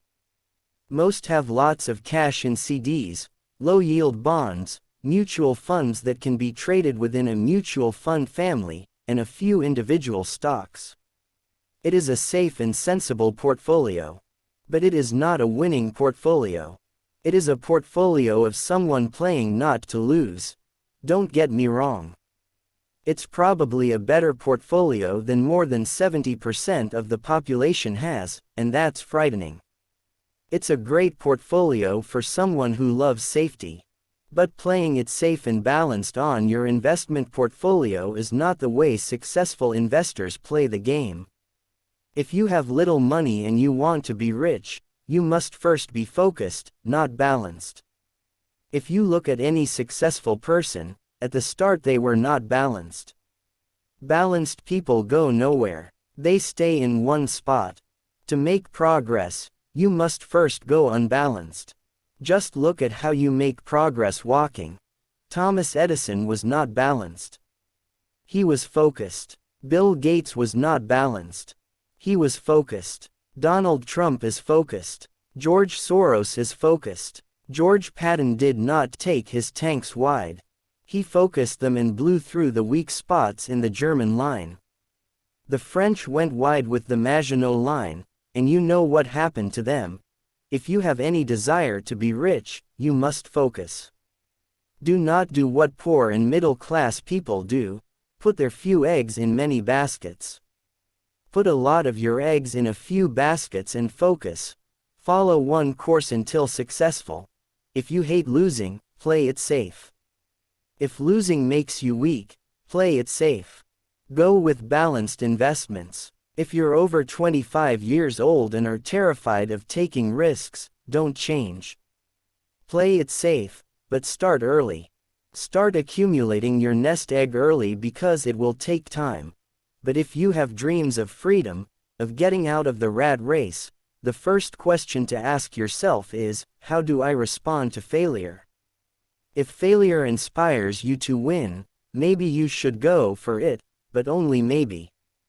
If failure makes you weak or causes you to throw temper tantrums, like spoiled brats who call attorneys to file lawsuits every time something doesn't go their way, then play it safe. Keep your daytime job, or buy bonds or mutual funds. But remember, there is risk in those financial instruments also, even though they may appear safe.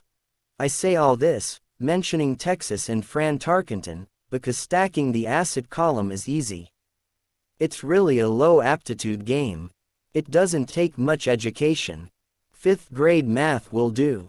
But building your asset column is a game in which attitude plays a major role. It takes guts, patience, and a great attitude toward failure. Losers avoid failing, and failure turns losers into winners. Just remember the Alamo. Overcoming cynicism, the sky is falling. The sky is falling. Most of us know the story of Chicken Little who ran around warning the barnyard of impending doom. We all know people who are that way. There's a Chicken Little inside each of us. As I stated earlier, the cynic is really a little chicken. We all get a little chicken when fear and doubt cloud our thoughts. All of us have doubts. I'm not smart. I'm not good enough. So and so is better than me. Our doubts often paralyze us. We play the what if game. What if the economy crashes right after I invest? What if I lose control and I can't pay the money back? What if things don't go as I planned? Or we have friends or loved ones who will remind us of our shortcomings. They often say, "What makes you think you can do that? If it's such a good idea, how come someone else hasn't done it? That will never work. You don't know what you're talking about." These words of doubt often get so loud that we fail to act. A horrible feeling builds in our stomach. Sometimes we can't sleep. We fail to move forward. So we stay with what is safe, and opportunities pass us by. We watch life passing by as we sit immobilized with a cold knot in our body. We have all felt this at one time in our lives, some more than others.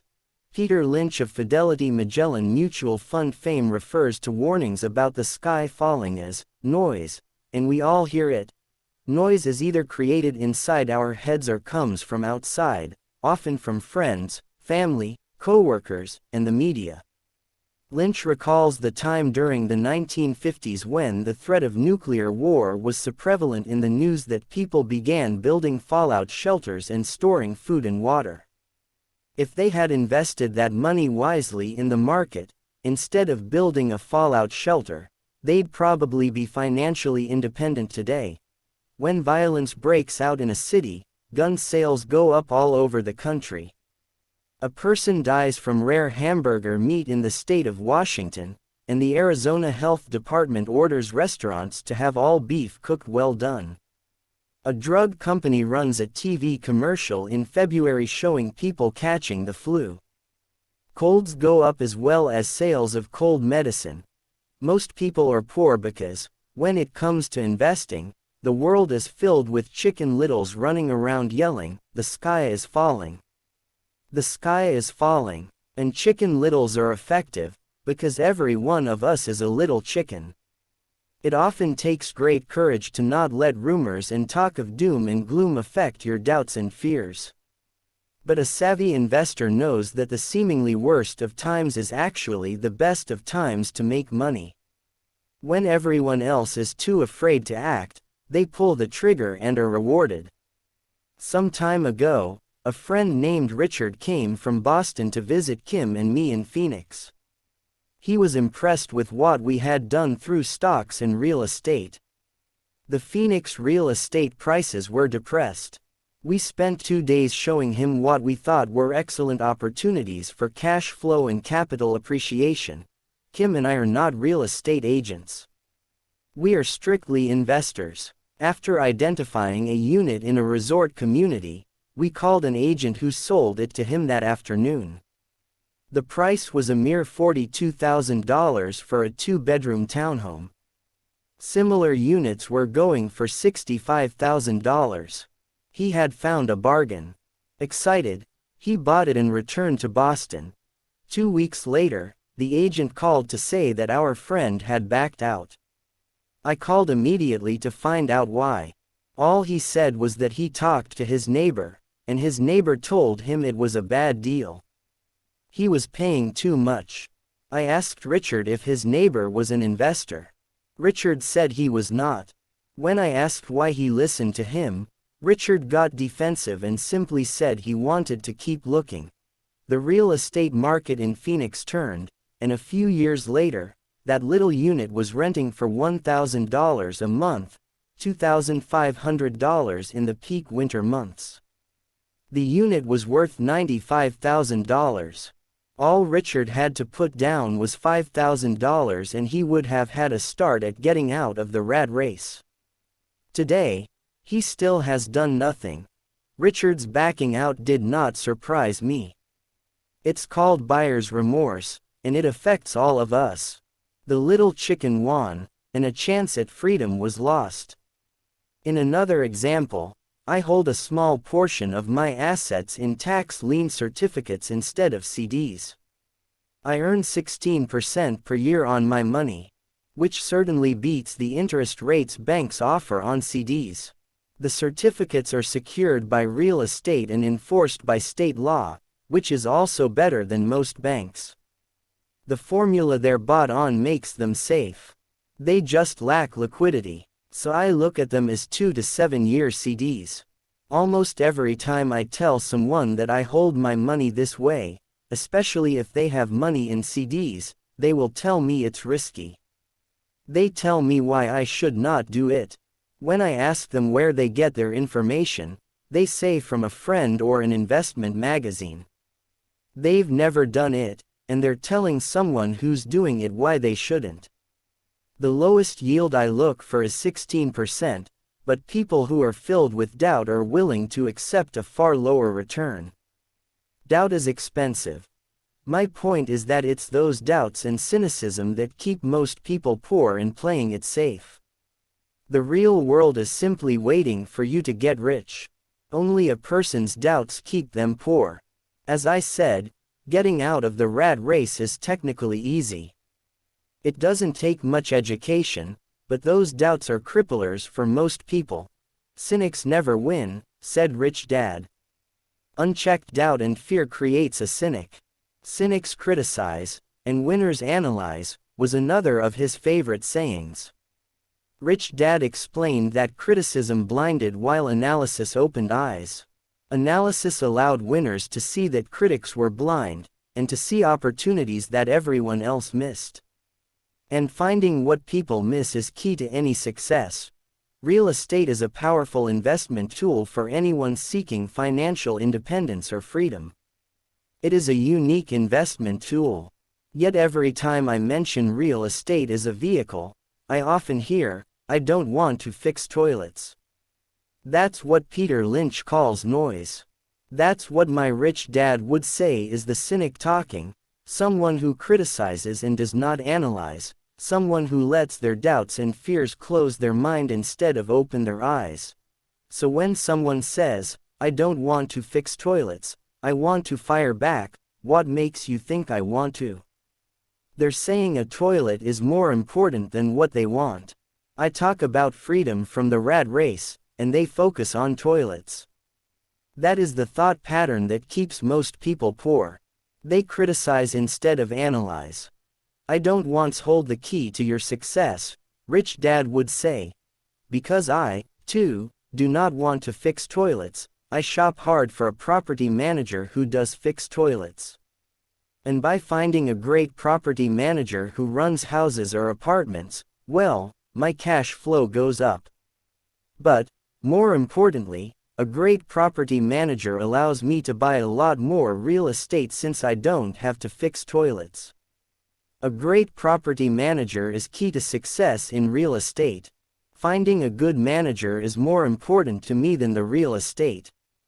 A great property manager often hears of great deals before real estate agents do, which makes them even more valuable. That is what Rich Dad meant by, I don't want to hold the key to your success. Because I do not want to fix toilets either, I figured out how to buy more real estate and expedite my getting out of the rat race. The people who continue to say, I don't want to fix toilets, often deny themselves the use of this powerful investment vehicle. Toilets are more important than their freedom. In the stock market, I often hear people say, I don't want to lose money.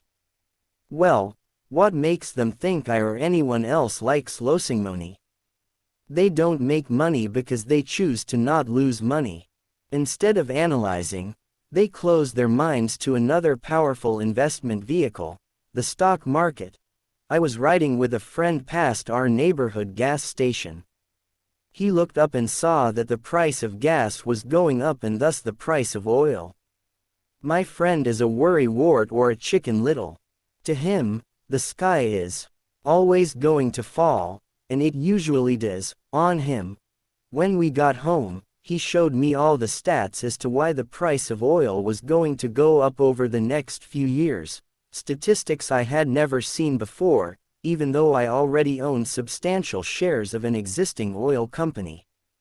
With that information, I immediately began looking for and found a new, undervalued oil company that was about to find some oil deposits.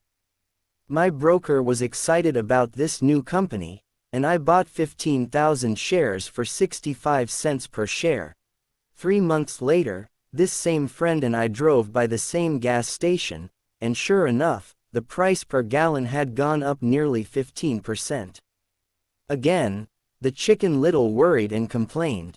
I smiled because, a month earlier, that little oil company hit oil and those 15,000 shares went up to more than $3 per share since he had first given me the tip.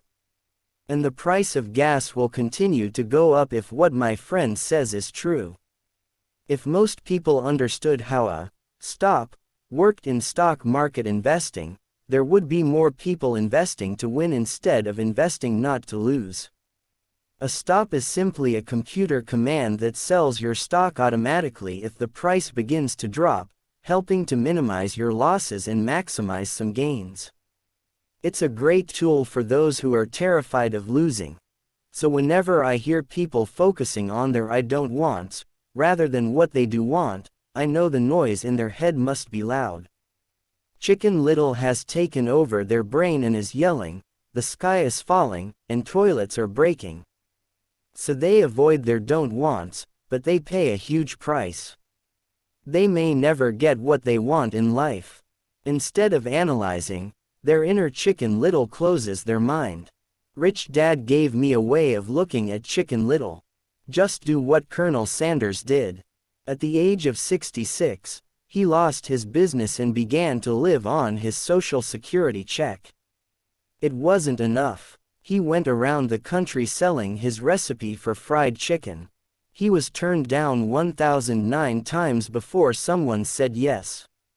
And he went on to become a multimillionaire at an age when most people are quitting. He was a brave and tenacious man, Rich Dad said of Harlan Sanders. So when you're in doubt and feeling a little afraid, just do what Colonel Sanders did to his little chicken. He fried it. Overcoming laziness. Busy people are often the most lazy. We have all heard stories of a businessman who works hard to earn money. He works hard to be a good provider for his wife and children. He spends long hours at the office and brings work home on weekends. One day he comes home to an empty house. His wife has left with the kids. He knew he and his wife had problems, but rather than work to make the relationship strong, he stayed busy at work. Dismayed, his performance at work slips and he loses his job. Today, I often meet people who are too busy to take care of their wealth. And there are people too busy to take care of their health. The cause is the same. They're busy, and they stay busy as a way of avoiding something they do not want to face. Nobody has to tell them. Deep down they know. In fact, if you remind them, they often respond with anger or irritation. If they aren't busy at work or with the kids, they're often busy watching TV, fishing, playing golf, or shopping.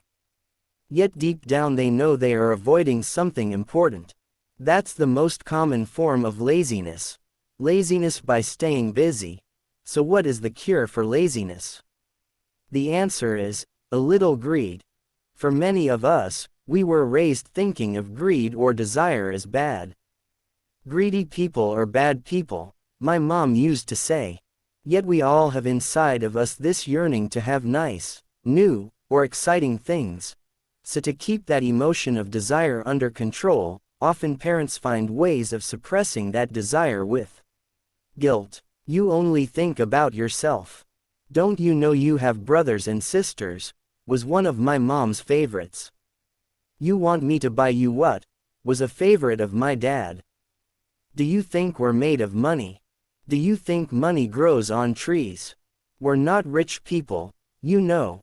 Plus it wasn't so much the words, but the angry guilt trip that went with the words that got to me. Or the reverse guilt trip was the, I'm sacrificing my life to buy this for you. I'm buying this for you because I never had this advantage when I was a kid.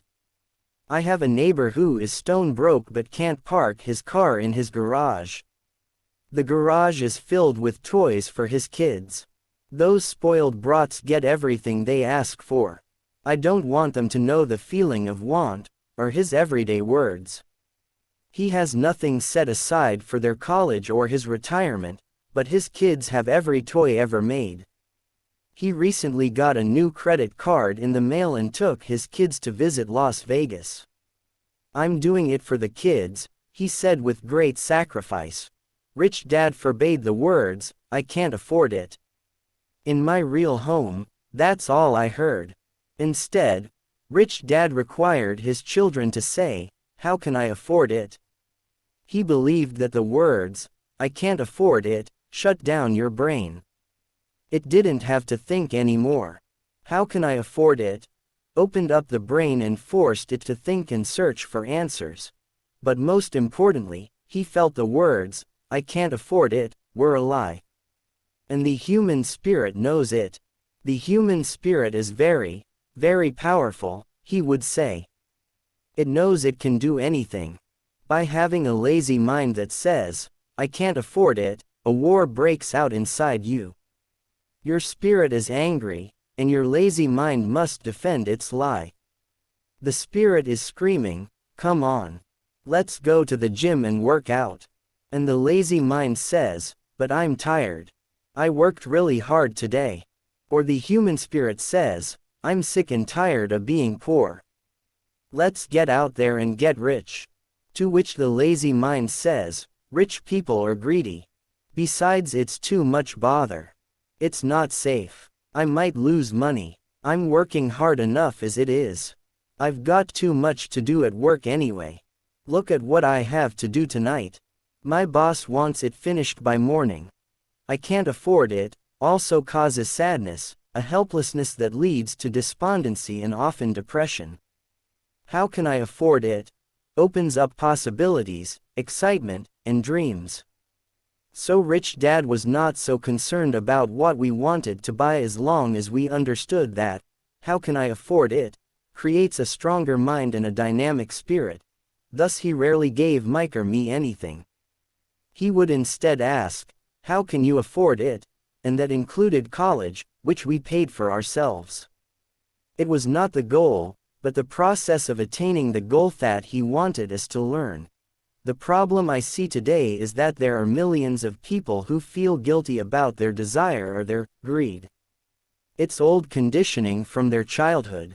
While they desire to have the finer things that life offers, most have been conditioned subconsciously to say, I can't have that, or, I'll never be able to afford that. When I decided to exit the rat race, it was simply a question of, how can I afford to never work again? And my mind began to kick out answers and solutions. The hardest part was fighting my real parents' dogma, we can't afford that. Stop thinking only about yourself. Why don't you think about others? And other similar sentiments designed to instill guilt to suppress my greed. So how do you beat laziness? Once again, the answer is a little greed. It's that radio station WeFM, which stands for, what's in it for me? A person needs to sit down and ask, what would my life be like if I never had to work again? What would I do if I had all the money I needed? Without that little greed, the desire to have something better, progress is not made. Our world progresses because we all desire a better life. New inventions are made because we desire something better. We go to school and study hard because we want something better. So whenever you find yourself avoiding something you know you should be doing, then the only thing to ask yourself is, what's in it for me? Be a little greedy. It's the best cure for laziness. Too much greed, however, as anything in excess can be, is not good. But just remember what Michael Douglas said in the movie Wall Street, greed is good. Rich Dad said it differently. Guilt is worse than greed, for guilt robs the body of its soul. I think Eleanor Roosevelt said it best. Do what you feel in your heart to be right, for you'll be criticized anyway. You'll be damned if you do, and damned if you don't. Overcoming bad habits or lives are a reflection of our habits more than our education. After seeing the movie Conan the Barbarian, starring Arnold Schwarzenegger, a friend said, I'd love to have a body like Schwarzenegger. Most of the guys nodded in agreement. I even heard he was really puny and skinny at one time, another friend added. Yeah, I heard that too, another one said. I heard he has a habit of working out almost every day in the gym. Yeah, I'll bet he has too. Nah, said the group cynic. I'll bet he was born that way. Besides, let's stop talking about Arnold and get some beers. This is an example of habits controlling behavior. I remember asking my rich dad about the habits of the rich. Instead of answering me outright, he wanted me to learn through example. As usual. When does your dad pay his bills? Rich Dad asked. The first of the month, I said. Does he have anything left over? He asked. Very little, I said. That's the main reason he struggles, said Rich Dad.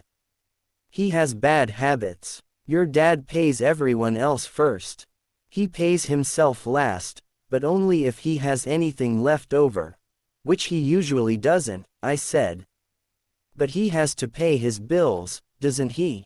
You're saying he shouldn't pay his bills? Of course not, said Rich Dad.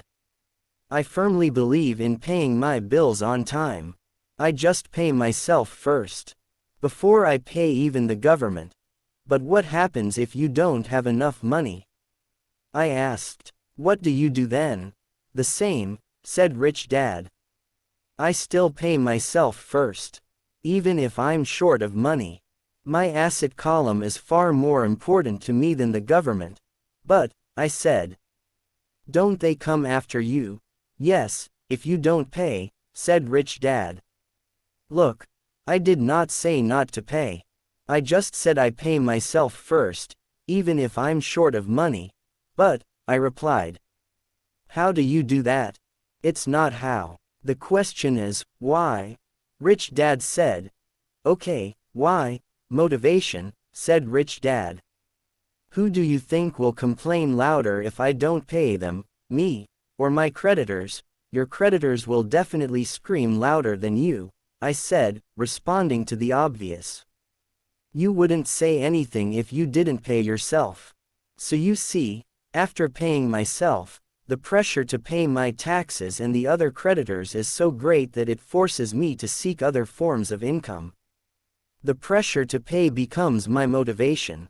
I've worked extra jobs, started other companies, traded in the stock market, anything just to make sure those guys don't start yelling at me. That pressure made me work harder, forced me to think, and all in all, made me smarter and more active when it comes to money. If I had paid myself last, I would have felt no pressure, but I'd be broke. So it is the fear of the government or other people you owe money to that motivates you. That's right, said Rich Dad. You see, government bill collectors are big bullies. So are bill collectors in general. Most people give into these bullies. They pay them and never pay themselves. You know the story of the 98-pound weakling who gets sand kicked in his face. I nodded. I see that ad for weightlifting and bodybuilding lessons in the comic books all the time. If I pay myself first, I get financially stronger, mentally and fiscally. Well, most people let the bullies kick sand in their faces. I decided to use the fear of the bully to make me stronger. Others get weaker. Forcing myself to think about how to make extra money is like going to the gym and working out with weights. The more I work my mental money muscles out, the stronger I get. Now I'm not afraid of those bullies. I liked what Rich Dad was saying. So if I pay myself first, I get financially stronger, mentally and fiscally. Rich Dad nodded. And if I pay myself last, or not at all, I get weaker. So people like bosses, managers, tax collectors, bill collectors, and landlords push me around all my life, just because I don't have good money habits. Rich Dad nodded, just like the 98-pound weakling. Overcoming arrogance, what I know makes me money. What I don't know loses me money. Every time I have been arrogant, I have lost money. Because when I'm arrogant, I truly believe that what I don't know is not important. Rich Dad would often tell me. I have found that many people use arrogance to try to hide their own ignorance. It often happens when I am discussing financial statements with accountants or even other investors. They try to bluster their way through the discussion. It is clear to me that they don't know what they're talking about. They're not lying, but they are not telling the truth. There are many people in the world of money, finances, and investments who have absolutely no idea what they're talking about. Most people in the money industry are just spouting off sales pitches like used car salesmen. When you know you are ignorant in a subject, start educating yourself by finding an expert in the field or a book on the subject. Chapter 8. Getting started. There is gold everywhere. Most people are not trained to see it. I wish I could say acquiring wealth was easy for me, but it wasn't. So in response to the question, how do I start? I offer the thought process I go through on a day-to-day basis. It really is easy to find great deals. I promise you that. It's just like riding a bike. After a little wobbling, it's a piece of cake. But when it comes to money, it takes determination to get through the wobbling. That's a personal thing. To find million-dollar deals of a lifetime requires us to call on our financial genius. I believe that each of us has a financial genius within us. The problem is that our financial genius lies asleep, waiting to be called upon. It lies asleep because our culture has educated us into believing that the love of money is the root of all evil. It has encouraged us to learn a profession so we can work for money, but failed to teach us how to have money work for us. It taught us not to worry about our financial future because our company or the government would take care of us when our working days are over. However, it is our children, educated in the same school system, who will end up paying for this absence of financial education. The message is still to work hard, earn money, and spend it, and when we run short, we can always borrow more. Unfortunately, 90% of the Western world subscribes to the above dogma, simply because it's easier to find a job and work for money. If you are not one of the masses, I offer you the following 10 steps to awaken your financial genius. I simply offer you the steps I have personally followed. If you want to follow some of them, great. If you don't, make up your own. Your financial genius is smart enough to develop its own list. While in Peru, I asked a gold miner of 45 years how he was so confident about finding a gold mine. He replied, "There is gold everywhere. Most people are not trained to see it." And I would say that is true. In real estate, I can go out and in a day come up with 4 or 5 great potential deals, while the average person will go out and find nothing, even looking in the same neighborhood. The reason is that they have not taken the time to develop their financial genius. I offer you the following 10 steps as a process to develop your God-given powers over which only you have control. Point 1. Find a reason greater than reality. The power of spirit. If you ask most people if they would like to be rich or financially free, they would say yes. But then reality sets in. The road seems too long with too many hills to climb. It's easier to just work for money and hand the excess over to your broker. I once met a young woman who had dreams of swimming for the U.S. Olympic team. The reality was that she had to get up every morning at 4 o'clock to swim for 3 hours before going to school. She did not party with her friends on Saturday night. She had to study and keep her grades up, just like everyone else. When I asked her what fueled her superhuman ambition and sacrifice, she simply said, "I do it for myself and the people I love.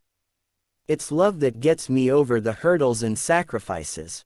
A reason or a purpose is a combination of wants and don't wants. When people ask me what my reason for wanting to be rich is, I tell them that it is a combination of deep emotional wants and don't wants. I will list a few. First, the don't wants, for they create the wants. I don't want to work all my life. I don't want what my parents aspired for, which was job security in a house in the suburbs. I don't like being an employee. I hated that my dad always missed my football games because he was so busy working on his career. I hated it when my dad worked hard all his life and the government took most of what he worked for at his death.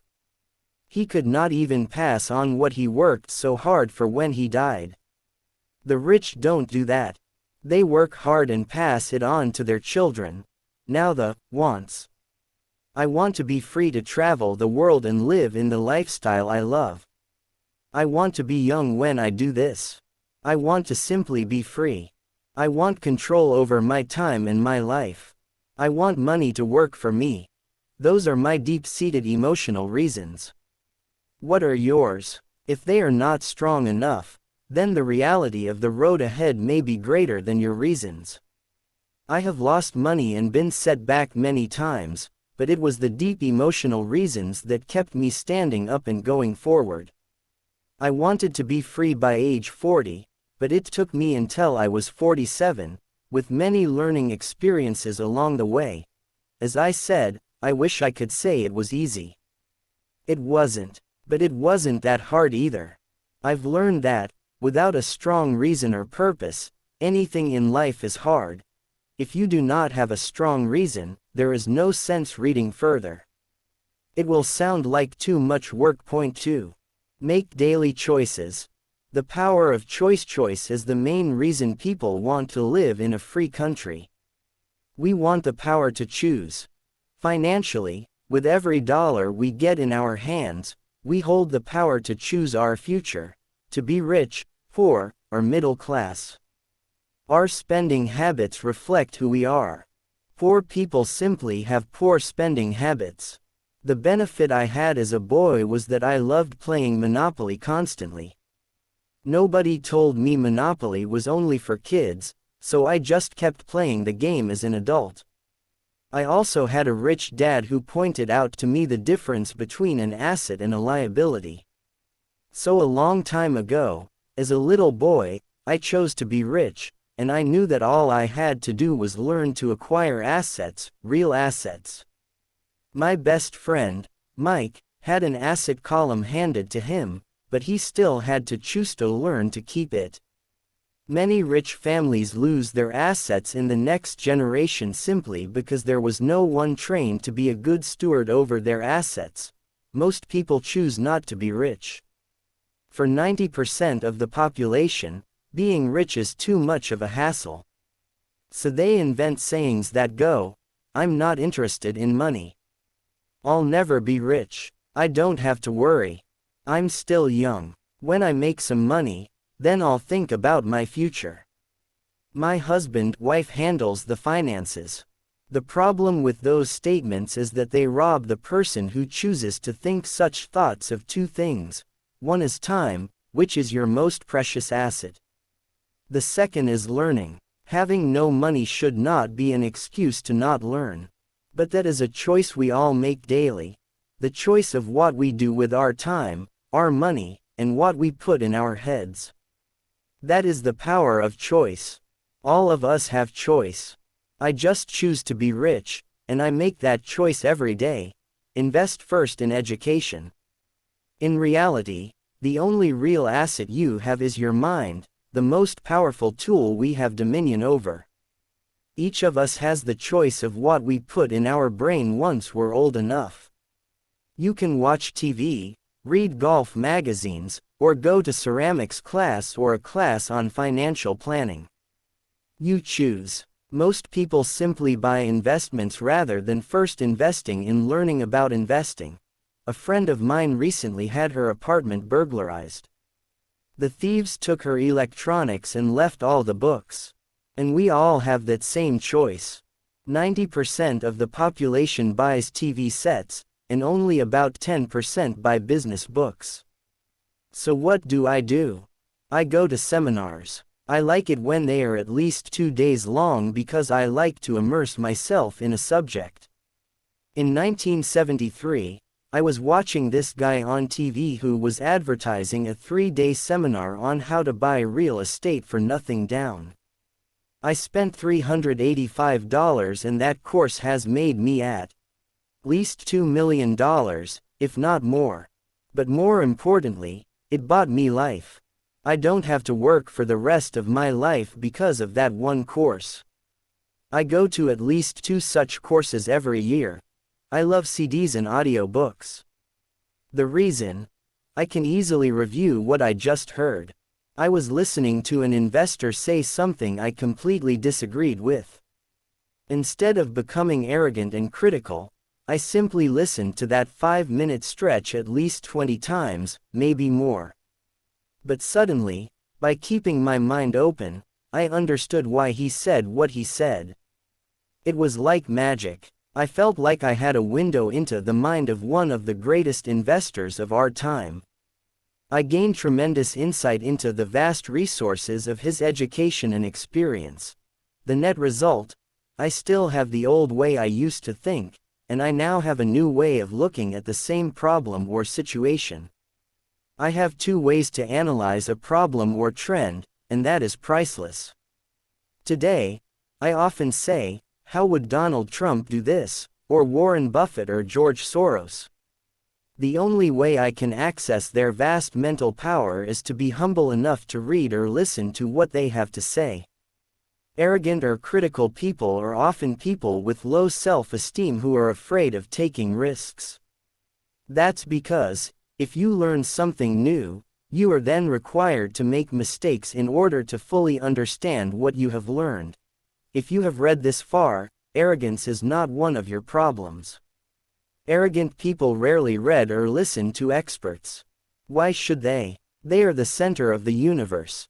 There are so many intelligent people who argue or defend when a new idea clashes with the way they think. In this case, their so-called intelligence combined with arrogance equals ignorance. Each of us knows people who are highly educated, or believe they are smart, but their balance sheet paints a different picture. A truly intelligent person welcomes new ideas, for new ideas can add to the synergy of other accumulated ideas. Listening is more important than talking. If that were not true, God would not have given us 2 ears and only 1 mouth. Too many people think with their mouth instead of listening in order to absorb new ideas and possibilities. They argue instead of asking questions. I take a long view on my wealth. I do not subscribe to the get-rich-quick mentality most lottery players or casino gamblers have. I may go in and out of stocks, but I am long on education. If you want to fly an airplane, I advise taking lessons first. I am always shocked at people who buy stocks or real estate, but never invest in their greatest asset, their mind. Just because you bought a house or 2 does not make you an expert at real estate. Point 3. Choose friends carefully. The power of association. First of all, I do not choose my friends by their financial statements.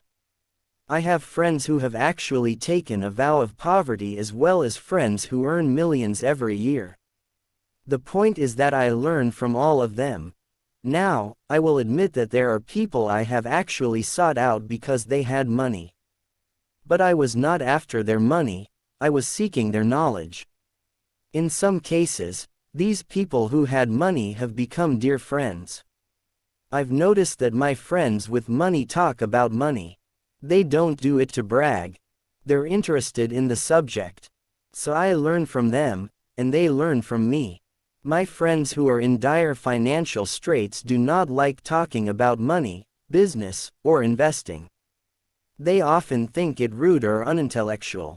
So I also learn from my friends who struggle financially. I find out what not to do. I have several friends who have generated over $1 billion in their short lifetimes. The 3 of them report the same phenomenon. Their friends who have no money have never come to them to ask them how they did it. But they do come asking for one of 2 things, or both: a loan, or a job. Warning: don't listen to poor or frightened people. I have such friends, and while I love them dearly, they are the Chicken Littles of life.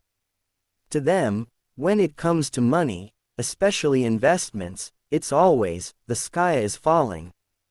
The sky is falling. They can always tell you why something won't work. The problem is that people listen to them. But people who blindly accept doom and gloom information are also chicken littles. As that old saying goes, birds of a feather flock together. If you watch business channels on TV, they often have a panel of so-called experts.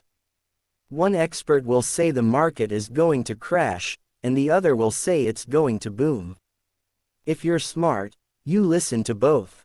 Keep your mind open, because both have valid points.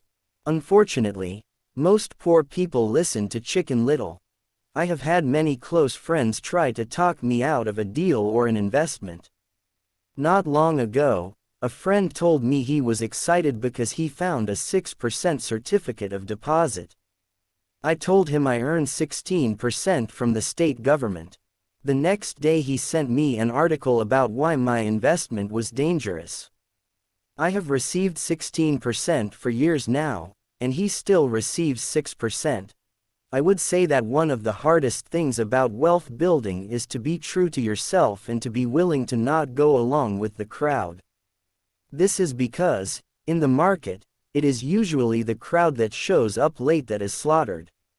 If a great deal is on the front page, it's too late in most instances.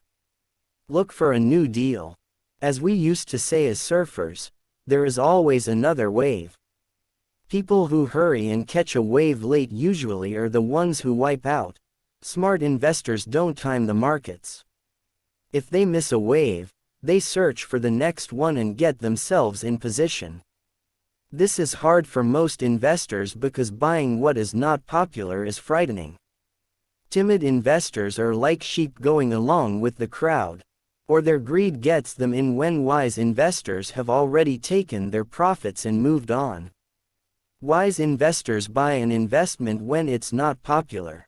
They know their profits are made when they buy, not when they sell. They wait patiently. As I said, they do not time the market. Just like a surfer, they get in position for the next big swell. It's all insider trading. There are forms of insider trading that are illegal, and there are forms of insider trading that are legal. But either way, it's insider trading. The only distinction is, how far away from the inside are you? The reason you want to have rich friends is because that is where the money is made. It's made on information. You want to hear about the next boom, get in, and get out before the next bust. I'm not saying do it illegally, but the sooner you know, the better your chances are for profits with minimal risk. That is what friends are for. And that is financial intelligence point 4. Master a formula and then learn a new one. The power of learning quickly. In order to make bread, every baker follows a recipe, even if it's only held in their head. The same is true for making money. Most of us have heard the saying, you are what you eat. I have a different slant. I say, you become what you study. In other words, be careful what you learn, because your mind is so powerful that you become what you put in your head. For example, if you study cooking, you then tend to cook. If you don't want to be a cook anymore, then you need to study something else. When it comes to money, the masses generally have one basic formula they learned in school, and it's this: work for money.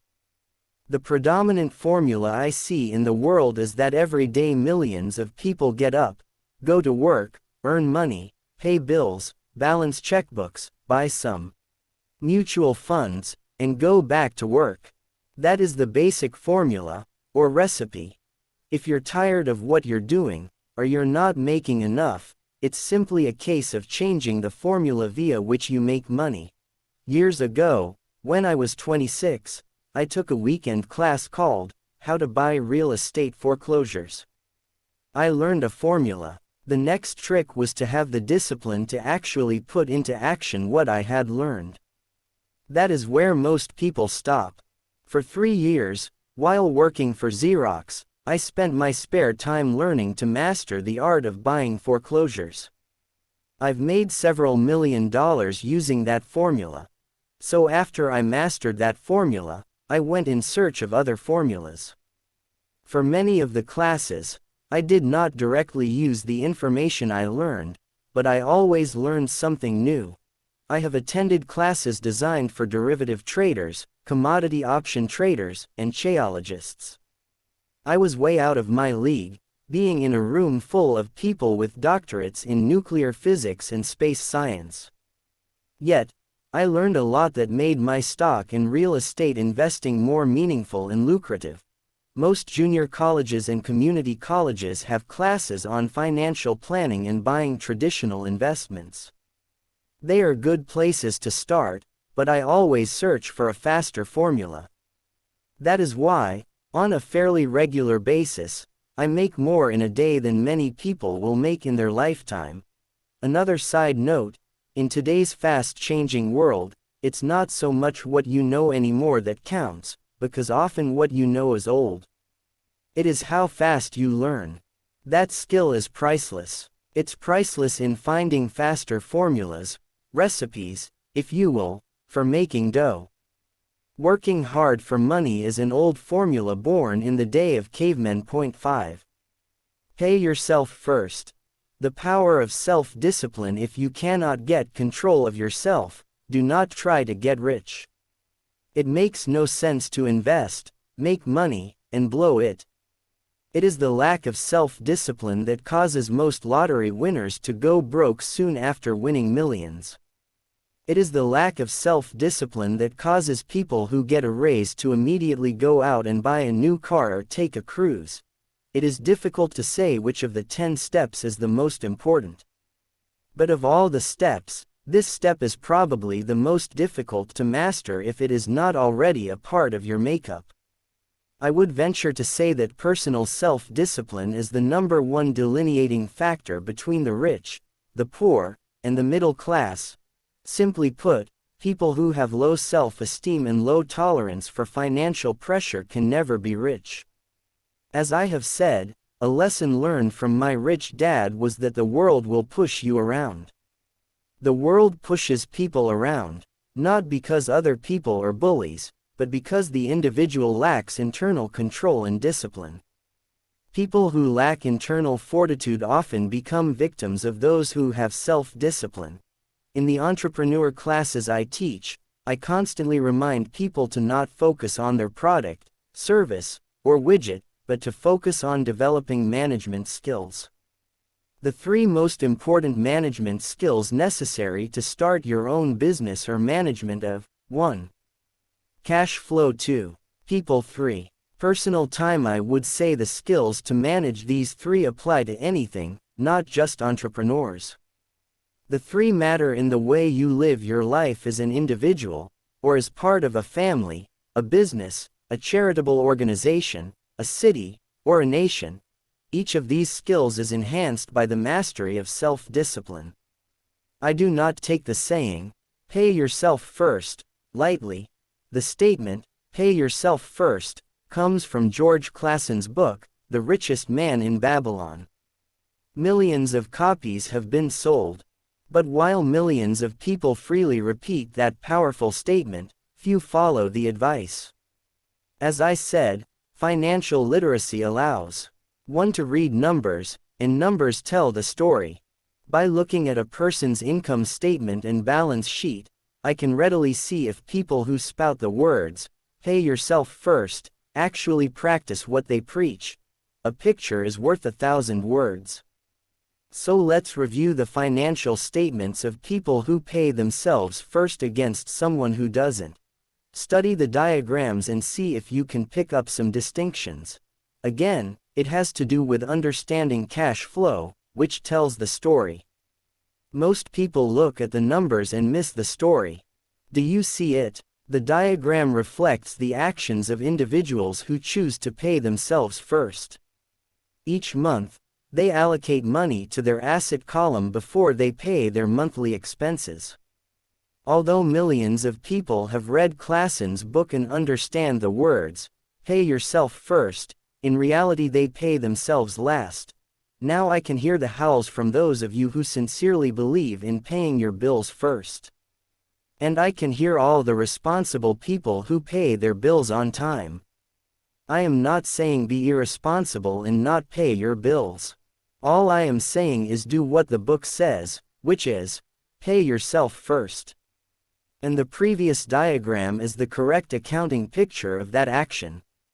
If you can truly begin to understand the power of cash flow, you will soon realize what is wrong with the previous diagram, or why 90% of people work hard all their lives and need government support like Social Security when they are no longer able to work. Kim and I have had many bookkeepers, accountants, and bankers who have had a major problem with this way of looking at, pay yourself first. The reason is that these financial professionals actually do what the masses do, they pay themselves last. There have been times in my life when, for whatever reason, cash flow was far less than my bills. I still paid myself first. My accountant and bookkeeper screamed in panic, "They're going to come after you. The IRS is going to put you in jail. You're going to ruin your credit rating. They'll cut off the electricity." I still paid myself first. Why, you ask? Because that's what the story, The Richest Man in Babylon, was all about, the power of self-discipline and the power of internal fortitude. As my rich dad taught me the first month I worked for him, most people allow the world to push them around. A bill collector calls and you, pay or else. A sales clerk says, "Oh, just put it on your charge card." Your real estate agent tells you, "Go ahead." The government allows you a tax deduction on your home. That is what the book is really about, having the guts to go against the tide and get rich. You may not be weak, but when it comes to money, many people get wimpy.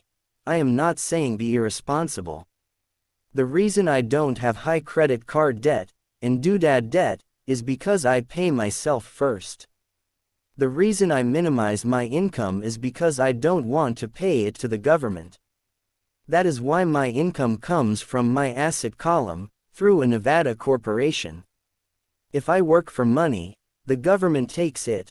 Although I pay my bills last, I am financially astute enough to not get into a tough financial situation. I don't like consumer debt. I actually have liabilities that are higher than 99% of the population, but I don't pay for them. Other people pay for my liabilities. They're called tenants. So rule number 1 in paying yourself first is, don't get into consumer debt in the first place. Although I pay my bills last, I set it up to have only small unimportant bills that are due. When I occasionally come up short, I still pay myself first. I let the creditors and even the government scream. I like it when they get tough. Why? Because those guys do me a favor. They inspire me to go out and create more money. So, I pay myself first, invest the money, and let the creditors yell. I generally pay them right away anyway. Kim and I have excellent credit. We just don't cave into pressure and spend our savings or liquidate stocks to pay for consumer debt. That is not too financially intelligent. To successfully pay yourself first, keep the following in mind. 1. Don't get into large debt positions that you have to pay for. Keep your expenses low. Build up assets first. Then buy the big house or nice car. Being stuck in the rat race is not intelligent. Point 2. When you come up short, let the pressure build and don't dip into your savings or investments. Use the pressure to inspire your financial genius to come up with new ways of making more money, and then pay your bills. You will have increased your ability to make more money as well as your financial intelligence. So many times I have gotten into financial hot water and used my brain to create more income while staunchly defending the assets in my asset column. My bookkeeper has screamed and dived for cover, but I was like a good soldier defending the fort assets. Poor people have poor habits. A common bad habit is innocently called dipping into savings. The rich know that savings are only used to create more money, not to pay bills. I know that sounds tough, but as I said, if you're not tough inside, the world will always push you around anyway. If you do not like financial pressure, then find a formula that works for you. A good one is to cut expenses, put your money in the bank, pay more than your fair share of income tax, buy safe mutual funds, and take the vow of the average. But this violates the pay yourself first rule. This rule does not encourage self-sacrifice or financial abstinence. It doesn't mean pay yourself first and starve. Life was meant to be enjoyed. If you call on your financial genius, you can have all the goodies of life, get rich, and pay bills. And that is financial intelligence. Point 6. Pay your brokers well. The power of good advice. Sometimes I see people posting a sign in front of their house that says, "For sale by owner." Or I see people on TV claiming to be discount brokers. My rich dad taught me to take the opposite approach. He believed in paying professionals well, and I have adopted that policy also. Today, I have expensive attorneys, accountants, real estate brokers, and stockbrokers. Why? Because if, and I do mean if, the people are professionals, their services should make you money. And the more money they make, the more money I make. We live in the information age. Information is priceless. A good broker should provide you with information, as well as take the time to educate you. I have several brokers who do that for me. Some taught me when I had little or no money, and I am still with them today. What I pay a broker is tiny in comparison with what kind of money I can make because of the information they provide. I love it when my real estate broker or stockbroker makes a lot of money because that usually means I made a lot of money.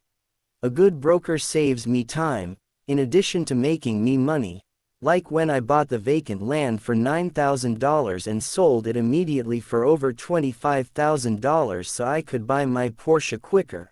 A broker is my eyes and ears in the market. They're there every day so I do not have to be. I'd rather play golf. People who sell their house on their own must not value their time much. Why would I want to save a few bucks when I could use that time to make more money or spend it with those I love? What I find funny is that so many poor and middle-class people insist on tipping restaurant help 15 to 20%, even for bad service, but complain about paying a broker 3 to 7%. They enjoy tipping people in the expense column and stiffing people in the asset column. That is not financially intelligent. Keep in mind that not all brokers are created equal. Unfortunately, most brokers are only salespeople. They sell, but they themselves own little or no real estate. There is a tremendous difference between a broker who sells houses and a broker who sells investments. The same is true for stock, bond, mutual fund, and insurance, brokers who call themselves financial planners. When I interview any paid professional, I first find out how much property or stocks they personally own and what percentage they pay in taxes. And that applies to my tax attorney as well as my accountant.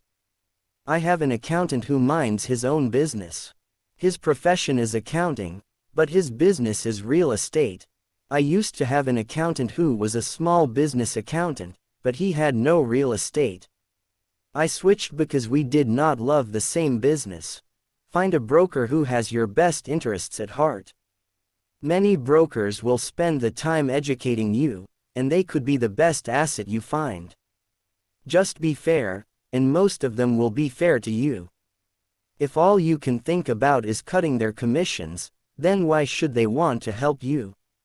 It's just simple logic.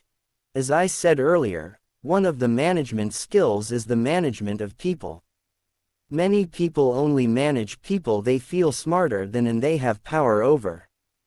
Many middle managers remain middle managers, failing to get promoted, because they know how to work with people below them, but not with people above them. The real skill is to manage and reward the people who are smarter than you in some technical area. That is why companies have a board of directors. You should have one too. That is financial intelligence. Point 7. Be an Indian giver. The power of getting something for nothing. When the first European settlers came to America, they were taken aback by a cultural practice some American Indians had. For example, if a settler was cold, the Indian would give the person a blanket. Mistaking it for a gift, the settler was often offended when the Indian asked for it back. The Indians also got upset when they realized the settlers did not want to give it back. That is where the term, Indian giver, came from, a simple cultural misunderstanding. In the world of the asset column, being an Indian giver is vital to wealth. The sophisticated investor's first question is, how fast do I get my money back? They also want to know what they get for free, also called a piece of the action. That is why the ROI, or return on investment, is so important. For example, I found a small condominium that was in foreclosure a few blocks from where I lived. The bank wanted $60,000, and I submitted a bid for $50,000, which they took, simply because, along with my bid, was a cashier's check for $50,000. They realized I was serious. Most investors would say, "Aren't you tying up a lot of cash? Would it not be better to get a loan on it?" The answer is, not in this case. My investment company uses this condominium as a vacation rental in the winter months when the snowbirds come to Arizona. It rents for $2,500 a month for 4 months out of the year. For rental during the off-season, it rents for only $1,000 a month. I had my money back in about 3 years. Now I own this asset, which pumps money out for me, month in and month out. the same is done with stocks. Frequently, my broker calls and recommends I move a sizable amount of money into the stock of a company that he feels is just about to make a move that will add value to the stock, like announcing a new product. I will move my money in for a week to a month while the stock moves up. Then I pull my initial dollar amount out, and stop worrying about the fluctuations of the market, because my initial money is back and ready to work on another asset. So my money goes in, and then it comes out, and I own an asset that was technically free. True, I have lost money on many occasions, but I only play with money I can afford to lose. I would say, on an average 10 investments, I hit home runs on 2 or 3, while 5 or 6 do nothing, and I lose on 2 or 3. But I limit my losses to only the money I have in at that time.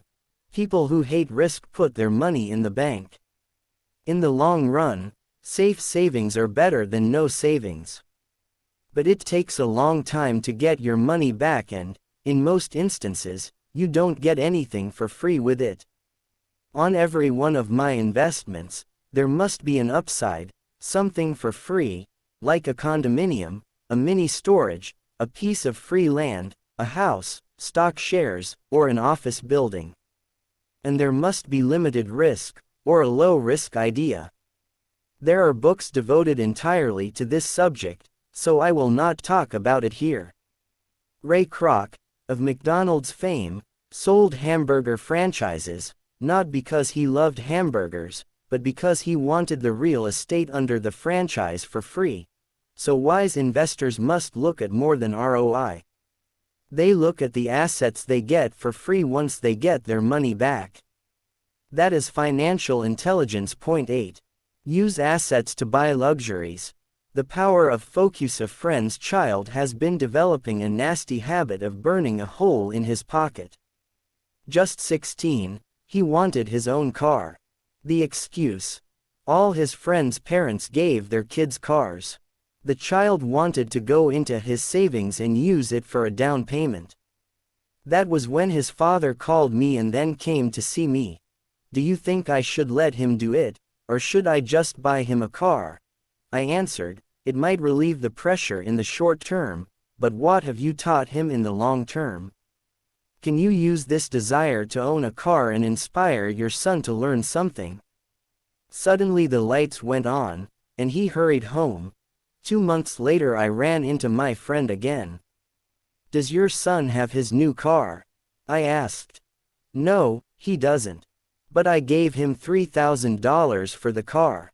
I told him to use my money instead of his college money. Well, that's generous of you, I said. Not really.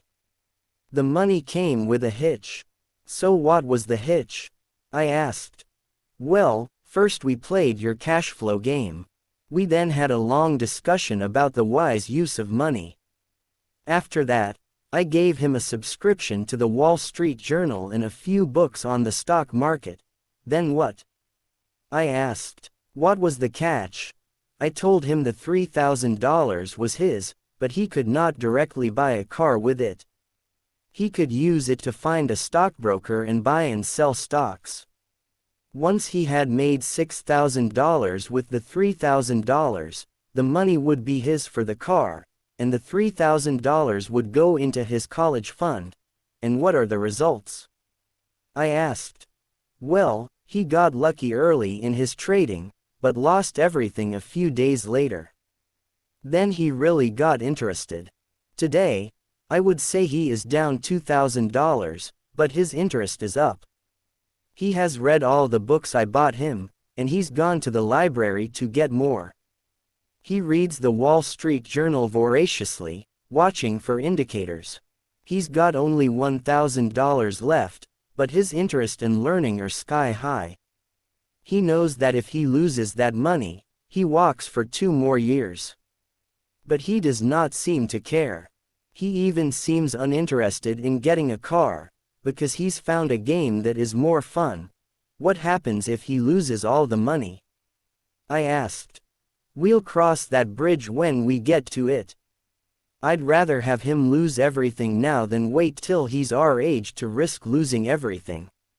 And besides, that is the best $3,000 I've ever spent on his education. What he is learning will serve him for life, and he seems to have gained a new respect for the power of money. As I said earlier, if a person cannot master the power of self-discipline, it is best not to try to get rich. I say this because, although the process of developing cash flow from an asset column is easy in theory, what's hard is the mental fortitude to direct money to the correct use.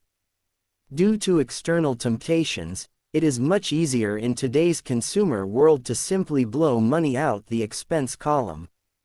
With weak mental fortitude, that money flows into the paths of least resistance. That is the cause of poverty and financial struggle. The following example illustrates the financial intelligence needed to direct money to make more money. If we give 100 people $10,000 at the start of the year, I believe that at the end of the year, 80 would have nothing left.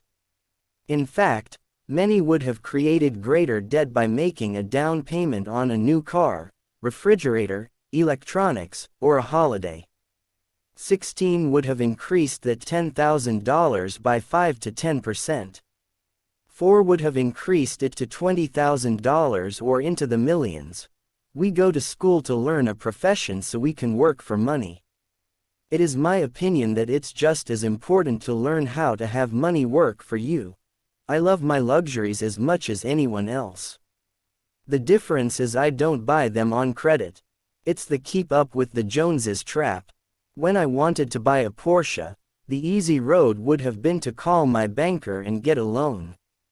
Instead of choosing to focus in the liability column, I chose to focus in the asset column. As a habit, I use my desire to consume to inspire and motivate my financial genius to invest. Too often today, we focus on borrowing money to get the things we want instead of focusing on creating money. One is easier in the short term, but harder in the long term. It's a bad habit that we as individuals, and as a nation, have gotten into.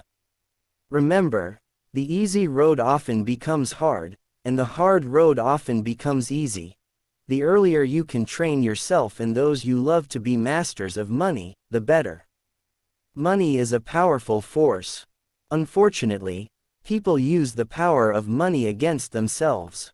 If your financial intelligence is low, money will run all over you. It will be smarter than you. If money is smarter than you will work for it all your life. To be the master of money, you need to be smarter than it. Then money will do as it is told. It will obey you. Instead of being a slave to it, you will be the master of it. That is financial intelligence. Point 9. Choose heroes. The power of myth. When I was a kid, I greatly admired Willie Mays, Hank Aaron, and Yogi Berra. They were my heroes, and I wanted to be just like them. I treasured their baseball cards. I knew their stats, the RBIs, the eras, their batting averages, how much they got paid, and how they came up from the minor leagues. As a 9-year-old kid, when I stepped up to bat or played first base or catcher, I wasn't me. I pretended I was a famous baseball player. It's one of the most powerful ways we learn, and we often lose that as adults. We lose our heroes. Today, I watch young kids playing basketball near my home. On the court they're not little Johnny. They're pretending to be their favorite basketball hero. Copying or emulating heroes is true power learning. I have new heroes as I grow older. I have golf heroes and I copy their swings and do my best to read everything I can about them. I also have heroes such as Donald Trump, Warren Buffett, Peter Lynch, George Soros, and Jim Rogers. I know their stats just like I knew the eras and RBIs of my childhood baseball heroes. I follow what Warren Buffett invests in, and I read anything I can about his point of view on the market and how he chooses stocks. And I read about Donald Trump, trying to find out how he negotiates and puts deals together. just as I was not me when I was up to bat, when I'm in the market or I'm negotiating a deal. I am subconsciously acting with the bravado of Trump.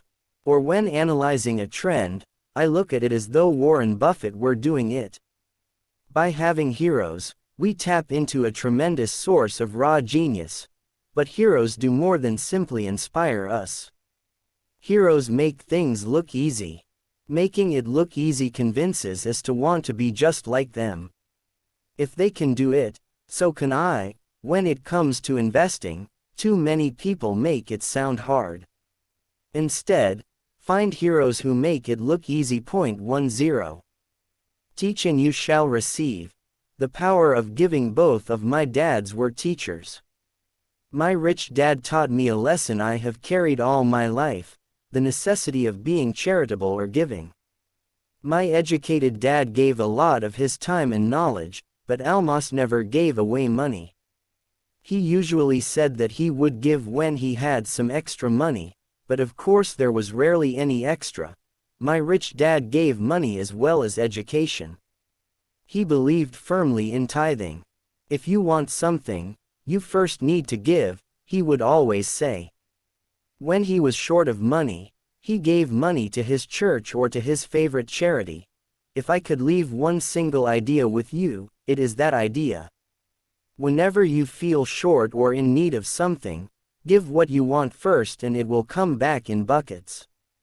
That is true for money, a smile, love, or friendship. I know it is often the last thing a person may want to do, but it has always worked for me.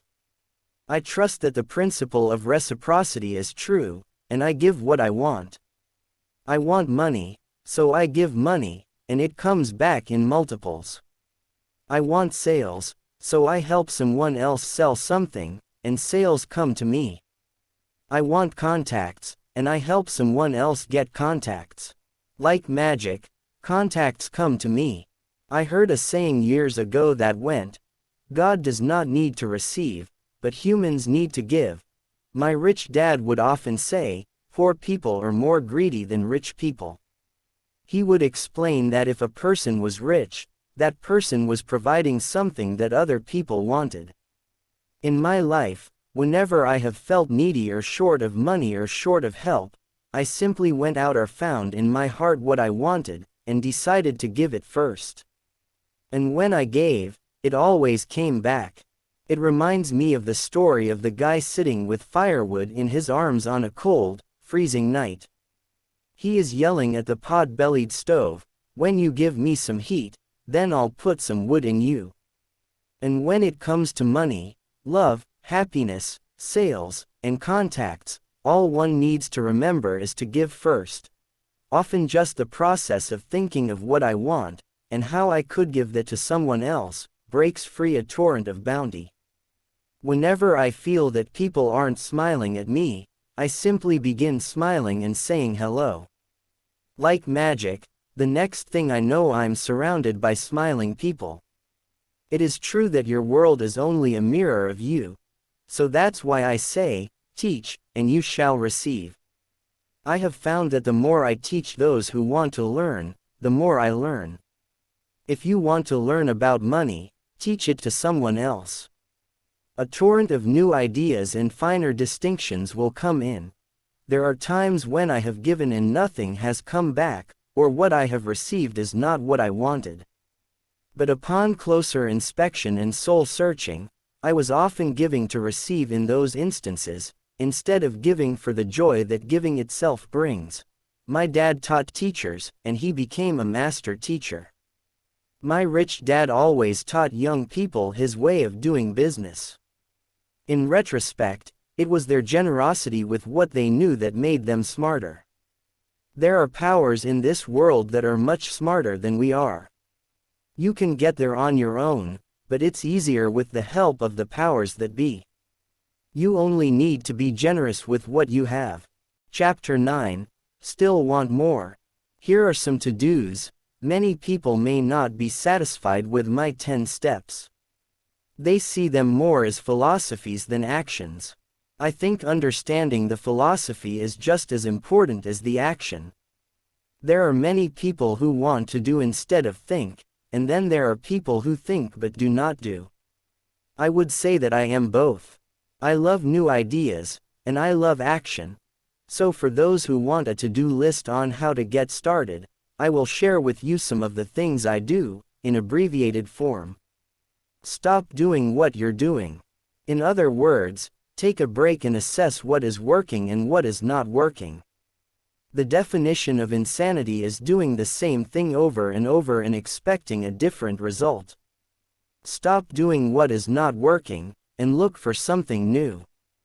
Look for new ideas. For new investing ideas, I go to bookstores and search for books on different and unique subjects. I call them formulas. I buy how to books on formulas I know nothing about. For example, in the bookstore I found the book The 16% Solution by Joel Moskowitz. I bought the book and read it, and the next Thursday, I did exactly as the book said. Most people do not take action, or they let someone talk them out of whatever new formula they are studying. My neighbor told me why 16% would not work. I did not listen to him because he's never done it. Find someone who has done what you want to do. Take them to lunch and ask them for tips and tricks of the trade. As for 16% tax lien certificates, I went to the county tax office and found the government employee who worked in that office. I found out that she, too, invested in the tax liens. Immediately, I invited her to lunch. She was thrilled to tell me everything she knew and how to do it. After lunch, she spent all afternoon showing me everything. By the next day, I found 2 great properties with her help that have been accruing interest at 16% ever since. It took a day to read the book, a day to take action, an hour for lunch, and a day to acquire 2 great deals. Take classes, read, and attend seminars. I search newspapers and the internet for new and interesting classes, many of which are free or inexpensive. I also attend and pay for expensive seminars on what I want to learn. I am wealthy and free from needing a job simply because of the courses I took. I have friends who did not take those classes who told me I was wasting my money, and yet they're still at the same job. Make lots of offers. When I want a piece of real estate, I look at many properties and generally write an offer. If you don't know what the right offer is, neither do I. That is the job of the real estate agent. They make the offers. I do as little work as possible. A friend wanted me to show her how to buy apartment houses. So one Saturday she, her agent, and I went and looked at 6 apartment houses. 4 were dogs, but 2 were good. I said to write offers on all 6, offering half of what the owners asked for. She and the agent nearly had heart attacks. They thought it was rude, and would offend the sellers, but I really don't think the agent wanted to work that hard. So they did nothing and went on looking for a better deal. No offers were ever made, and that person is still looking for the right deal at the right price. Well, you don't know what the right price is until you have a second party who wants to deal. Most sellers ask too much. It is rare that a seller asks a price that is less than something is worth. Moral of the story: make offers. People who are not investors have no idea what it feels like to try to sell something. I have had a piece of real estate that I wanted to sell for months. I would have welcomed any offer. They could have offered me 10 pigs, and I would have been happy, not at the offer, but just because someone was interested. I would have countered, maybe for a pig farm in exchange. But that's how the game works. The game of buying and selling is fun. Keep that in mind. It's fun and only a game. Make offers. Someone might say yes. I always make offers with escape clauses. In real estate, I make an offer with language that details, subject to contingencies, such as the approval of a business partner. Never specify who the business partner is. Most people don't know that my partner is my cat. If they accept the offer, and I don't want the deal, I call home and speak to my cat. I make this ridiculous statement to illustrate how absurdly easy and simple the game is. So many people make things too difficult and take it too seriously. Finding a good deal, the right business, the right people, the right investors, or whatever is just like dating. You must go to the market and talk to a lot of people, make a lot of offers, counter-offers, negotiate, reject, and accept. I know single people who sit at home and wait for the phone to ring, but it's better to go to the market, even if it's only the supermarket. Search, offer, reject, negotiate, and accept are all parts of the process of almost everything in life. Jog, walk, or drive a certain area once a month for 10 minutes. I have found some of my best real estate investments doing this. I will jog a certain neighborhood for a year and look for change. For there to be profit in a deal, there must be two elements, a bargain and change. There are lots of bargains, but it's change that turns a bargain into a profitable opportunity. So when I jog a neighborhood I might like to invest in. It is the repetition that causes me to notice slight differences. I notice real estate signs that are up for a long time. That means the seller might be more agreeable to deal. I watch for moving trucks going in or out. I stop and talk to the drivers. I talk to the postal carriers. It's amazing how much information they acquire about an area. I find a bad area, especially an area that the news has scared everyone away from. I drive it for sometimes a year waiting for signs of something changing for the better. I talk to retailers, especially new ones, and find out why they're moving in. It takes only a few minutes a month, and I do it while doing something else, like exercising, or going to and from the store. Shop for bargains in all markets. Consumers will always be poor. When the supermarket has a sale, say on toilet paper, the consumer runs in and stocks up. But when the housing or stock market has a sale, most often called a crash or correction, the same consumer often runs away from it. When the supermarket raises its prices, the consumer shops somewhere else. But when housing or the stock market raise their prices, the same consumer often rushes in and starts buying. Always remember, profits are made in the buying, not in the selling. Look in the right places.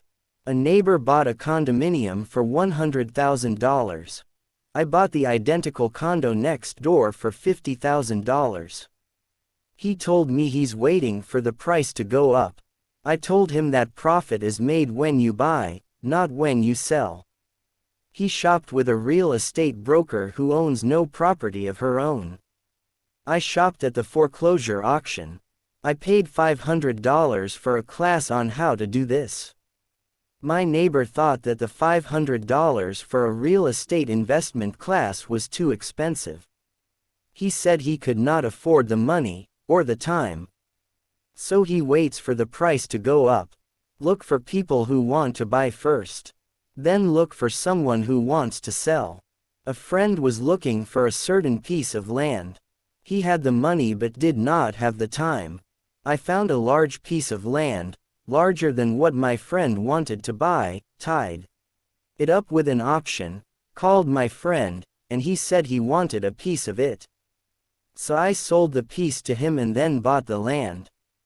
I kept the remaining land as mine for free. Moral of the story: buy the pie, and cut it in pieces. Most people look for what they can afford, so they look too small. They buy only a piece of the pie, so they end up paying more for less. Small thinkers don't get the big breaks. If you want to get richer, think big. Think big. Retailers love giving volume discounts, simply because most business people love big spenders. So even if you're small, you can always think big. When my company was in the market for computers, I called several friends and asked them if they were ready to buy also. We then went to different dealers and negotiated a great deal because we wanted to buy so many. I have done the same with stocks. Small people remain small because they think small, act alone, or don't act all. Learn from history. All the big companies on the stock exchange started out as small companies. Colonel Sanders did not get rich until after he lost everything in his 60s. Bill Gates was one of the richest men in the world before he was 30. Action always beats inaction. These are just a few of the things I have done and continue to do to recognize opportunities. The important words are, have done, and, do. As repeated many times throughout the book, you must take action before you can receive the financial rewards. Act now. Final thoughts. I would like to share some final thoughts with you. The main reason I wrote this book, and the reason it has remained a bestseller since 2000, was to share insights into how increased financial intelligence can be used to solve many of life's common problems. Without financial training, we all too often use the standard formulas to get through life: work hard, save, borrow, and pay excessive taxes. Today, more than ever, we need better information. I use the following story as an example of a financial problem that confronts many young families today. How do you afford a good education for your children and provide for your own retirement? It requires using financial intelligence instead of hard work. A friend of mine was griping one day about how hard it was to save money for his 4 children's college educations. He was putting $300 away in a college fund each month and had so far accumulated only about $12,000. He had about 12 more years to save for college since his oldest child was then 6 years old. At the time, the real estate market in Phoenix was terrible. People were giving houses away. I suggested to my friend that he buy a house with some of the money in his college fund. The idea intrigued him, and we began to discuss the possibility. His primary concern was that he did not have credit with the bank to buy another house since he was so overextended. I assured him that there were other ways to finance a property rather than through the bank. We looked for a house for 2 weeks, a house that would fit all our criteria. There were plenty to choose from, so shopping was fun. Finally, we found a 3-bedroom, 2-bath home in a prime neighborhood. The owner had been downsized and needed to sell that day because he and his family were moving to California where another job waited. The owner wanted $102,000, but we offered only $79,000. He took it immediately and agreed to carry back the loan with a 10% down payment. All my friend had to come up with was $7,900. As soon as the owner moved, my friend put the house up for rent. After all expenses were paid, including the mortgage, he put about $125 in his pocket each month. His plan was to keep the house for 12 years and let the mortgage get paid down faster by applying the extra $125 to the principal each month.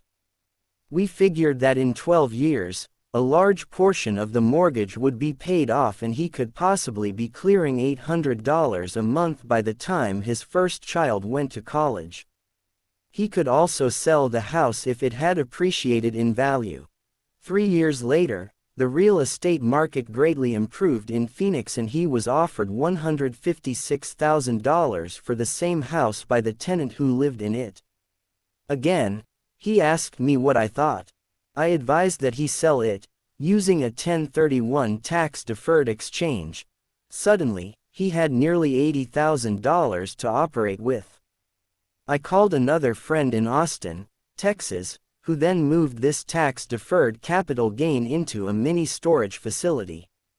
Within 3 months, he began receiving checks for a little less than $1,000 a month, which he then poured back into the college fund. A couple of years later, the mini warehouse sold, and he received a check for nearly $330,000 as proceeds from the sale.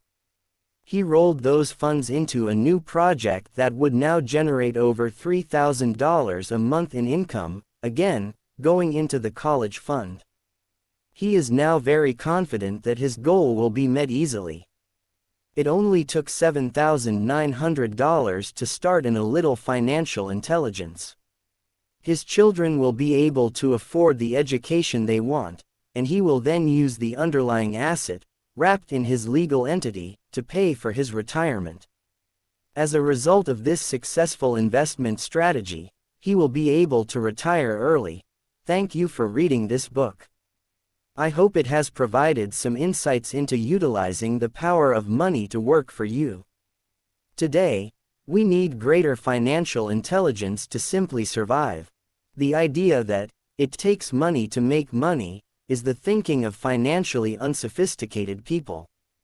It does not mean that they're not intelligent. They have simply not learned the science of money making money. Money is only an idea.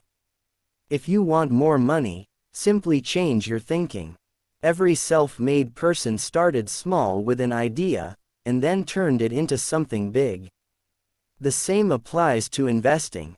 It takes only a few dollars to start and grow it into something big.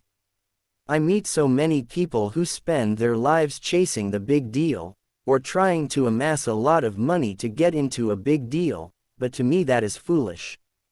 Too often I have seen unsophisticated investors put their large nest egg into one deal and lose most of it rapidly. They may have been good workers, but they were not good investors. Education and wisdom about money are important. Start early. Buy a book. Go to a seminar. Practice. Start small. I turned $5,000 cash into a $1 million asset, producing $5,000 a month cash flow in less than 6 years. But I started learning as a kid. I encourage you to learn, because it's not that hard. In fact, it's pretty easy once you get the hang of it. I think I have made my message clear. It's what is in your head that determines what is in your hands. Money is only an idea. There is a great book called Think and Grow Rich. The title is not Work Hard and Grow Rich. Learn to have money work hard for you, and your life will be easier and happier. Today, don't play it safe. Play it smart. The 3 incomes in the world of accounting. There are 3 different types of income. 1. Ordinary earned. 2. Portfolio. 3. Passive. When my poor dad said to me, go to school, get good grades, and find a safe, secure job, he was recommending I work for earned income. When my rich dad said, the rich don't work for money. They have their money work for them, he was talking about passive income and portfolio income. Passive income, in most cases, is income derived from real estate investments. Portfolio income is income derived from paper assets such as stocks and bonds. Portfolio income is the income that makes Bill Gates the richest man in the world, not earned income, Rich Dad used to say. The key to becoming wealthy is the ability to convert earned income into passive income or portfolio income as quickly as possible. He would say, taxes are highest on earned income. The least taxed income is passive income. That is another reason why you want your money working hard for you. The government taxes the income you work hard for more than the income your money works hard for. In my second book, Rich Dad's Cash Flow Quadrant, I explain the 4 different types of people who make up the world of business. They are E. Employee, S. Self-employed, B. Business owner, and I. Investor. Most people go to school to learn to be an E or an S. The cash flow quadrant is written about the core differences of these 4 types and how people can change their quadrant. In fact, most of our products are created for people in the B and I quadrants. In Rich Dad's Guide to Investing, book number 3 in the Rich Dad series, I go into more detail on the importance of converting earned income into passive and portfolio income. Rich Dad used to say, all a real investor does is convert earned income into passive and portfolio income. If you know what you're doing, investing is not risky. It's just common sense. The key to financial freedom and great wealth is a person's ability to convert earned income into passive and/or portfolio income. My rich dad spent a lot of time teaching Mike and me this skill. Having this ability is the reason my wife Kim and I are financially free, never needing to work again. We continue to work because we choose to. Today we own a real estate investment company for passive income and participate in private placements and initial public offerings of stock for portfolio income. We also went back to work to build a financial education company so that we can continue to create and publish books and games. All of our educational products are created to teach the same skills my rich dad taught me, the skills of converting earned income into passive and portfolio income. The games we create are important because they teach what books cannot teach. For example, you could never learn to ride a bicycle by only reading a book. Our cash flow games for adults and cash flow for kids game are designed to teach players the basic investment skills of converting earned income into passive and portfolio income. They also teach the principles of accounting and financial literacy. These games are the only educational products in the world that teach people all of these skills simultaneously. Cashflow 202 is the advanced version of Cashflow 101 and requires the game board from 101, as well as a full understanding of 101, before it can be played. Cashflow 101 and Cashflow for Kids teach the principles of fundamental investing. Cashflow 202 teaches the principles of technical investing. Technical investing involves advanced trading techniques such as short selling, call options, put options, and straddles. A person who understands these advanced techniques is able to make money when the market goes up, as well as when the market comes down. As my rich dad would say, a real investor makes money in an up market and a down market. That is why they make so much money. One of the reasons they make more money is simply because they have more self-confidence. You can play Cashflow Classic on the web at www.richdad.com and learn to convert earned income into passive and/or portfolio income. Eric Dad would say, they have more self-confidence because they are less afraid of losing. In other words, the average investor does not make as much money because they are so afraid of losing money. The average investor does not know how to protect themselves from losses, and that is what Cashflow 202 teaches. Average investors think investing is risky because they have not been formally trained to be professional investors. As Warren Buffett, America's richest investor, says, risk comes from not knowing what you're doing. My board games teach the simple basics of fundamental investing and technical investing while people are having fun. I occasionally hear someone say, your educational games are expensive, which poses the question of ROI, the return on investment, or the value returned for the price paid. I nod my head and reply, yes, they may be expensive, especially when compared to entertainment board games. But my games are not as expensive as a college education, working hard all your life for earned income, paying excessive taxes, and then living in terror of losing all of your money in the investment markets. When someone walks away mumbling about the price, I can hear my rich dad saying, if you want to be rich, you must know what kind of income to work hard for, how to keep it, and how to protect it from loss. That is the key to great wealth. Rich Dad would also say, if you do not understand the differences in those three incomes and do not learn the skills on how to acquire and protect those incomes, you will probably spend your life earning less than you could and working harder than you should. My poor dad thought a good education, a good job, and years of hard work were all you needed to be successful. My rich dad also thought a good education was important. But to him it was also important that Mike and I know the differences in the three incomes and what kind of income to work hard for. To him, That was basic financial education.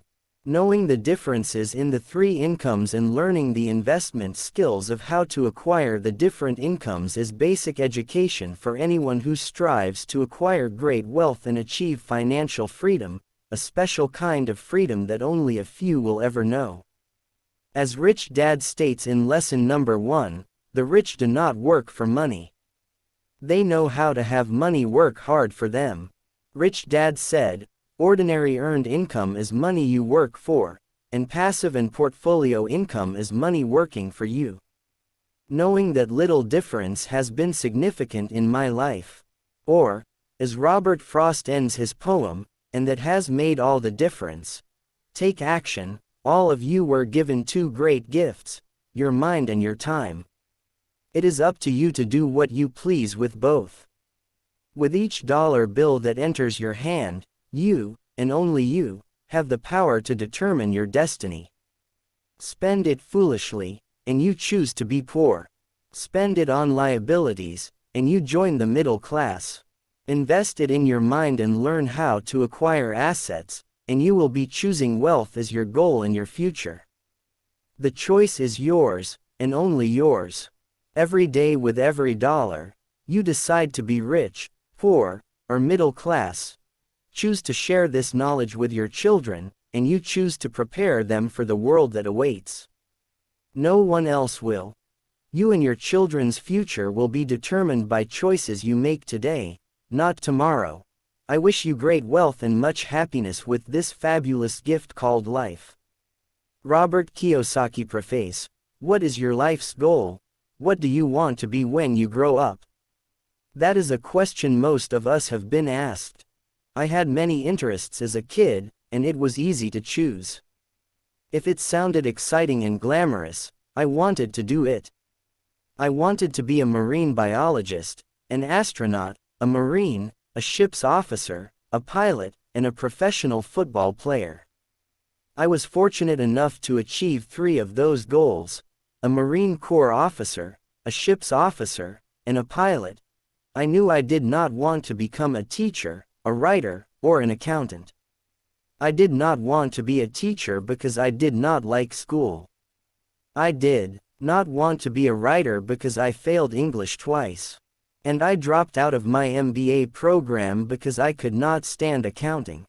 Ironically, now that I have grown up, I have become everything I never wanted to become. Although I disliked school, today I own an education company. I personally teach around the world because I love teaching. Although I failed English twice because I could not write, today I am best known as an author.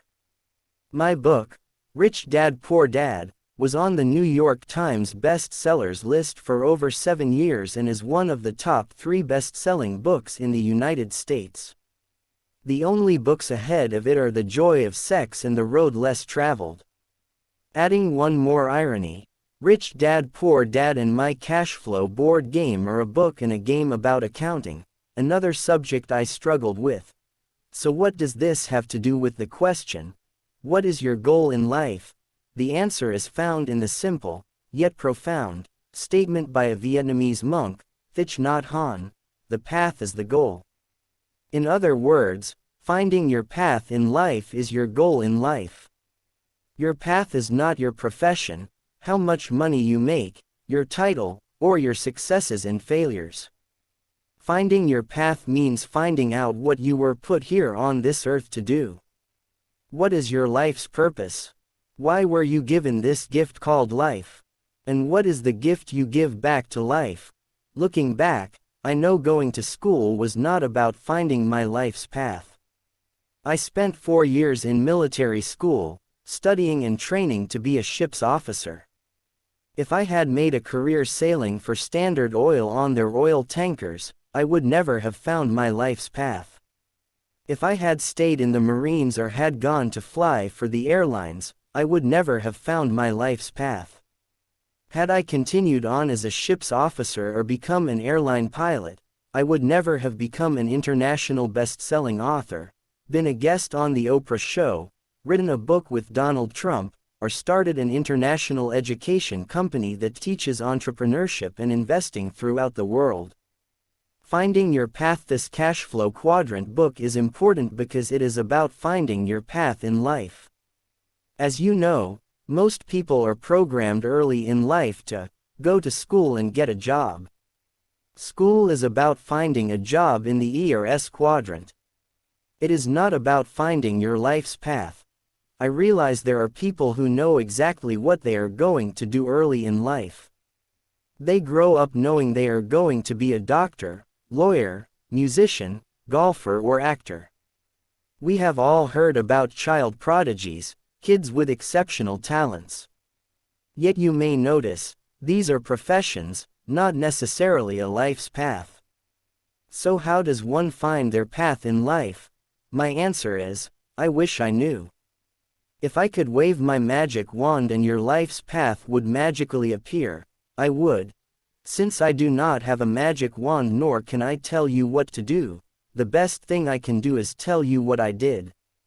And what I did was trust my intuition, my heart, and my guts. For example, in 1973, returning from the war, when my poor dad suggested I go back to school, get my higher degrees, and work for the government, my brain went numb, my heart went heavy and my gut said, no way. When he suggested I get my old job back with Standard Oil or fly for the airlines, again my mind, heart, and gut said no. I knew I was through sailing and flying, although they were great professions and the pay was pretty good. In 1973 at the age of 26, I was growing up. I had followed my parents' advice and gone to school, received my college degree, and had two professions, a license to be a ship's officer and a license to fly. The problem was, they were professions and the dreams of a child. At the age of 26, I was old enough to know that education is a process. For example, when I wanted to be a ship's officer, I went to a school that turned out ship's officers. And when I wanted to learn to fly, I went to Navy flight school, a 2-year process that turns non-pilots into pilots. I was cautious about my next educational process. I wanted to know what I was going to become before I started my next educational process. Traditional schools had been good to me. I had achieved my childhood professions. Reaching adulthood was confusing because there were no signs saying, this is the way. I knew what I didn't want to do, but I did not know what I wanted to do. It would have been simple if all I wanted was a new profession.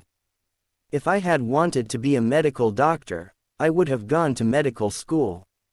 If I had wanted to be a lawyer, I would have gone to law school. But I knew there was more to life than just going to school to gain another professional credential. I did not realize it at the time, but at 26 years of age, I was now looking for my path in life, not my next profession. A different education in 1973, in my last year of active duty flying for the Marine Corps when I was stationed near home in Hawaii, I knew I wanted to follow in my rich dad's footsteps. While in the Marines, I signed up for real estate courses and business courses on the weekends, preparing to become an entrepreneur in the B and I quadrants. At the same time, upon a friend's recommendation of a friend, I signed up for a personal development course, hoping to find out who I really was. A personal development course is non-traditional education because I was not taking it for credits or grades. I did not know what I was going to learn, as I did when I signed up for real estate courses. All I knew was that it was time to take courses to find out about me. In my first weekend course, the instructor drew this simple diagram on the flip chart.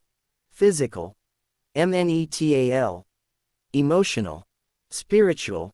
With the diagram complete, the instructor turned and said, to develop into a whole human being, we need mental, physical, emotional, and spiritual education. Listening to her explanation, it was clear to me that traditional schools were primarily about developing students mentally. That is why so many students who do well in school do not do well in real life, especially in the world of money. As the course progressed over the weekend, I discovered why I disliked school. I realized that I loved learning, but hated school. Traditional education was a great environment for the students, but it was not the environment for me.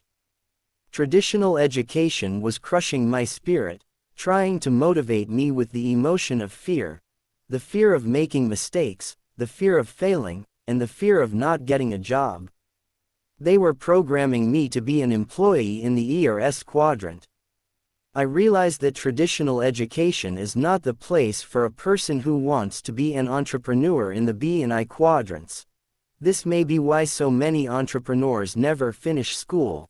Entrepreneurs like Thomas Edison, founder of General Electric, Henry Ford, founder of Ford Motor Company, Steve Jobs, founder of Apple, Bill Gates, founder of Microsoft, Walt Disney, founder of Disneyland, and Mark Zuckerberg, founder of Facebook. As the day went on and the instructor went deeper and deeper into these 4 types of personal development, I realized I had spent most of my life in very harsh educational environments. After 4 years at an all-male military academy and 5 years as a Marine pilot, I was pretty strong mentally and physically. As a Marine pilot, I was strong emotionally and spiritually, but all on the macho male development side. I had no gentle side, no female energy. After all, I was trained to be Marine Corps officer, emotionally calm under pressure, prepared to kill, and spiritually prepared to die. For my country. If you ever saw the movie Top Gun starring Tom Cruise, you get a glimpse into the masculine world and bravado of military pilots. I loved that world. I was good in that world. It was a modern-day world of knights and warriors. It was not a world for wimps. In the seminar, I went into my emotions and briefly touched my spirit. I cried a lot because I had a lot to cry about. I had done and seen things no one should ever be asked to do. During the seminar, I hugged a man, something I had never done before, not even with my father. On Sunday night, it was difficult leaving this self-development workshop. The seminar had been a gentle, loving, honest environment. Monday morning was a shock to once again be surrounded by young egotistical pilots, dedicated to flying, killing and dying for country. After that weekend seminar, I knew it was time to change. I knew developing myself emotionally and spiritually to become a kinder, gentler, and more compassionate person would be the hardest thing I could do. It went against all my years at the military academy and flight school. I never returned to traditional education again. I had no desire to study for grades, degrees, promotions, or credentials again. From then on, if I did attend a course or school, I went to learn, to become a better person. I was no longer in the paper chase of grades, degrees, and credentials. Growing up in a family of teachers, your grades, the high school and college you graduated from, and your advanced degrees were everything.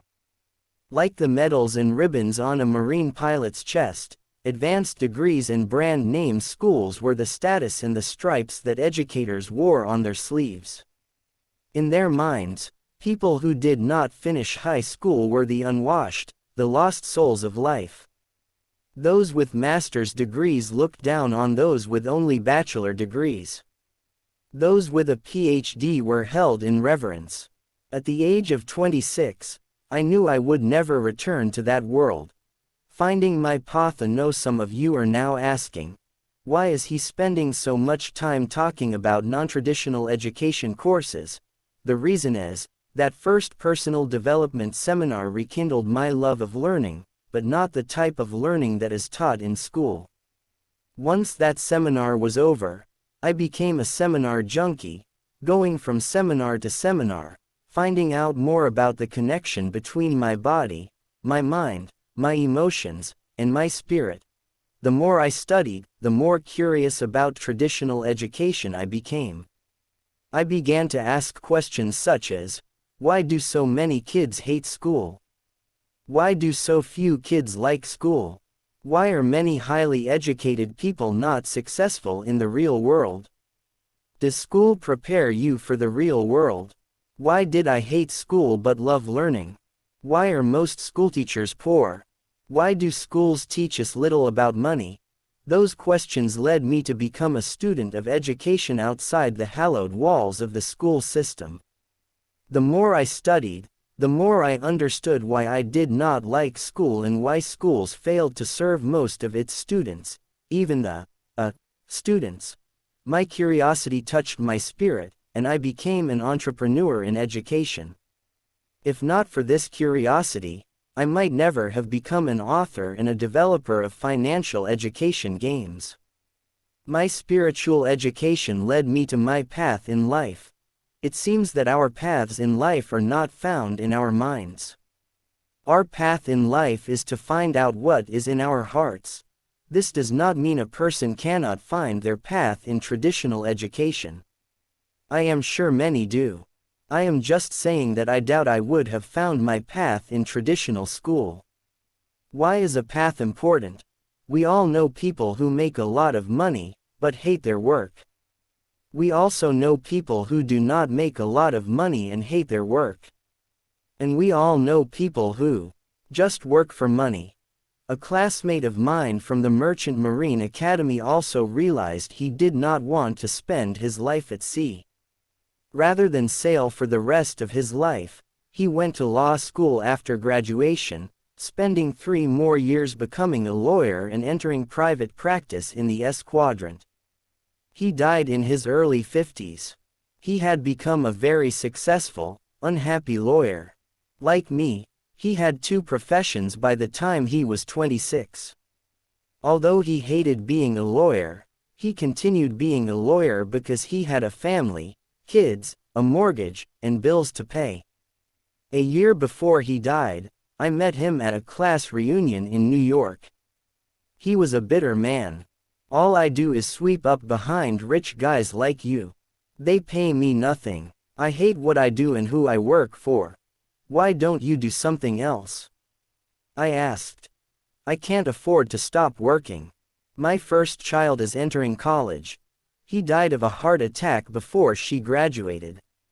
He made a lot of money via his professional training, but he was emotionally angry, spiritually dead, and soon his body followed. I realize this is an extreme example. Most people do not hate what they do as much as my friend did. Yet it illustrates the problem when a person is trapped in a profession and unable to find their path. To me, this is the shortcoming of traditional education. Millions of people leave school, only to be trapped in jobs they do not like. They know something is missing in life. Many people are also trapped financially, earning just enough to survive, wanting to earn more but not knowing what to do. Without awareness of the other quadrants, many people go back to school and look for new professions or pay raises in the E or S quadrant, unaware of the world of the B and I quadrants. My reason for becoming a teacher, my primary reason for becoming a teacher in the B quadrant was a desire to provide financial education. I wanted to make this education available to anyone who wanted to learn, regardless of how much money they had or what their grade point averages were. That is why the Rich Dad company started with the cash flow game. This game can teach in places I could never go. The beauty of the game is that it was designed to have people teach people. There is no need for an expensive teacher or classroom. The cash flow game is now translated into over 16 languages, reaching millions of people all over the world. Today, the Rich Dad company offers financial education courses as well as the services of coaches and mentors to support a person's financial education. Our programs are especially important for anyone wanting to evolve out of the E and S quadrants into the B and I quadrants. There is no guarantee that everyone will make it to the B and I quadrants, yet they will know how to access those quadrants if they want to. Change is not easy for me. Changing quadrants was not easy. It was hard work mentally, but more so emotionally and spiritually. Growing up in a family of highly educated employees in the E quadrant, I carried their values of education, job security, benefits, and a government pension. In many ways, my family values made my transition difficult. I had to shut out their warnings, concerns, and criticisms about becoming an entrepreneur and investor. Some of their values I had to discount were, but you have to have a job. You're taking too many risks. What if you fail? Just go back to school and get your master's degree. Become a doctor. They make a lot of money. The rich are greedy. Why is money so important to you? Money won't make you happy. Just live below your means.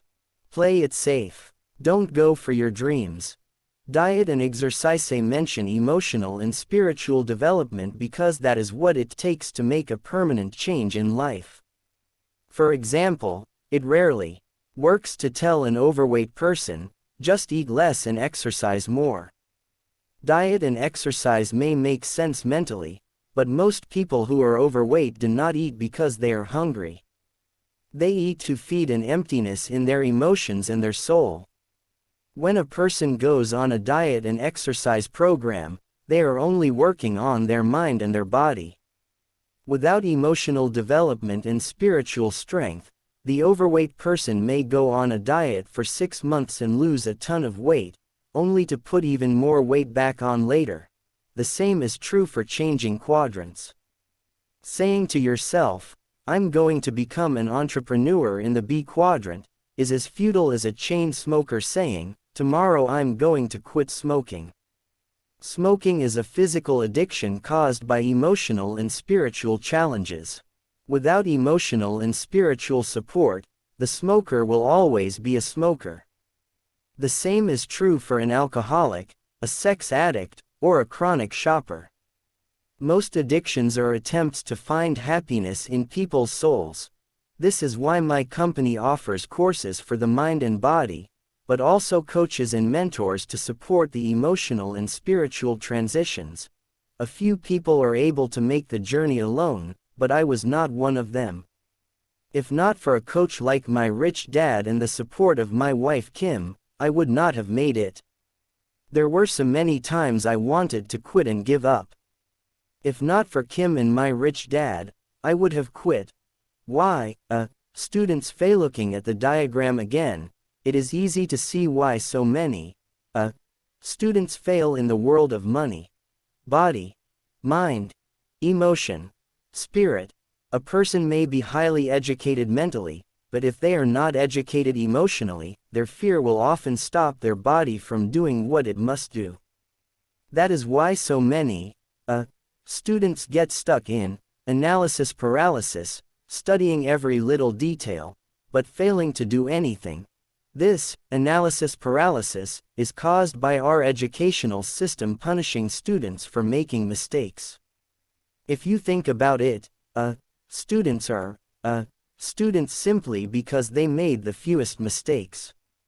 The problem with that emotional psychosis is that, in the real world, people who take action are the ones who make the most mistakes and learn from them to win in the game of life. Just look at Presidents Clinton and Bush. Clinton could not admit he had sex and Bush could not recall any mistakes he made during his presidency. Making mistakes is human, but lying about your mistakes is criminal, a criminal act known as perjury. When criticized for making 1,014 mistakes before creating the electric light bulb, Thomas Edison said, "I did not fail 1,014 times. I successfully found out what did not work 1,014 times." In other words, the reason so many people fail to achieve success is because they fail to fail enough times. Looking at the diagram again, one of the reasons so many people cling to job security is because they lack emotional education. They let fear stop them. One of the best things about military school and the Marine Corps is that these organizations spend a lot of time developing young men and women spiritually, emotionally, mentally, and physically. Although it was a tough education, it was a complete education, preparing us to do a nasty job. The reason I created the cash flow game is because the game educates the whole person. The game is a better teaching tool than reading or lecture, simply because the game involves the body, mind, emotions, and spirit of the player. The game is designed for players to make as many mistakes as possible with play money, and then learn from those mistakes. To me, this is a more humane way to learn about money. The path is the goal today. There are thousands of cash flow clubs all over the world. One reason why cash flow clubs are important is because they are a shelter from the storm, a way station on the path of life. By joining a cash flow club, you get to meet people like you, people who are committed to making changes, not just talking about change.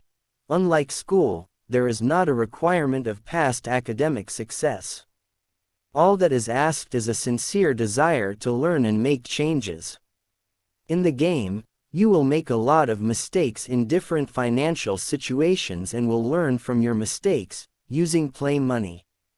Cash flow clubs are not for those who want to get rich quick. Cash flow clubs are there to support the long-term mental, emotional, spiritual, physical, and financial changes a person needs to go through. We all change and evolve at different rates of speed, so you are encouraged to go at your own speed. After playing the game with others a few times, you will have a better idea of what your next step should be in which of the 4 asset classes, business, real estate, paper assets, or commodities, is best for you. In conclusion, finding one's path is not necessarily easy. Even today, I do not really know if I am on my path or not. As you know, we all get lost at times, and it is not always easy to find our way back. If you feel you are not in the right quadrant for you, or you are not on your life's path, I encourage you to search your heart and find your path in life. You may know it is time to change if you are saying things like the following statements: I'm working with dead people. I love what I do, but I wish I could make more money. I can't wait for the weekend.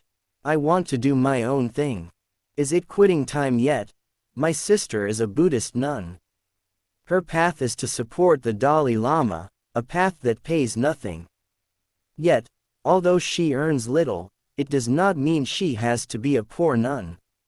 She has her own rental property and investments in gold and silver. Her strength of spirit and her financially educated mind allow her to follow her life's path without taking a vow of poverty. In many ways, it was a good thing I was labeled stupid in school. Although emotionally painful, that pain allowed me to find my life's path as a teacher. And like my sister, the nun, just because I am a teacher does not mean I have to be a poor teacher. Repeating what Thich Nhat Hanh said, the path is the goal. Introduction. Quadranteun. The cash flow quadrant is a way to categorize people based on where their money comes from. Are you financially free?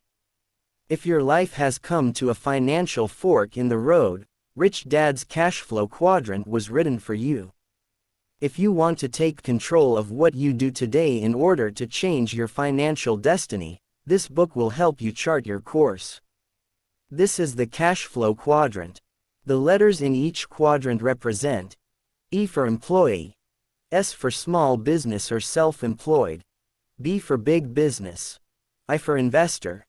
Each of us resides in at least one of the 4 sections quadrants of the cash flow quadrant. Where we are is determined by where our cash comes from.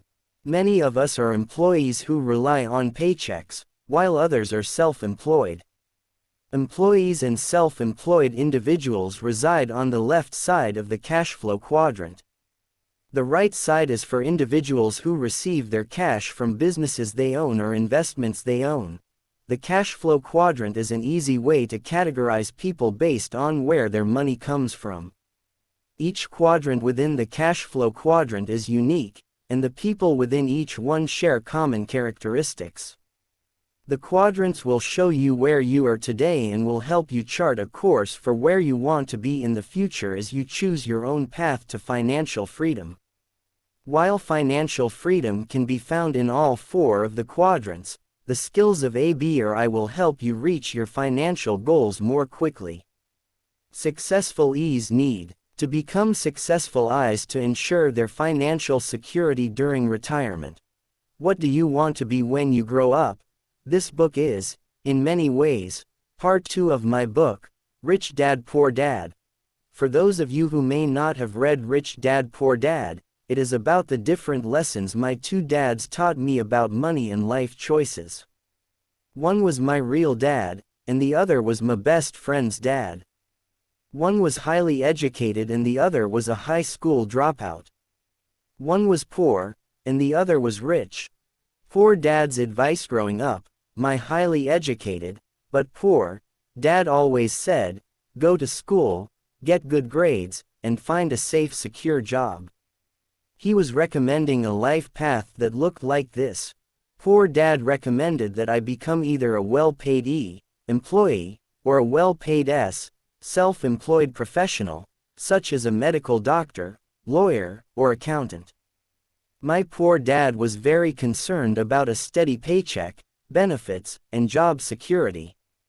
That's why he was a well-paid government official, the head of education for the state of Hawaii. Rich dad's advice: my uneducated, but rich, dad offered very different advice. He said, go to school, graduate, build businesses, and become a successful investor.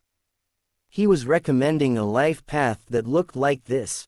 This book is about the mental, emotional, and educational process I went through in following my rich dad's advice. Who is this book for?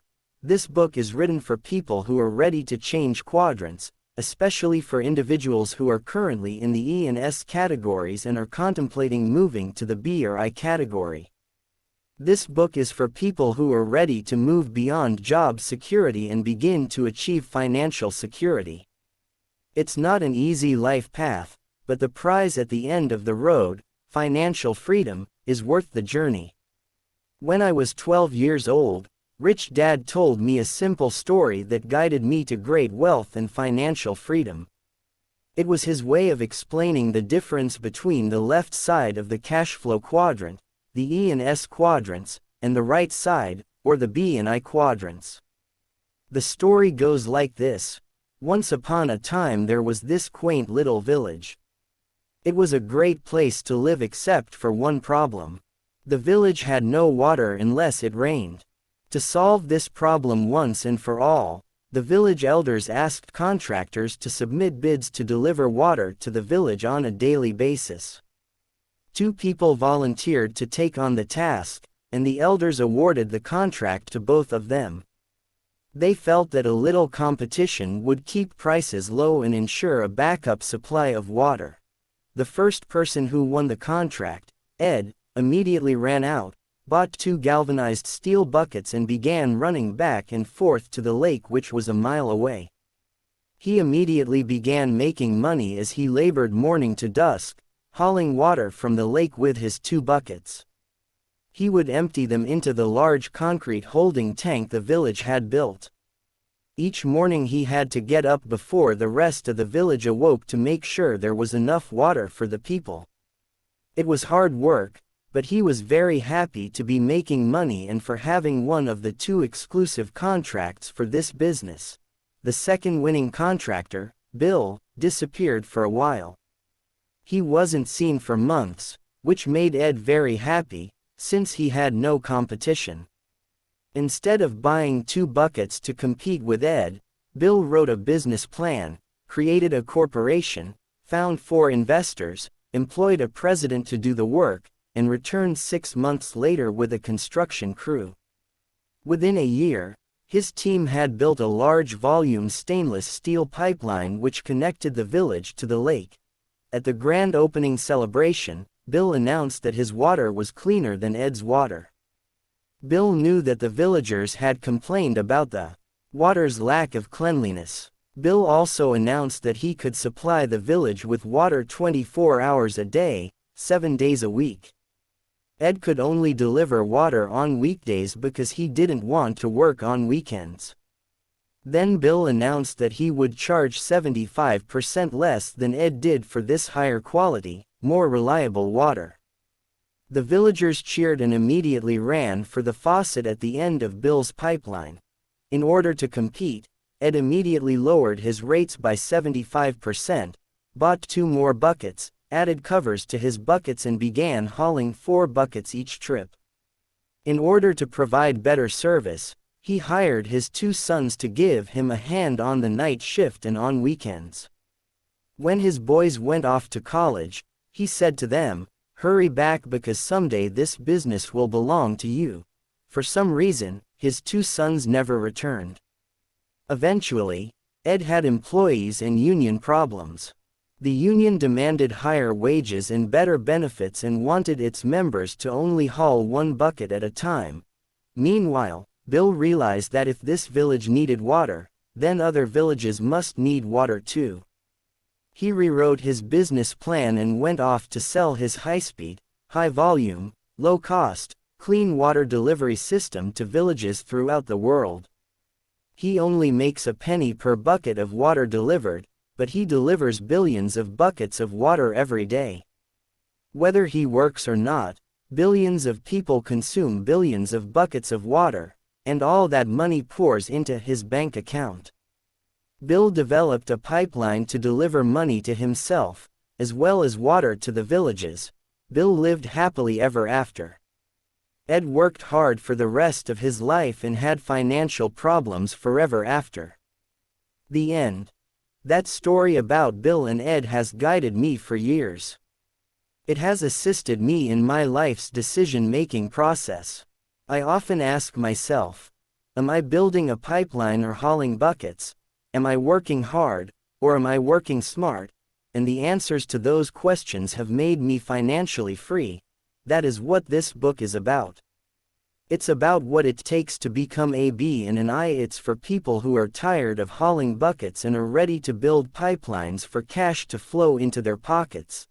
This book is divided into 3 parts. Part 1. The first part of this book focuses on the core differences between people in the 4 quadrants. It shows why certain people gravitate to certain quadrants and often get stuck there without realizing it.